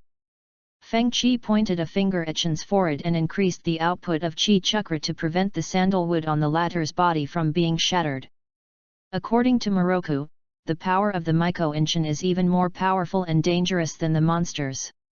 Even now, he cannot completely suppress it. Next, it's up to your mother. A few beads of sweat appeared on Feng Qi's forehead. As soon as he finished speaking, there was a crisp ding sound, and the transparent bell hanging in Shen's hair burst into circles of soft purple energy. After a brief hesitation, the priestess Moroku finally chose to believe Feng Qi and released the remaining power hidden in the bell. With the assistance of sandalwood, the purple energy successfully suppressed the runaway power of the witch. The most obvious change brought about by this was that the Maiko's curse pattern on Shen's body quickly dissipated at a speed visible to the naked eye, shrinking along the original path towards the chest, and finally condensing into a crystal-clear purple round bead. Feng Qi seized the opportunity, raised his hand and turned the FENGHOU cumin, compressing the sandalwood wrapped around Ziwan's body to a high degree, and together with the transparent bell, it gathered towards the purple round bead. Compressed sandalwood passes through transparent bells and purple beads to form a wooden pendant with yin and yang tai chi patterns. At this point, Shen's runaway Maiko power has been completely blocked. Shen, who was suspended in mid-air, returned to normal. As soon as her feet touched the ground, a soft purple light slowly bloomed. The purple light condensed, revealing the shadow of Maitreya. After using up the last bit of power imprinted in the bell, her consciousness would naturally dissipate. I'm sorry Shen, mother lied to you. The bell is not a talisman, but is to seal the destructive power that is innate in your body. As it gradually rose into the air, Maitreya's shadow dimmed. And this kind of seal requires human life as the price, so the people around you will die one after another. As it dissipated, she told Shen the whole truth of the matter. Ziwan was struck by lightning and stood there in a daze. The reason why the death prophecy befell the people around me was unexpectedly this. In this case, wouldn't it be that all those who cared about me and were close to me before died because of me? I thought those people were denied by fate, but in the end, I was the executioner. They didn't have to die. For a moment, Shen's breathing became rapid and her hands could not help but tremble. She could not accept such a cruel fact, and her spirit, which had finally recovered, was on the verge of collapse again. Boom! Feng Qi snapped his fingers and gave her a slap on the head. The sudden pain on the forehead woke Shen up instantly. Destiny is something that is predetermined from birth. Although you cannot choose it, it is not impossible to break it. Feng Qi calmly withdrew his fingers and said something similar to what Niji said at the Haiga branch family residence. Instead of worrying about what kind of misfortune fate brings to you, it is better to think about how to break it and how to turn it into your own strength. Break the fate. Feng Qi's voice kept echoing in Shen's ears. Thinking back to what the man had gone through after coming to the land of demons, her will that was on the verge of collapse began to gather again. He was right, and he had verified it himself, that fate is not absolute. Mother, I don't blame you. If it were me, I would probably do the same. After that, Shen shook her head again and said firmly, no, I will choose a more appropriate approach that does not bow to fate. Hearing this, Moroku, who had already floated in the air, was startled at first, and then 2 lines of hot tears flowed out of his eyes uncontrollably. Shen, that's great. Seeing that the body formed by the purple light was about to completely dissipate, she turned to look at Feng Qi and revealed a smile of great relief. The magical boy with white eyes, Shen, I'm leaving it to you. Whoosh! The light went out completely and disappeared into the starry night sky. Shen's face turned red instantly, and she stood there twisting her hands, looking a little helpless. What a shrewd woman! She slipped away without even waiting for my response.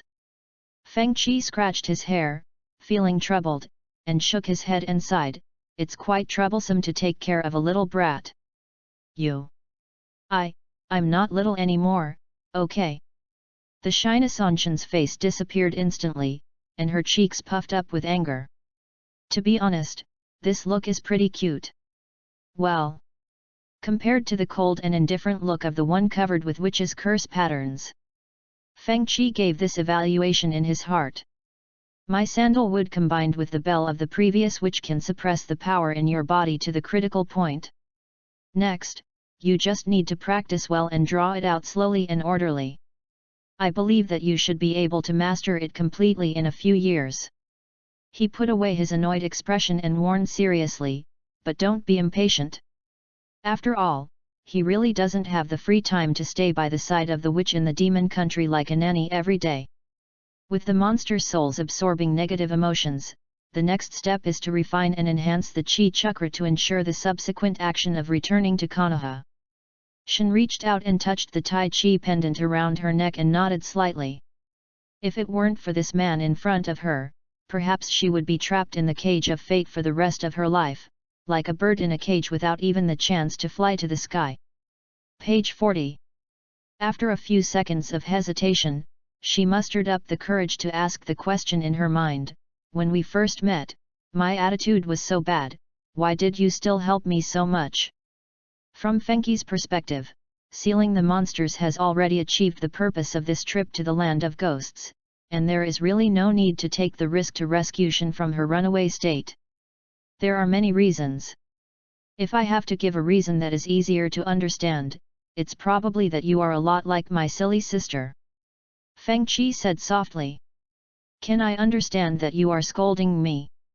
Ziwan's eyes suddenly became somewhat resentful. Feng Qi patted his grey robe and smiled without saying anything.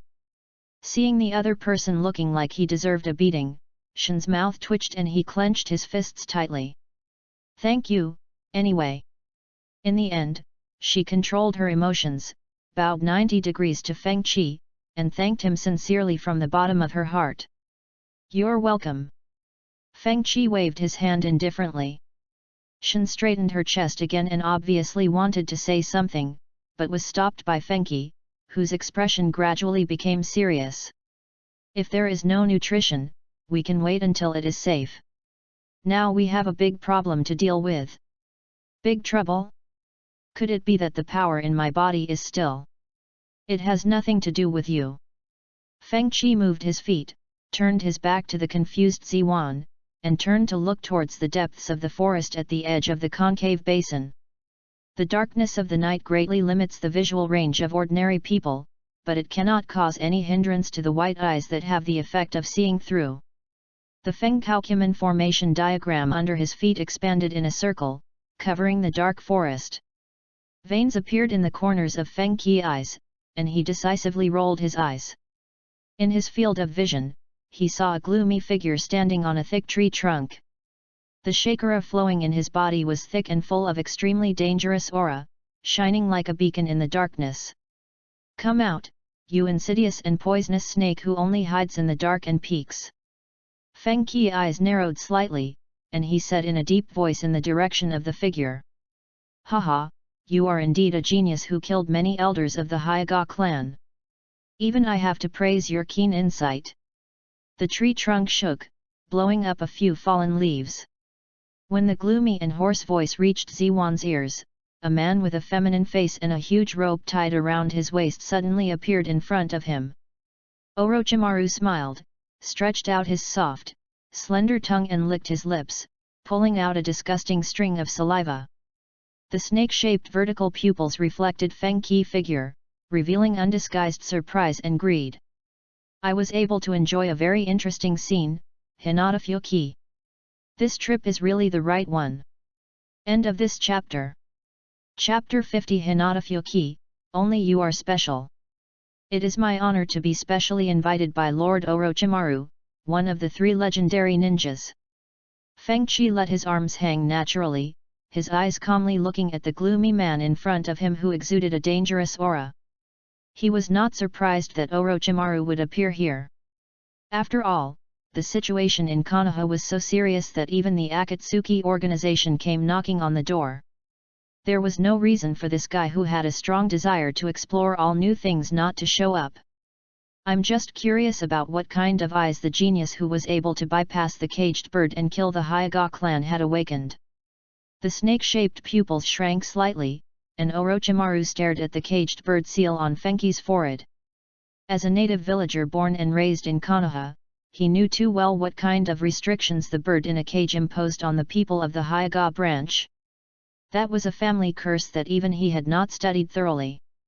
It was basically an unsolvable thing. Of course, the main reason was that Orochimaru wasn't too interested in the boring caged bird. "I am very surprised by the result, Hinata Fuki. The research value of your eyes is much higher than I expected." Orochimaru's tone sounded quite excited.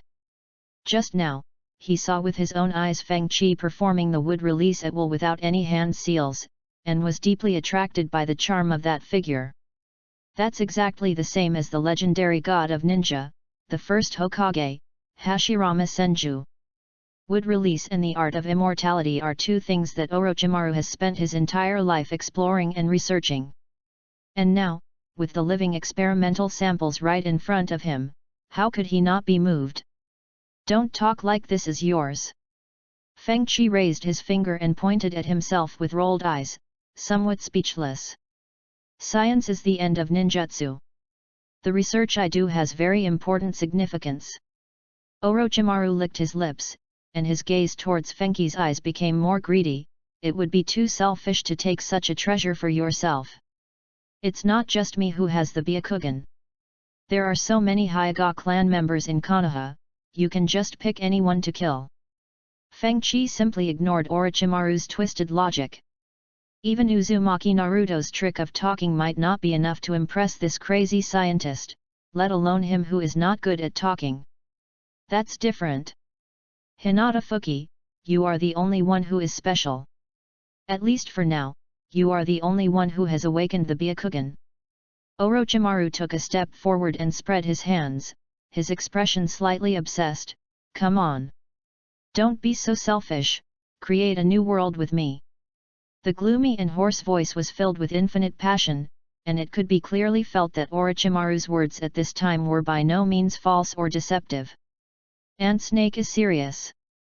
So, don't act on your own over there, Lord Orochimaru. Besides, for someone like you who wantonly engages in all kinds of unscrupulous plundering to satisfy your own desires, it seems that you are not qualified to be called selfish, right?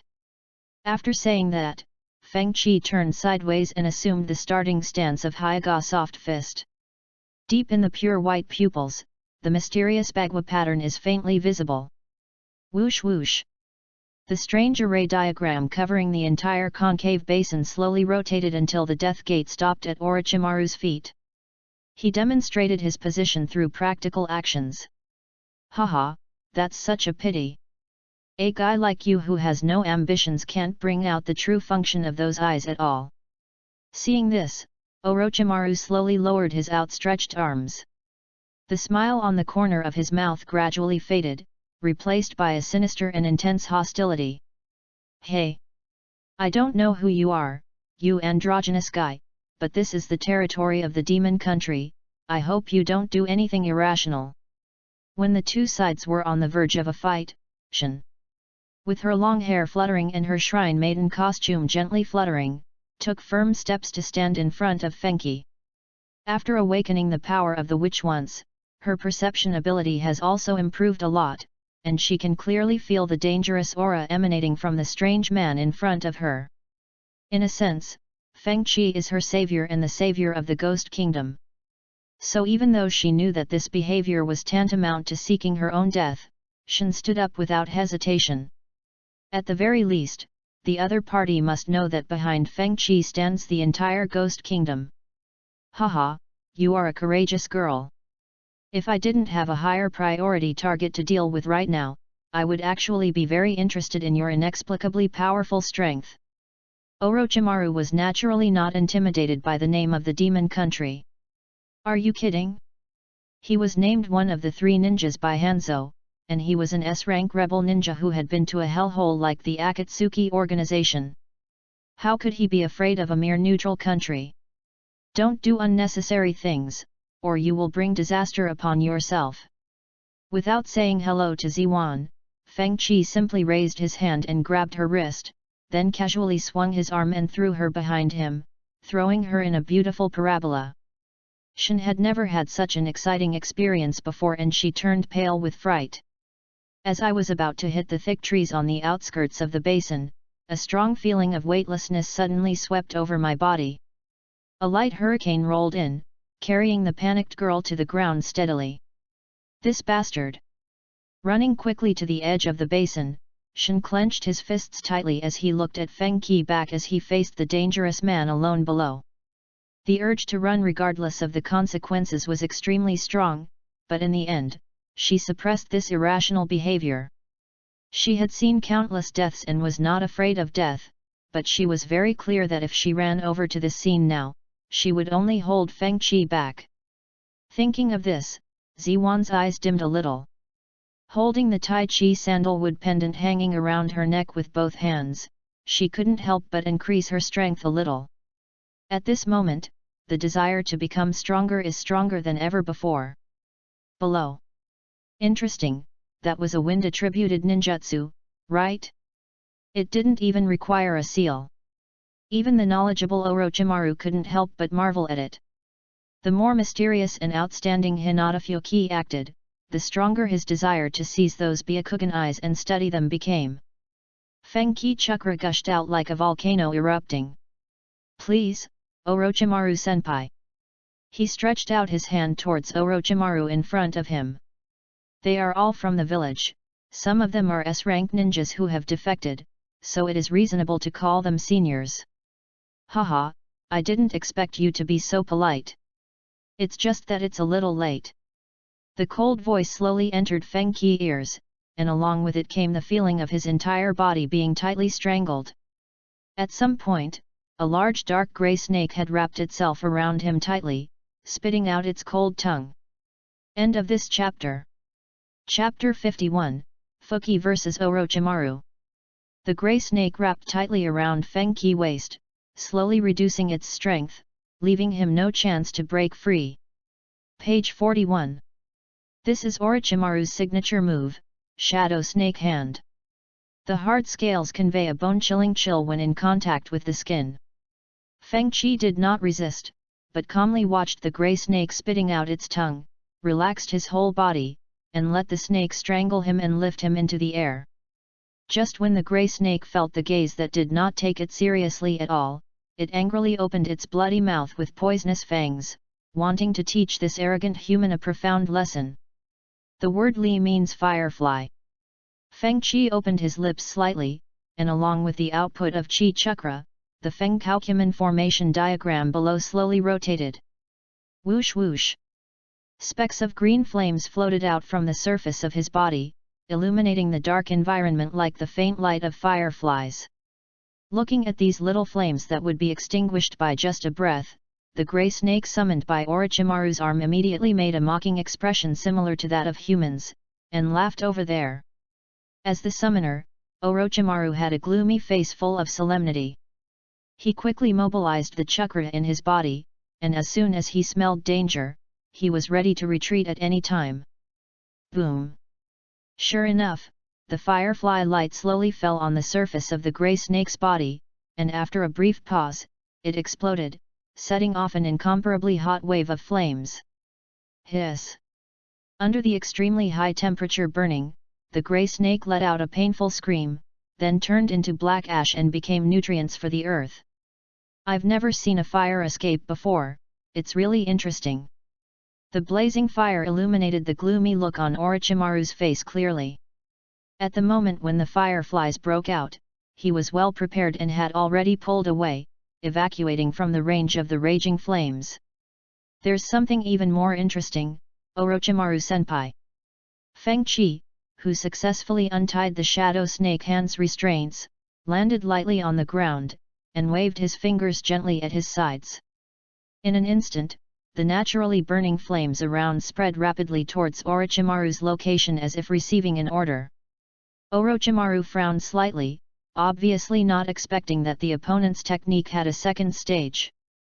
Faced with the fierce heat wave of fire, he raised his hands, quickly formed seals, bent down and slapped the ground under his feet. Water escape, water formation wall. Swish! A surging column of water immediately erupted from the ground, forming a wall of water blocking Orochimaru and isolating him from being engulfed by flames. With his rich combat experience, Orochimaru had the best action plan, but unfortunately, being inside the FENGHOU formation, the birth and death of all things are determined by Fenki. The consciousness he has accumulated from a lifetime of battles is almost ineffective. Boom boom boom! The flames cast by Feng Qi hit the wall of the water array. Instead of slowing down, they burned when they met the water, erupting with even more intense and powerful flames and heat. What's going on? The water barrier can't stop his fire escape. Instead, it burns even more fiercely like gasoline. Orochimaru's snake-shaped pupils suddenly shrank. Water style restrains fire style. This is common sense known to all ninjas and is also the most basic rule in this world. And now, this restrained relationship has turned around. Ignoring the shock and confusion in his heart, Orochimaru did several backward flips to create a safer distance and avoid being engulfed by the firestorm. As he pulled away, his hands were still forming seals, and his cheeks were swelling up rapidly. Wind escape big breakthrough. A violent and powerful hurricane spewed out from Orochimaru's mouth, and in turn used the increasingly hot flames to push them all back to Fenki, cleverly turning the tide of the battle. The hurricane passed by, stirring up the flames and forming a powerful fire tornado. Feng Qi remained calm and slowly raised a finger in front of him. Sun means the merits of incense and sandalwood. The messy and dense wooden strips are intertwined to form a solid sandalwood wall. Boom! The flaming tornado slammed heavily into the sandalwood wall, exploding into flames all over the sky. Thick smoke rose up and was soon blown away by the breeze, revealing Feng Qi standing behind the wooden wall, unharmed. Is this the Byakugan after it is fully awakened? No wonder the Hyuga clan can be ranked alongside the Uchiha clan who possess the Manjiki Sharingan. Orochimaru stared at Fenki's pure and flawless eyes through the gaps between the non-flammable wooden strips. Even though it was just a brief exchange of greetings, he could already clearly feel how difficult Feng Qi was. Regarding the Hyuga and Uchiha, who were known as the strongest and oldest in Konoha, Orochimaru began to have such doubts after they were killed on sight by Uchiha Itachi. Although the Hinata Byakugan is very powerful, it is not comparable to Uchiha's Mangeki Sharingan at all. And now, in Hinata Fuki, Orochimaru finally found the answer. It was not that the Byakugan was not good, but that the Hyuga clan was too useless. For such a long time, no one had successfully awakened the terrifying power hidden within. He had sufficient reason to make such a judgment, and that was the caged bird seal that restricted the Hyuga branch family and protected the Hyuga main family. If I could get this pair of perfect eyes, maybe I could break the illusion of that bastard Uchiha Itachi. Thinking of this, the greed flowing from the depths of Orochimaru's eyes became even stronger. Then, his body began to shake and his feet lost their strong enough support. It was FENGHOU who took action, using the DUI spell to transform the surrounding ground into a sticky swamp. On the surface of the swamp, mud and water surged, and slowly flowing mud hands stretched out to grab Orochimaru. Orochimaru was startled, and his neck stretched out strangely and quickly, moving his entire body like a soft snake, swimming on the swamp, avoiding the encirclement of the mud hands, and twisting and turning to rush towards FENGHOU on the opposite side. When they reached the attack distance, Orochimaru opened his mouth, and a small brown snake suddenly poked its head out, with an extremely sharp sword biting in its mouth. That is the divine weapon made of the hardest material in the world, the Kusanagi sword. The long sword reflected the moonlight, and a cold light flashed across FENGHOU's face. The cold light came in an instant. FENGHOU narrowed his eyes slightly. After catching the attack trajectory of the long sword, he fearlessly raised his arms to block in front of him. The word Jian means the solidity of heaven and gold. The sleeves of the grey robe slipped down, and the arm shining with golden light collided head-on with the Kusanagi sword. Bang! There was a crisp metallic sound, and scattered sparks flew in all directions. After successfully blocking the edge of the Kusanagi sword, FENGHOU shook his arm and flicked it lightly, and the artifact along with the little snake biting the hilt was bounced away on the spot. Orochimaru was not surprised by this, or rather he had already expected this result. So, he saved his real killer move for later. Sizzle! A larger snake came towards him, opened its creepy bloody mouth, and swallowed FENGHOU before he had time to dodge. The surroundings immediately fell into silence. At the edge of the basin, Ziwan, who witnessed FENGHOU being eaten, was filled with fear. She was so filled with grief and anger that she no longer cared about whether she was holding back or not. She clenched her fists tightly and rushed over to kill the strange man and avenge FENGHOU. Master Ziwan, please don't be impulsive. You must trust Mr. FENGHOU. He will definitely not be killed so easily. Zuho rushed here and desperately grabbed Shin. Think about who solved the monster and helped you stabilize your ability to run wild. Out of concern for the safety of the Miko and the Ghost Kingdom, FENGHOU had specially investigated their background and intelligence long before he moved into the Miko city. Knowing what great deeds FENGHOU had done, he had full faith in the power that FENGHOU possessed. Hearing this, Ziwan calmed down a little and stared intently at the huge python with its head raised high and spitting out its tongue. You're right. That guy will never die like this. He is a man who has defeated fate. As soon as Shin finished speaking, a bright light suddenly appeared from the belly of the giant python on the field. It's sizzling. The surging and dazzling thunder exploded, instantly piercing through the giant python's flesh and blood body. Electric arcs kept jumping and flowing, and among the charred pieces of flesh that crackled and fell, FENGHOU's arms hung naturally, and he stood calmly in place. Haha, everything is as I expected. The special white eyes are mine. The cold voice was filled with uncontrollable joy, and Orochimaru's slender neck turned several spirals in the air, and in the blink of an eye he was behind FENGHOU. He knew very well that the giant python just now could not do anything to Hinata FENGHOU, so the giant python was also a feint attack. Orochimaru's purpose is quite clear, that is to use the special chakra in the giant python's body to confuse and isolate the all-round perspective of the Byakugan, while he himself waits for the opportunity to act, lying in ambush and waiting for the chance. And now, the time is ripe. Orochimaru was very decisive. He opened his mouth and bit directly at the skin on Fenghi's neck that was exposed outside his robe. Puff! The imagined slightly sweet taste of blood did not enter the mouth, but was replaced by petals flying all over the sky. If you look closely, you will easily find that those petals of different types and bright colors are all from the flowers planted by Fenghi in the yard of the Hyuga branch family. That was a special ninjutsu he developed by combining FENGHOU, and it was called 100-flower dazzling clone technique. Compared to the clone technique of ordinary ninjas, there are some more gorgeous special effects. All in all, Orochimaru bit a lonely one. Soft fist technique, 8 trigrams air chopping palm. When Orochimaru was stunned, his palm wrapped in chi chakra hit out from the side and hit his chest solidly. Wow! Feng Chi smashed Orochimaru's body into pieces with one palm, and a large amount of brown mud splashed out. Page 42. Orochimaru used the earth stand, split and narrowly avoided the fatal blow. The two people kept their distance and looked at each other from a distance, sizing each other up silently. End of this chapter. Chapter 52 Feng Qi Spiritualism.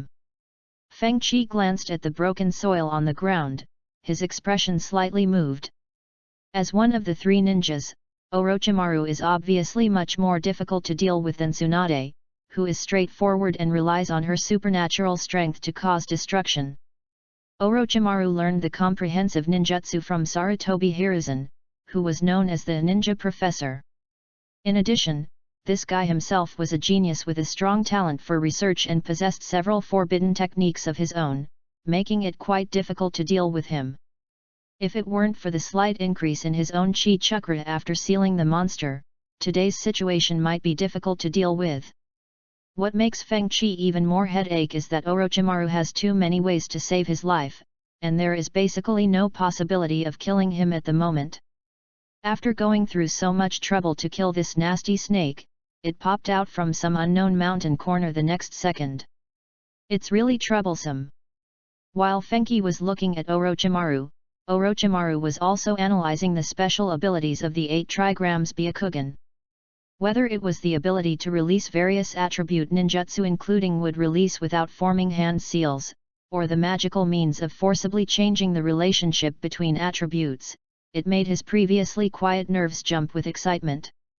This is a special bloodline limit that he has never encountered before. In terms of the richness and flexibility of the means alone, it is even far superior to the Manjiki Sharingan. Moreover, Orochimaru had an extremely strong intuition in his heart. The abilities of the special Byakugan awakened by Hinata Fuki are far more than what he has demonstrated so far. After all, the above two pieces of information alone are not enough to kill the powerful Jonin of the Hyuga clan when there is a caged bird curse seal on his body. Let me see quickly what secrets those eyes are hiding, Hinata Fuki. Orochimaru's face showed greed, his eyes staring straight at Fuki. At this moment, the effect of Feng Qi previous deliberate creation of the illusion of gossip and rolling eyes was revealed. No one would doubt that his ability did not come from rolling eyes. In a battle between ninjas, intelligence is one of the key factors that determine victory or defeat. Based on this, Feng Qi naturally has an advantage in intelligence when fighting against ninjas of the same level or even a higher level, and sometimes he can even turn the tide of the battle. If possible, I hope you can leave right now. It's quite difficult to fight with a dangerous person like you, Senior Orochimaru. Feng Qi waved his hand and said in a deep voice. Haha, I finally found something so interesting, how could I leave so easily? Orochimaru, whose interest had been successfully aroused, naturally could not give up easily. He sneered sinisterly and said with a scorching gaze, "You are mine, no one can take you away, not even you." No, why are you saying such exciting things again? Although our requirements are not that high, our orientation is still very normal, okay? Don't become so yandere all of a sudden, Uncle Snake. Feng Qi scratched his hair in distress. It was at this time that Orochimaru said no more. He opened his mouth and bit his right thumb, drew a bright red line with the overflowing blood, and then began to make seals. Hai, Su, Yu, Shen, Wei. Psychicism. Boom. After completing the seal, Orochimaru slapped the ground with one hand to create a contract mark. A hoarse voice was heard and thick white smoke came out, quickly covering the entire concave basin. Shinzuho, who was standing on the edge watching the fight, looked down and saw that everyone was so frightened that their faces turned pale and their pupils trembled violently. Deep in the billowing white smoke, dark purple scales reflected the cold moonlight, and a ferocious giant snake with horns on its head slowly crawled its body and coiled on the ground. A gloomy, violent, dangerous, and cold aura spread out in all directions, and under the gaze of those vertical pupils, it seemed as if the temperature around them had suddenly dropped by several degrees. This is Orochimaru's strongest contracted beast, the 10,000 snakes from Ryokai Cave, one of the 3 great immortal lands. You are so boring that you even have to summon me to deal with such a brat, Orochimaru. Wan Shi lowered his head and took a quick look at the tiny FENGHOU, and he roughly understood the current situation. He couldn't help but belittle Orochimaru, who was standing on his head. That guy is different from other guys his age. I want to get his eyes. Faced with the hot-tempered Manda, even Orochimaru had to explain in a gentle voice. White eyes. What's so strange about this? Although Wan Shi was quite disdainful of this, he still cooperated by twisting his huge body and making an attacking posture. Afterwards, I want 50 living sacrifices. No problem. Orochimaru nodded slightly. Below, Feng Qi looked at the huge purple snake that was extremely oppressive, and suddenly a good idea popped into his mind. I have a powerful summoning beast as well. The corners of his mouth rose slightly. After saying this, Feng Qi bit his finger in an imitative manner, quickly formed seals with his hands, and slammed them on the ground, revealing a special bagua pattern. He actually formed a seal. Seeing Feng Qi so serious for the first time, Orochimaru's pupils shrank slightly, and he swallowed subconsciously, and his expression became solemn. I have never heard before how powerful the Hyuga clan's summoning beasts are, but from the exploratory battle just now, it is not difficult to see that Hyuga Fenghou, who has awakened the 8 trigrams Byakugan, is definitely very powerful. So, what kind of summoning beast would it be that required him to cast seals so carefully? One of the 3 great immortal places? Or is it a monster from some other mysterious place? Orochimaru was quite curious about this and stared at the contract pattern that Fenghou slapped on the ground. The next second, there was a muffled bang sound, and the earth collapsed and dust flew. In the darkness, a pair of dazzling scarlet headlights slowly lit up. The core body of the vehicle is constructed from dark black mud, with flowing high-temperature lava as the dividing line, carving out sections resembling carriages. The hot steam that kept coming out offset the coldness brought by the appearance of thousands of snakes, making the area as hot as a steamer. Kunli, the lava earth river cart. Feng Qi stood at the front of the Tuhi truck. The cold wind was blowing from high altitude, making his long hair flutter and his grey robe rustle. Orochimaru, who was full of expectations, said, "Isn't this just pure ninjutsu? You don't have to bite your fingers to seal it to release it, right? Hey Orochimaru, this kid does look interesting." Manzo stared at the giant lava creature in front of him with great curiosity. The opponent's body was a little taller than its own, which made it from Longdi Cave feel very unhappy. "Well, then don't hesitate, just do it," Orochimaru said with a gloomy face. Whoosh! After receiving the order, the thousands of snakes no longer hesitated, raised their heads high, and charged straight towards the lava earth river car, ready to crush it completely with brute violence. The body of the giant snake reflected in the depths of his white eyes quickly enlarged, but Feng Qi remained calm and slowly raised a finger in front of him. The lava earth river cart immediately exploded with power, like a fearless warrior charging against thousands of snakes. Boom! The loud noise of the violent collision of hard objects set off a violent shock wave, and the strong wind stirred the whole place. In an instant, gravel flew and trees swayed. Wan Snake let out a low roar of pain.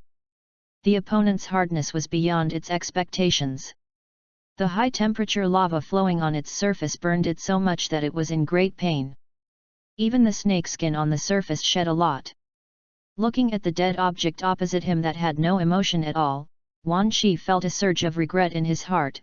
Why the hell am I competing with a piece of stone? Orochimaru, who was standing on its head, didn't care about that and spit out a blazing fireball directly at Fenghou, who was close at hand. Art fire escape ho fireball. Feng Qi swung his arms, and the bagua formation appeared under his feet. He stabilized the fireball that was rushing towards him, and after rubbing it for a while, he confined it between his palms. The fireball that contained terrifying destructive power suddenly became extremely docile and gentle. The Hyuga clan's soft fist can be used like this. While Orochimaru was stunned, Fenghou, without changing his expression, had already changed the trajectory of the fireball 180 degrees and returned it exactly as it was. The heat wave hit him in the face, and Orochimaru hurriedly threw out a shuriken from his sleeve and quickly formed seals with both hands. That is the unique ninjutsu of the third Hokage Sarutobi Hiruzen, the shuriken shadow clone technique. Whoosh whoosh. The shuriken split into two into four, and in the blink of an eye it evolved into countless clones, flying towards the great fireball technique whose trajectory had been changed. Boom! The two attacks collided violently in the air, sending sparks flying all over the sky. Behind the sparks, a black shadow quickly flashed out, and Orochimaru took the initiative to attack, leaving the 10,000 snakes and coming to the top of the lava earth river car where Fenghou was standing. Latent shadow snake hands. As soon as Orochimaru arrived, a large number of grey poisonous snakes gushed out from the cuffs of his arms and pounced on Fenghou from all directions. Close combat is my advantage, Orochimaru-senpai. Feng Qi gathered all of his chi chakra into his arms, condensing it into two ferocious dark blue lion heads, and stepped forward towards the countless poisonous snakes. Soft boxing, soft step double lion fist. The chakra lion head was like a wolf entering a flock of sheep. With every slap, several poisonous snakes would shatter into blood clots and turn into ashes on the spot. Feng Qi slowly approached the group of snakes, successfully broke through the encirclement and came in front of Orochimaru. He then instantly changed his moves and used a acupoint pressing soft fist with an exponentially faster speed. 128 bagua palms. Orochimaru obviously did not expect that the sudden attack would be resolved so easily. Facing Fenghou's rapid blows like a storm, he was very cautious as he knew the power of Hyuga's soft fist, and he used his physical skills to the fullest extent. Bang bang bang. The dull sounds continued. Just as Feng Qi said, when it comes to close combat, the Hyuga clan with their Byakugan are no match for any opponent. And with the help of Tai Chi Cloud Hands, his physical skills are a blend of yin and yang and are unpredictable. Therefore, even though Orochimaru's physical skills were equally strong and he barely took the last 128 palms, he still ended up having more than a dozen acupoints blocked, greatly restricting his ability to move. Page 43. In the end, when Feng Qi swung out his Tai Chi Bengchuan with full power, Orochimaru was swung flying on the spot and smashed heavily into the depths of the forest in the distance, raising a cloud of dust. End of this chapter. Chapter 53, Attack comparable to the tailed beast ball. Orochimaru, physical skills are not your strong point. You actually want to fight in close combat with the Hyuga clan who possess the Byakugan. What are you thinking? The 10,000 snakes that were fighting with the lava Doheka turned their heads slightly and glanced sideways at Orochimaru, who was getting up awkwardly from the ruins in the distance. As Orochimaru's summoning beast, it naturally knows very well that Orochimaru's ninjutsu and illusion are much better than physical skills. It was implicitly reminding Orochimaru that it was time to use the power that he was more proficient in. A stream of bright red blood involuntarily flowed out from the corner of Orochimaru's mouth. It took him a lot of effort to break through the unimportant acupuncture points on his body that were blocked. So I told you, this guy is not an ordinary kid. Orochimaru raised his hand to wipe the blood from the corner of his mouth. His snake-shaped vertical pupils stared at Feng Qi through the thin smoke. His tone sounded very solemn. From just now, I have been casting illusions on him, but it has no effect at all. Illusions are useless, and the attributes of ninjutsu can be changed and restrained at will. If both of these powers were unable to cause fatal harm to Feng Qi, how could he have taken the risk and used his own body to test the opponent's physical skills? The result was obvious. Hinata Fuki's physical skills were flawless.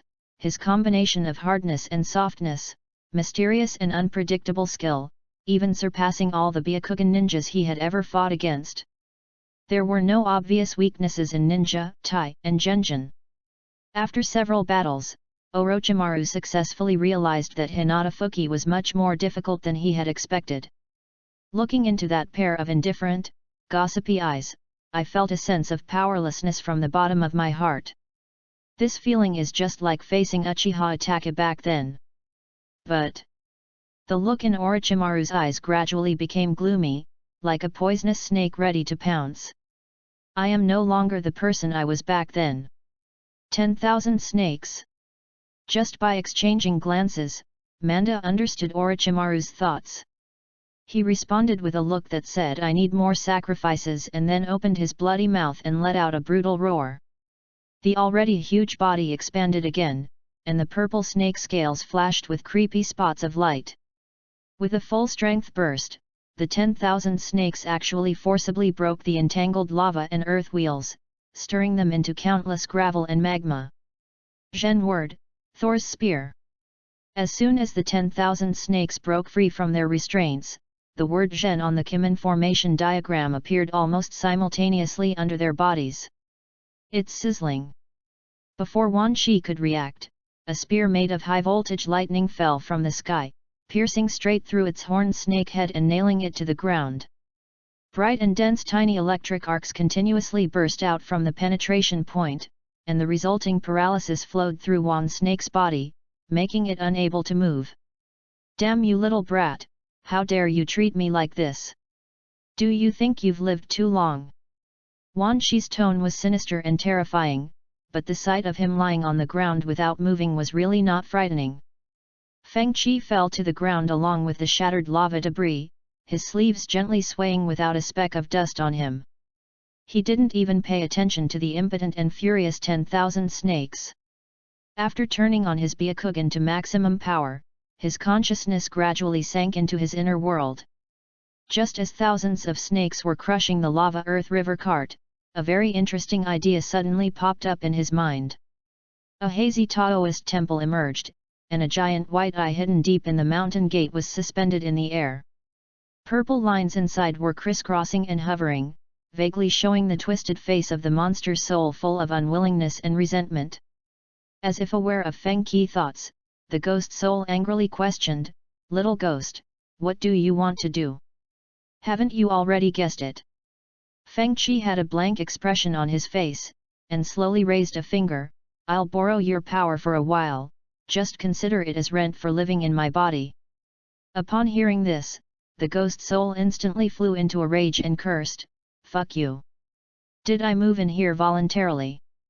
I am a demon that can bring destruction to the world. You are just a brat, and you still want to use my power? Don't be so wishful."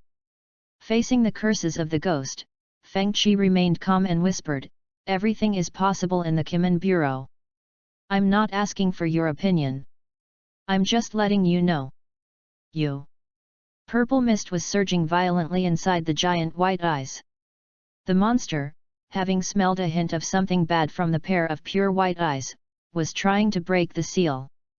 As a monster that once swept across the entire ninja world, it absolutely could not tolerate such a ridiculous thing happening. Unfortunately, what Feng Qi imposed on it was the witch's seal that was specifically designed for it. If it were so easy to break through, the ghost's soul would have escaped and merged with its body long ago. How could it have been trapped in the underground palace for so many years? In FENGHOU's opinion, such a struggle could not even be considered a fight of a trapped beast. After taking a deep breath, FENGHOU slowly raised his arms, and the cuffs of his long grey robe fluttered. Deep inside the left and right cuffs, blue light intertwined and illuminated the characters Qian and Kun respectively. One sleeve is Qian and the other is Kun. The Kimen appears, pulling the 8 trigrams and then reversing the 4 symbols, and finally returning to the original yin and yang. FENGHOU raised his chi chakra to its peak state, and at a certain moment he suddenly opened his slightly closed eyes. Tai Chi, open! Boom! The Taoist temple shook violently, and surging golden light burst out from the giant white eye. Amid the roars and screams of the monster's soul, FENGHOU forcibly pulled out purple threads representing its power, which transformed into pure power that continuously accumulated and expanded in his body. The specific manifestation is that FENGHOU in reality stands on the FENGHOU Kimen formation diagram, with long fluttering hair, one hand golden and the other purple, rotating in a counterclockwise direction.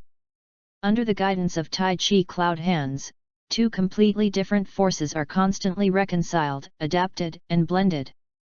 Buzzing! This was definitely an extremely difficult process. As the distance between the 2 forces got closer and closer, beads of sweat began to ooze out of FENGHOU's forehead. The 2 palms were hit by the violent energy one after another, and the surface skin was cracked, revealing the flesh and white bones inside.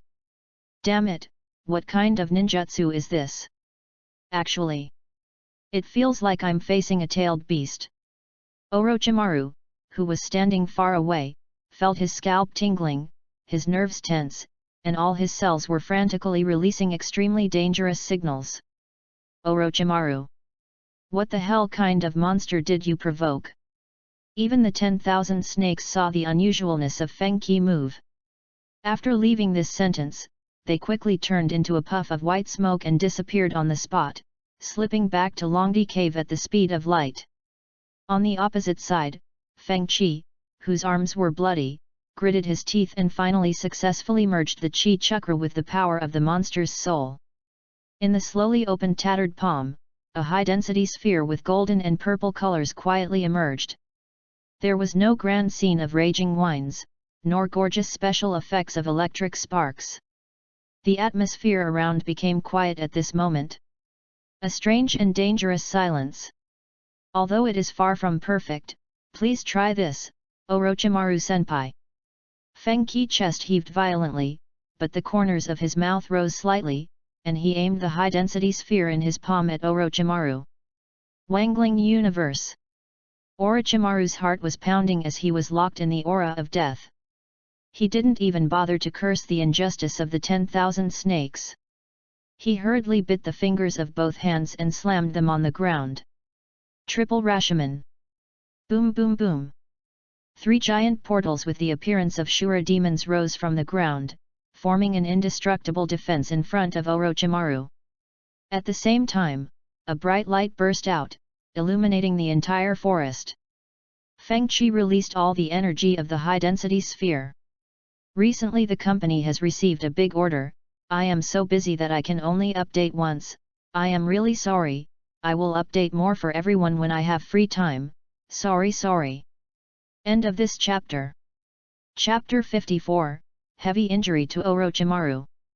As soon as the triple Rashomon was formed, the ghost Kyunkan Jade collided head-on. Boom!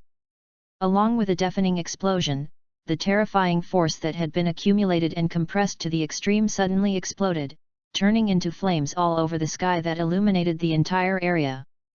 The strong wind tore through the air, creating a scorching hot wave that swept across the entire place. The trees fell down, and countless birds living in the forest were frightened and fled in all directions, flying into the dark night sky farther away. At the moment of collision, dense cracks appeared on the surface of the first Rashomon. It only lasted for a second before it shattered and collapsed. The potential energy of the Wool-Yang Kyunkan Jade did not decrease. It broke through the fragments of the first Rashomon and rushed forward. In a few breaths, it broke through the obstruction of the second Rashomon and heavily crashed into the last barrier. Although the energy of the Wool-Yang Kyunkan Jade has been weakened a lot at this point, its power is still quite terrifying. Looking at the third Rashomon whose cracks continued to spread, Orochimaru, who was standing behind, was filled with shock, and his snake-shaped pupils showed disbelief.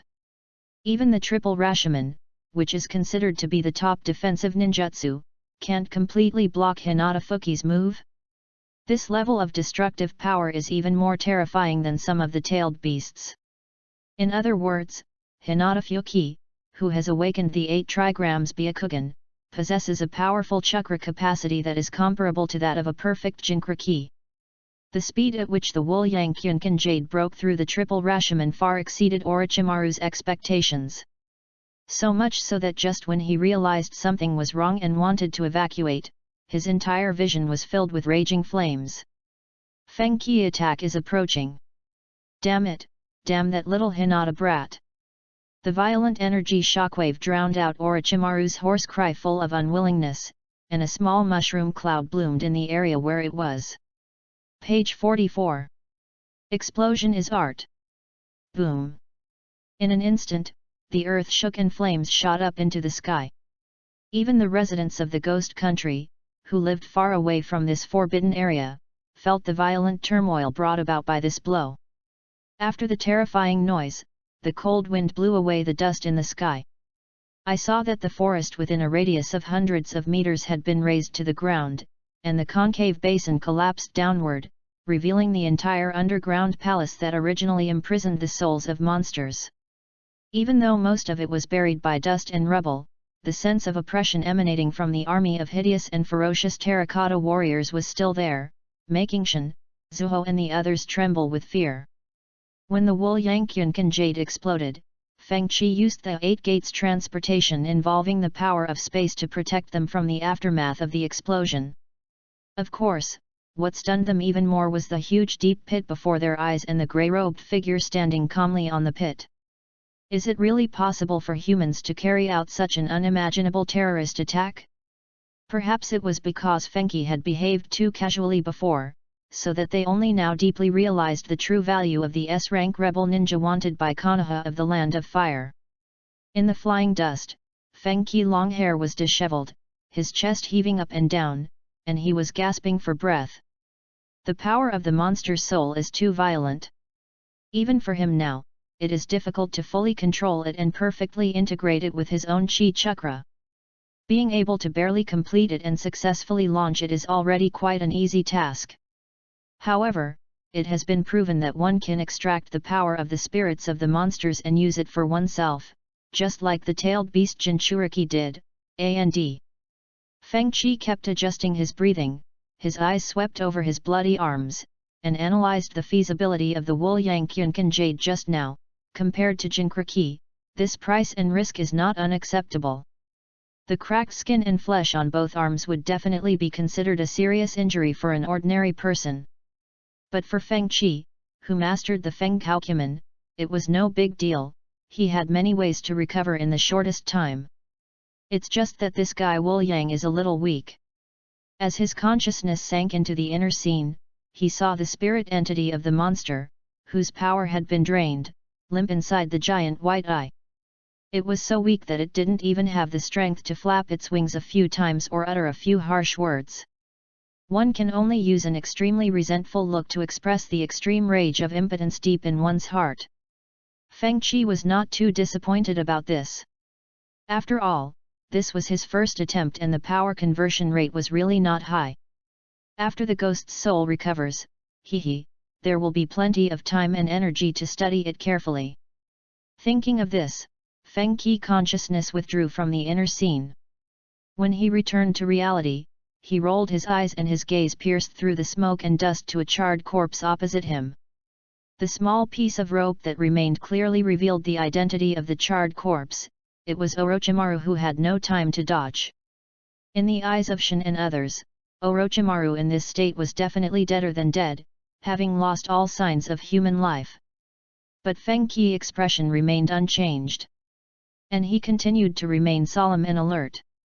What Orochimaru is best at is not his rich and varied ninjutsu and strange methods, but his ability to be so stubborn that it is extremely difficult to kill him completely. Sure enough, with the perspective effect of the Byakugan, Feng Qi saw the slowly flowing chakra hidden inside the charred corpse. Puff! The mouth of the charred corpse kept opening in an inhumane way. The next second, a pale hand reached out from inside, grasped the chin tightly, and pushed it out little by little. Amid the disgusting and dirty mucus that continued to overflow, the snake-shaped pupils suddenly opened, emitting a strange, gloomy, and oppressive atmosphere. The brand new, unopened Orochimaru was reborn on top of the charred corpse, and he popped out with a light leap. This is a ninjutsu he created himself, the Orokai-style substitution technique. That attack just now wasn't just the result of your own strength, right? Orochimaru said sinisterly. Although he managed to survive with the help of triple Rashomon and snake-style substitution technique, the successive large-scale ninjutsu still consumed a large amount of his chakra, and his overall state was far from being as calm as at the beginning. Through the soldiers and mercenaries in the underground palace exposed to the outside world and combined with the information circulating in the demon country, Orochimaru quickly guessed a possibility. Hinata Fuki, I really didn't expect that you could even control the legendary monsters. Orochimaru's tone was filled with undisguised shock. He still remembers vividly the Nine Tails rebellion that happened in Konoha more than 10 years ago, which was most likely caused by the Mangekyou Sharingan. The Mangekyou Sharingan can control the tailed beasts, and the 8 trigrams Byakugan, which can even control monsters and goblins, obviously also possesses this incredible power. He would always subconsciously compare Fenki's 8 trigrams Byakugan with Uchiha's Mangekyou Sharingan. The more this happens, the more excited I become, as it opens the door to a new world. Isn't the ability that Feng Qi showed, which seemed to be able to see through everything in the world, what a scientific madman like him dreams of? From this point of view alone, the temptation of the 8 trigrams Byakugan far exceeds that of the Mangekyou Sharingan. While being excited, Orochimaru's eyes rolled slightly and fell on the strange formation diagram under Fenki's feet, which was different from the Hyuga Gentle Fist. Within the formation, there is almost no possibility of defeating Hinata Fenki unless one uses absolute force to crush him. Although it is very difficult to accept, Hinata Fenki, who is in the formation, seems to have really reached the state of omnipotence on some level. If he still can't find anything unusual after such a fierce battle, he would be unworthy of the title of 3 ninjas. So, let's give it a try. With an idea in mind, Orochimaru jumped out of the coverage of the Bagua formation, formed seals with his hands, drew the underground water, and used amazingly powerful classic ninjutsu. Water Escape, Water Dragon Bullet Technique. End of this chapter. Chapter 55, Kin, Water Blade returns. Outside the range of the formation, the surging water dragon raised its head high and rushed towards Feng Qi quickly. Facing the fierce water dragon bomb, Feng Qi shook off the blood flowing on his palms with his arms, took a horse stance and placed his palms to his waist. He mobilized all the chi chakra in his body, and when it reached the critical point, he hit the air in front of him with both palms. Soft fist technique, Bagua empty palm. Boom! The palm strike from a distance made a sonic boom and instantly pierced through the water dragon bomb, breaking it into countless splashes of water. Seeing that his ninjutsu was so easily dissolved, Orochimaru did not show any panic. Instead, he stretched out his slender snake head and licked his lips with a sinister look on his face. Haha, it turns out that attribute reversal was not used this time. It seems that my judgment should be correct. Orochimaru glanced at the edge of the formation at his feet, and he already had a plan in mind. He took a deep breath, stretched out his 2 hands, and lay prone on the ground like a poisonous snake ready to strike. Whoosh, whoosh, whoosh. A small grey snake poked its head out, and soon after, dense swarms of grey snakes rushed out from the depths of Orochimaru's open mouth like a tide. In the blink of an eye, they covered the entire earth. For people with snake phobia and trypophobia, this is definitely a top-notch visual feast. The formation of 10,000 snakes, accompanied by a series of rustling sounds that made one's scalp tingle, a tide of snakes formed by countless snakes quickly approached Feng Qi from all directions. Seeing that he was about to be submerged, Feng Qi calmly raised his fingers in front of him. Luanjin Tuo. The ripples of time spread quietly, and the snakes in the front seemed to have hit a sticky quagmire and were fixed in place, unable to move. The connection with the snakes has not been broken at all. It's a strange feeling I've never had before, as if time has suddenly stopped around me. Thinking carefully, the way he just protected those people from the ghost country seems to be similar to some kind of space transfer. Those eyes can even control things like time and space. Orochimaru, who was lying on the ground, frowned. This time he was truly shocked, with a look of disbelief in his eyes. You know, the fourth Hokage Minato Namikaze, with just the flying thunder god, scared the other ninja villages into making an exception and issuing an order to retreat unconditionally if they encountered this situation. Hinata Fuki's ability to directly interfere with the laws of time is obviously even more advanced. It's just wonderful, those eyes. The more he saw the power of the 8 trigrams Byakugan, the stronger Orochimaru's desire to possess it became. He really needs these eyes that lead to the omniscient world. Let me test your limit, Hinata Fuki. Orochimaru's face turned grim, and he began to release all of his chakra recklessly, summoning more grey snakes to rush towards Fenghou. As the number of targets increased exponentially, Fenghou's pressure also increased. Although he still had some room left, if he used all his strength he could expand the range of FENGHOU to the feet of Orochimaru in the distance. But even without trying, we can come to the conclusion that Rankin-Taku is unlikely to be able to control this Frankenstein monster that runs through the entire plot of the Naruto world. In terms of his weight in the world alone, Orochimaru is definitely much higher than Tsunade, who is also one of the 3 ninjas. Boom! Finally, Luan Jinchuo reached its limit and was broken through by the surging tide of snakes. Seeing countless grey snakes rushing towards him, spitting out sharp swords from their mouths, Feng Qi simply released the Jinchuo and distributed the Qi chakra to the acupuncture points all over his body.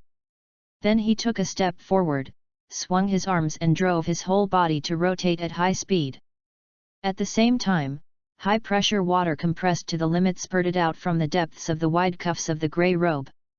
This is a move he developed by combining FENGHOU and Hyaga Soft Fist, and its name is Kin character, Water Blade returns to the sky. Swish swish. Driven by the high-speed rotating Qi chakra, the high-pressure water flow is like 2 extremely sharp blades. As soon as the grey snake with the long sword at the corner of its mouth came into contact with the range of Hushin, it was cut and strangled on the spot without any suspense. Hyaga Gentle Fist's Kaden is known as the absolute defense, while Fenghou's Water Blade Kaden adds unparalleled terrifying lethality to this absolute defense. Page 45. Any living creature that comes close will be crushed into pieces. In an instant, blood splattered and countless snake remains flew out, filling the vast ruins after the explosion in just a few breaths. The scene, which exaggerated violence and bloodiness to the extreme, made Shin and others who were watching from afar shudder with fear. As the last wave of snakes was minced into meat paste, Feng Qi also stopped his high-speed rotation and looked calmly at Orochimaru, whose mouth was twitching constantly. The area of several meters where he stood was spotless, with the vague shapes of the yin-yang and 8 diagrams faintly visible on the ground. Outside this pure land, there is a pile of snake remains as big as a hill. The sharp contrast between the spotless ground and the blood everywhere created a visual impact that was so abrupt that it was almost unreal, constantly refreshing Shin and others' understanding of ninja. The sudden burst of firefly flames burned out a narrow road in front of the snake pile. Feng Qi took a step forward, his grey robe fluttering slowly, and he walked in the flames without being affected at all. Just give up, Orochimaru. There's no way you can defeat me now. He walked slowly towards Orochimaru.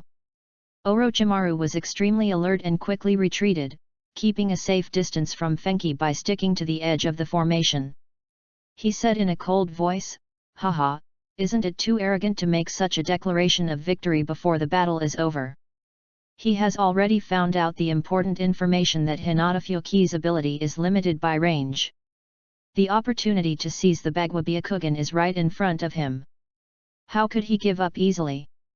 Hearing this, Feng Qi shook his head and sighed softly.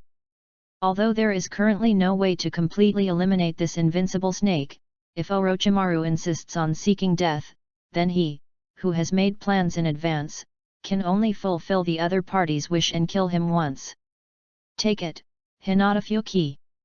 Next up is the final move that will decide the outcome. Orochimaru took a special look at his feet, and after making sure that he was not within the range of the Bagua formation, he mobilized his remaining chakra and injected it into the Kusanagi sword in his hand.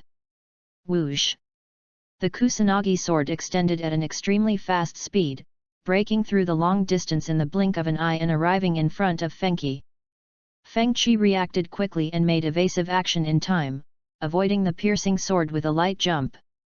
However, the moment he landed on the ground again, the ground suddenly cracked open, and a water dragon rushed out without warning, turning into a water prison with no dead ends and trapping him tightly. Water escape water prison technique. End of this chapter. Chapter 56 The End. The water flowed slowly, condensing into Orochimaru's water clone, maintaining a steady output of the water prison technique. The restraining force that was continuously released tightly restricted Feng Qi's ability to move. As a result, his breathing was greatly hindered, and his expression was twisted, revealing the pain and discomfort of suffocation. The FENGHOU formation diagram covering the surrounding area dimmed at a speed visible to the naked eye, turned into spots of light in the sky, and disappeared without a trace. Seeing this, Orochimaru, who was standing in the distance, couldn't help but raise the corner of his mouth slightly. As I expected, Hyuga Fyoki cannot control ninjutsu outside of the Bagua pattern. This is the most fatal and only weakness of the gossip-like white eyes. The threat disappeared, and Orochimaru became a little bolder. He took a step closer to Fenghou, who was trapped in the water prison. Hinata Fyoki, I investigated you before I came here. You have been hiding in a peaceful and stable village for many years. Even if you have powerful strength, you will find it difficult to play a real role without rich combat experience. Orochimaru's voice trembled as he clenched his fist and said excitedly, "Only I can make the most of those eyes." Having said that, he is a veteran ninja after all. He has not been so complacent as to let down his guard. He stopped several meters away from Feng Qi. Unfortunately, this safe distance is too short for him to re-enter the FENGHOU realm. In fact, it is already a mixture of reality and illusion. Feng Qi, who was trapped in the water dungeon, did not speak, but slowly raised a finger in response. Blue light bloomed, outlining the 2 yin and yang, 4 symbols and 8 trigrams. The FENGHOU formation diagram that should have disappeared reappeared. Can, water light cannon. Whoosh whoosh. The water prison, which was supposed to be controlled by Orochimaru's clone, shook violently and continued to gather towards Fenghou's fingertips in the form of a vortex. The real Orochimaru, who had lost contact with the water prison technique, had a drastic change of expression on his face, and just as he was about to withdraw, a highly compressed water stream comparable to a sharp sword came whistling at him and pierced through his left shoulder before he could completely dodge it. Did you deliberately not use your special Byakugan ability on the water dragon bullet just now? Orochimaru endured the tearing pain and kept retreating, covering his bloody shoulder with his right hand and staring at Fenghou with gloomy eyes. As you said, I don't have much practical experience, but intelligence is the key factor in determining ninja battles. Even the most ordinary ninja schools teach this, Orochimaru-senpai. Feng Qi walked out of the broken water dungeon slowly, with heat rising from his body. His wet long hair and grey robe soon became dry. You really taught me a good lesson, Hyuga Fyoki. Orochimaru's expression was a little awkward. After so many years in the ninja world, he actually fell into the hands of this young brat. He couldn't imagine what would happen if Tsunade and Jiraiya found out. I can't help it. You are one of the 3 legendary ninjas. If I don't find some flaws, I won't have a good chance of winning. Feng Qi sighed and spread his hands, feeling troubled. So, your power can not only change the ninjutsu within the domain, but also affect the ninjutsu performed outside the domain. Even though he had already verified it by suffering a serious injury to half of his shoulder, Orochimaru, with a sinister look on his face, couldn't help but ask in a cold voice, wanting to get a positive answer from FENGHOU. The reason is simple: this ability is too powerful and has almost no flaws. As long as he doesn't encounter an opponent with overwhelming strength, it is impossible for him to lose. He can be said to be invincible in the same level. Looking at the boy with white eyes standing calmly in front of him, Orochimaru even had an extremely strong illusion. If this kid is allowed to grow up completely, maybe he can surpass the legendary ninja god Senju Hashirama and become the greatest person of all time. Don't you already know the answer? Feng Qi said calmly. The moment he finished speaking, his entire aura suddenly changed, and all the chi chakra in his body burst out and bloomed, creating a powerful aura that was extremely oppressive. Whoosh! Feng Qi disappeared without any warning. By the time Orochimaru, whose pupils suddenly shrank, caught sight of his figure again, the opponent's powerful fist had already reached his face. Tai Chi Collapse Fist. Feng Qi used FENGHOU Chi Men Ba Men to teleport over a short distance and punched Orochimaru hard on the head. There was a dull bang sound and Orochimaru was unable to avoid it, and his head exploded on the spot. However, the horrifying scene of blood splattering did not occur. What splashed out from Orochimaru's head were tiny white snakes covered with white scales. The white snake was extremely fast. As soon as it landed on the ground, it dived into the broken cracks and rubble and disappeared without a trace in the blink of an eye. You really have a lot of ways to save your life, Orochimaru-senpai. Feng Qi stood still, watching the group of white snakes disappear with a calm expression. Orochimaru's escape ninjutsu is extremely powerful. Even with the Byakugan, it is difficult to see where his true body is hiding. But it doesn't mean there is no solution at all, we just need to just kill them all. Kun means the earth's crust is moving. Buzz. As Feng Qi exerted his strength, the broken ground within a radius of hundreds of meters around him shook violently. Countless irregular columns formed by compressed soil and rocks continued to rise, blocking all the white snakes' escape routes and pushing them out from deep in the soil. However, this is not over yet. Feng Qi, who was in the center of FENGHOU, shook his sleeves and injected all his strength into the Gen position without reservation. Gen, the mountains collapse. The formation diagram under his feet shone brightly, and then a huge shadow suddenly appeared above his head, completely covering the bright moonlight and casting an extremely deep and dark shadow. The sound of howling wind filled the entire area. Orochimaru, who was hiding among the group of white snakes, quietly raised his head. After seeing the outline of the shadow clearly, even though he was well informed, he couldn't help but hold his breath and stood there in a daze. That is a mountain, Hyagofyoki. I don't know where they came from, but they moved a whole mountain. Boom! Under Orochimaru's extremely horrified gaze, the mountain fell to the ground with a loud bang, and with its unparalleled kinetic energy, it ruthlessly crushed everything within its range. End of this chapter. Chapter 57 Possibility of Cooperation. A second before the mountain that fell from the sky collided violently with the stone pillar of the earth, dozens of figures flew out from the deep gap between the two. The wind was howling all around, and Shin was flying backwards in the air with her long hair in disarray. She hurriedly reached out to cover her fluttering shrine maiden costume to avoid exposing herself. Why are you still here? Don't you know what gentleness is? You bastard! The Tai Chi pendant hanging around her neck jingled. Ziwan was in shock at being thrown violently for no apparent reason, and she yelled at the grey-robed figure standing on the ruins. Currently, she has no way to control the powerful witch power in her body, and her thinking pattern is at the level of an ordinary person. But despite this, Shen did not panic because her body began to fall after reaching the highest point. Because she already had a sense of security once. Whoosh! Page 46. Sure enough, a light breeze blew and dragged Chen and the warrior from the demon country, who were thrown out to the ground safely. Looking at the broken mountains that appeared out of nowhere in front of them, everyone had a look of shock.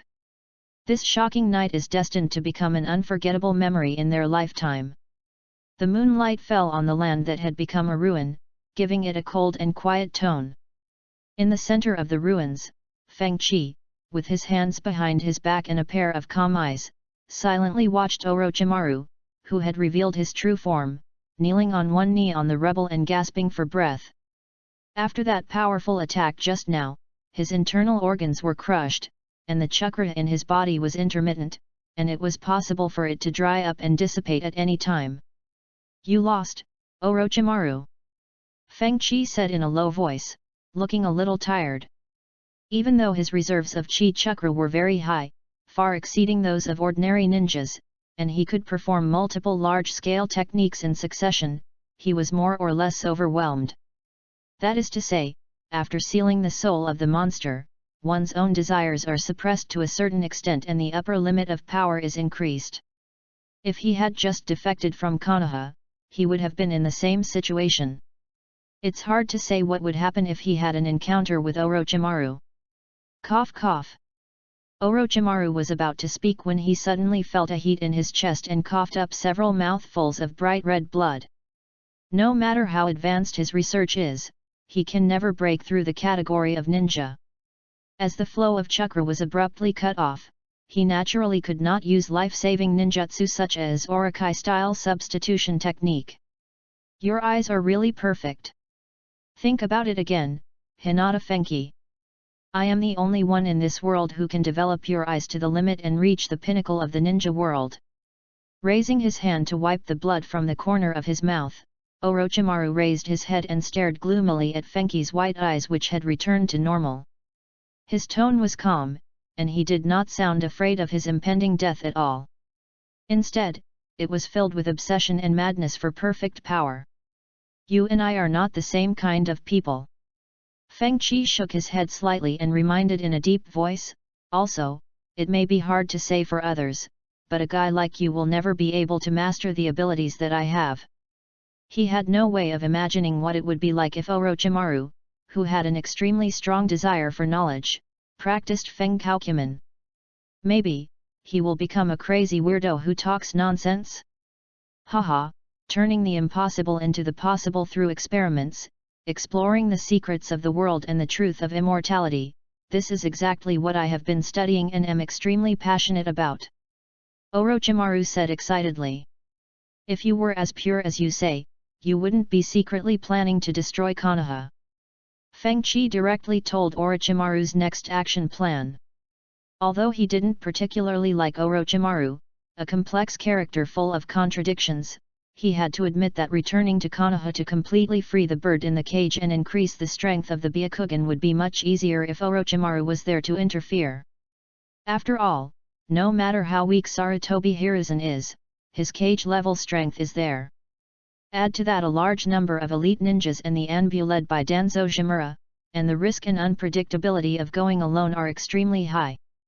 You know, his relationship with Danzo Shimura is not as ambiguous as Orochimaru's. If he appears in Konoha, this extremist who only has the village in his eyes will definitely not hide in the dark and watch coldly. In contrast, if Orochimaru was leading the way, the plan to sneak into Konoha would be much less troublesome. Hearing Feng Qi words, Orochimaru could no longer remain calm. His eyes widened and he exclaimed, "Where on earth did you get this kind of information, little brat?" Before coming, he specifically investigated Hinata Fuki, a young ninja who had suddenly risen to prominence. He stayed in the village almost every day and rarely went out on missions. After defecting, he set up stalls all the way westward until he reached the Kingdom of Demons, where he stopped and lived in the Miko Castle. During this period, there was no one who was able to contact the Otogaku ninjas who knew the entire plan, not to mention that those people had their own curse seals on them and would not leak any information even if they died. So, how did Hyagafyoki know that Orochimaru was going to destroy Konoha? Since you said you investigated me, you should have seen a book called The Taoist with White Eyes, right? Feng Chi chuckled and said slowly. You mean you figured this out of thin air? How could such a ridiculous thing happen? Orochimaru's voice then rose a few notches, filled with deep disbelief. He had naturally read The Taoist with White Eyes and knew the various miraculous events recorded in it. However, at that time, he only felt that the so-called knowing everything in the world was just a rhetoric to deceive those stupid humans. I never thought that Hinata Fenki's gossipy Byakugan seemed to have the ability to see into the future. JT is a very mysterious thing, Orochimaru-senpai. Feng Chi put his hands behind his back and looked up at the night sky. The pure and flawless white eyes reflected the dazzling stars in the sky. Orochimaru adjusted his rapid breathing, his expression returned to a gloomy state, and he asked in a cold voice, So, what do you want to do?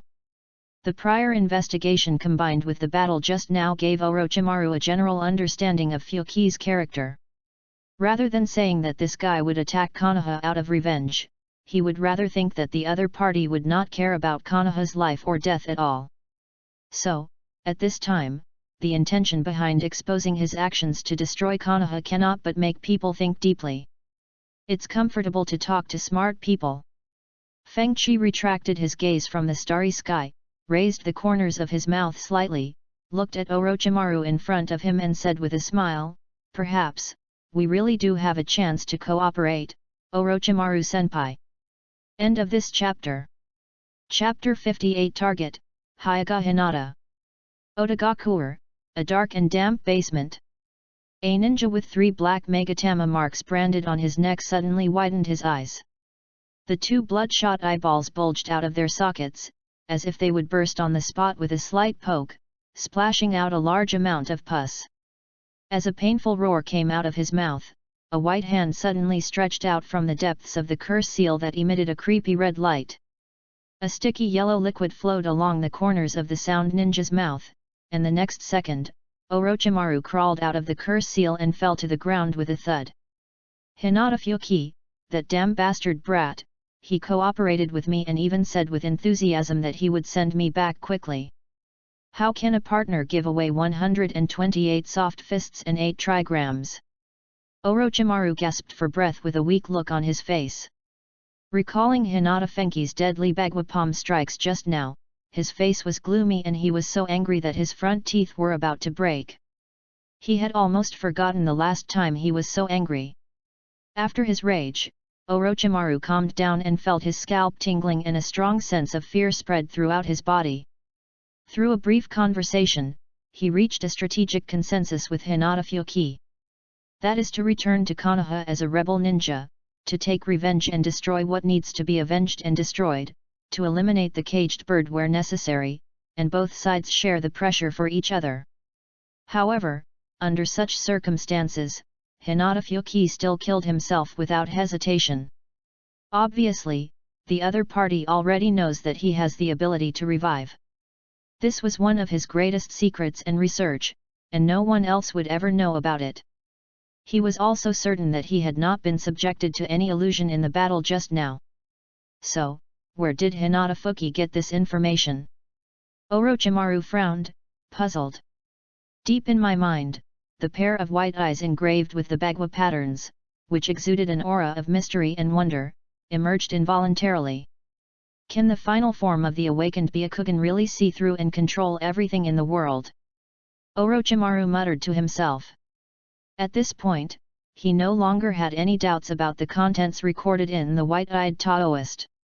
Even though he had been killed by Feng Chi once, he still felt that the description of the special Byakugan that came from the Bird Kingdom was a bit too conservative. Those eyes are definitely the fastest and most important shortcut to the ideal world that one pursues. Whoosh whoosh. Several figures suddenly appeared here, interrupting Orochimaru's thoughts. They are the 5 strongest ninjas in Otogakure who can skillfully use curse seals. They are Take Torai Kimimaro, Sakanyu Kan, Kidomaru, Teiwa, and Jirobo. Lord Orochimaru, didn't you go to the land of demons to look for Hyagafyoki? Why did you suddenly appear here? Kabuto Yakushi walked out slowly from behind the 5 sound ninjas. His round-framed eyes reflected the faint candlelight as he stared blankly at Orochimaru, who was breathing extremely weakly in front of him. Kimimaro and the others also looked confused and concerned, and were somewhat worried about Lord Orochimaru's condition at the moment. I encountered a little trouble. Hinata Fyoki's Byakugan is very powerful and has great research value. Orochimaru slowly stood up and said calmly, now, I have convinced him to become our partner. He should be able to provide considerable help to the Konoha destruction plan in a few days. Kimimaro thought for a moment and said in a deep voice, to think that you take it so seriously, it seems that the pair of legendary awakened Byakugan is very extraordinary. As the owner of the Earth Seal and the former best container, he has a deep understanding of Lord Orochimaru. If it weren't for his extremely powerful abilities, Lord Orochimaru would never have been able to show such excitement. Cough cough. As soon as he finished speaking, the sickly Kimimaro coughed violently and a streak of bright red blood came out of his mouth. He was seriously ill and didn't have much time left. So, Lord Orochimaru, do we need to make some minor changes to the plan we made earlier? Yakushi Kabuto raised his hand and pushed his glasses up on his nose, showing no sign of caring about Kimimaro at all. It needs to be, and it requires more than just minor changes, Orochimaru said coldly. What do you mean? Do asked confusedly. The ultimate goal of destroying Konoha remains unchanged, but as my new vessel, Uchiha Sasuke is no longer the top priority. Orochimaru took a deep breath and silently adjusted the weak chakra in his body. His vertical eyeballs moved slightly, and he looked at Kabuto and the 5 sound ninjas who were kneeling on one knee in front of him. As a ninja from Otogakure, I will be taking part in Konoha's Chunin exams. The target I need you to investigate is... After a short pause of a few seconds, Orochimaru's expression suddenly became extremely serious, and he said earnestly, the eldest daughter of the Hyuga clan, Hyuga Hinata, who possesses the pure Byakugan. After the battle with Hyuga Fyoki, Orochimaru deeply experienced the horror of the 8 trigrams Byakugan. Page 47. With the power he currently possesses, the possibility of capturing Hinata Fyoki is extremely slim. Not to mention, this is under the premise of not hurting the gossip-mongering people. Since it is difficult to obtain ready-made 8 trigrams Byakugan in a short period of time, Orochimaru can only settle for the second best and choose to take the ordinary Byakugan with the highest purity for himself first. After that, I will slowly explore the way to awaken and open my eyes. Considering the supreme charm and temptation of the 8-pointed eye, Orochimaru felt that this attempt was necessary. Anyway, since he can achieve immortality by constantly changing his body containers, the thing he has the most is time. Between the Manjiki Sharingan and the Hakikup Byakugan, Orochimaru finally chose the Hakikup Byakugan, which better suited his pursuit. Of course, before we can make an accurate judgment on what decision to make, we have to wait until we successfully sneak into the Konoha Chunin exam and carefully observe the physical condition of Hinata Hyuga. End of this chapter. Chapter 59, Organize the outline and resume the double update tomorrow. Things at the company are finally coming to an end. I will sort out the plot of the Chunin exam tonight and update as normal tomorrow. I am really sorry that I encountered the busiest time not long after opening the book. I am very grateful to all the bosses for being able to tolerate the scumbag and follow me to this point. Thank you very much. End of this chapter. Chapter 60 Practice. 3 days passed quietly.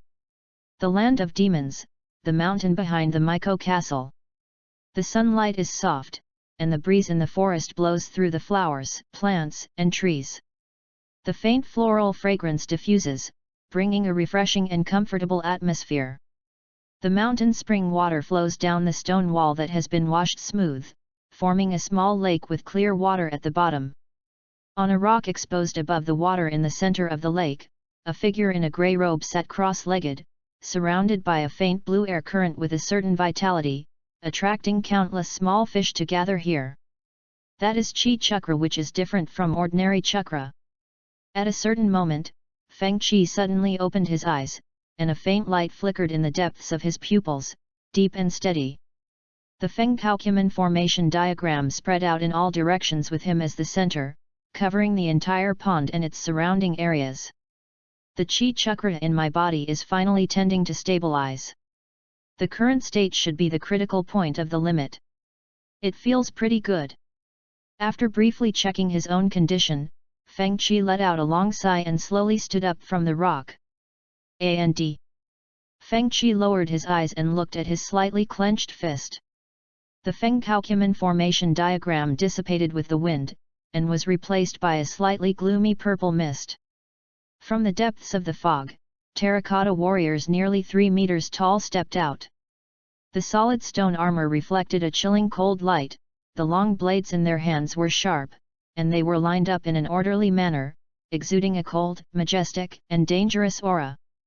This is the ability Feng Qi acquired after sealing the ghost's soul in his body and successfully extracting its power. These extremely hard and powerful terracotta warriors, which can be broken up and recondensed, are somewhat similar to the impure world reincarnation and possess extremely strong sustained combat capabilities. The amount of chakra required is not much. Although it is not very effective against top strong men, it is still quite good for group fights to boost morale. In addition to the improvement of his own upper limit, the Wuliang Yunkan Jade and these Wuliang Terracotta Warriors are Feng Qi biggest gains on this journey to the Kingdom of Ghosts. I don't know if some news leaked out, but since killing Orochimaru that night, Feng Qi has never been harassed by bounty ninjas or Konoha ninjas again. The Akatsuki organization, which was very interested in him, also remained quiet. At least on the surface, Feng Qi did not sense any trace of Obito or other Akatsuki members around the Demon City. During this period, Tsunade and Shizun did come here, but they just spent their money in the casino in the capital of the Demon Kingdom and then left. They didn't even meet Feng Qi, who lived in the Demon City. However, when Feng Qi heard this news from the shrine maiden guard Zuho, he felt that Tsunade might not just be passing by. After all, when they parted in the Bird Kingdom, they went in completely opposite directions. Maybe he heard the news and wanted to investigate the battle in the underground palace, or maybe he wanted to see what he was doing in the land of demons. Even though she said she had given up the path of being a ninja, she still couldn't let go of Konoha in her heart. She is indeed a complicated and confused old woman. Thinking of Tsunade's unreasonable and powerful fist, Feng Qi shook his head slightly and stopped thinking about this thing that posed no threat to himself. At the same time, Tsunade, who was drunk in a tavern but unable to lie on the table normally, suddenly woke up and smashed the fragile and innocent table into powder with one punch. "Tsunade, Lady Tsunade, what's wrong with you?" Shizun, who was waiting nearby, was startled. The pink ninja pig in his arms panicked and crawled onto the tablet. "Nothing, I just suddenly remembered something that made me angry." Tsunade raised her hand to press her dizzy head, her red lips exuding a strong smell of alcohol.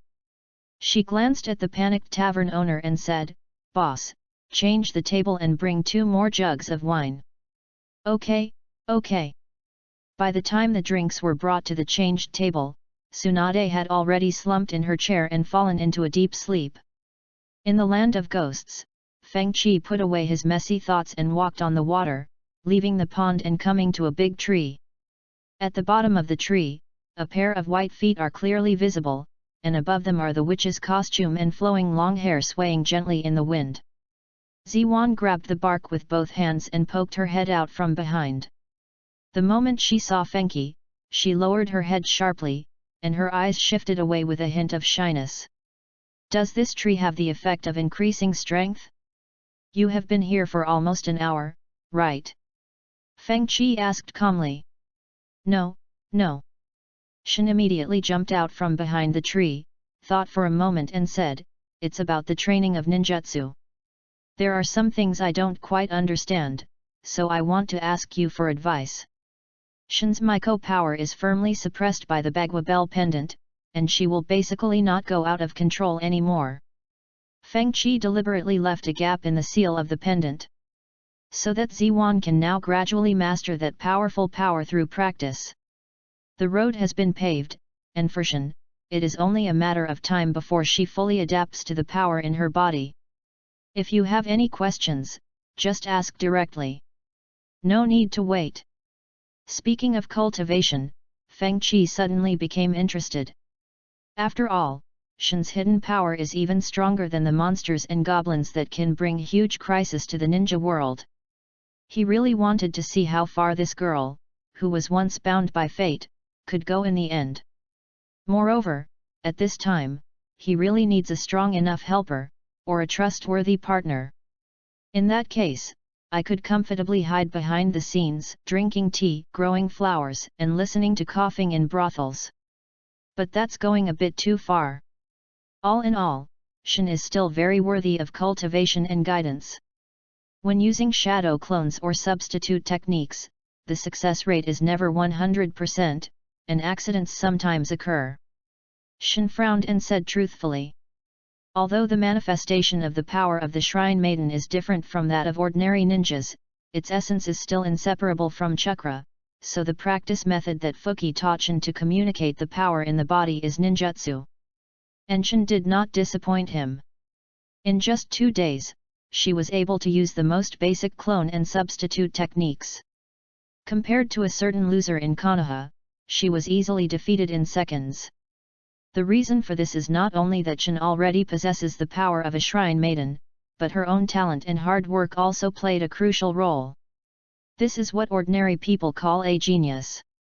What accident? Feng Qi asked in some confusion.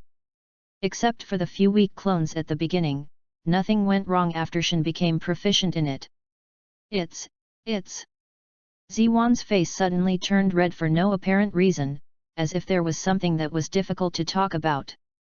Seeing her hesitant attitude, Feng Qi frowned slightly, waved his hand and said, "Just use it once and show me."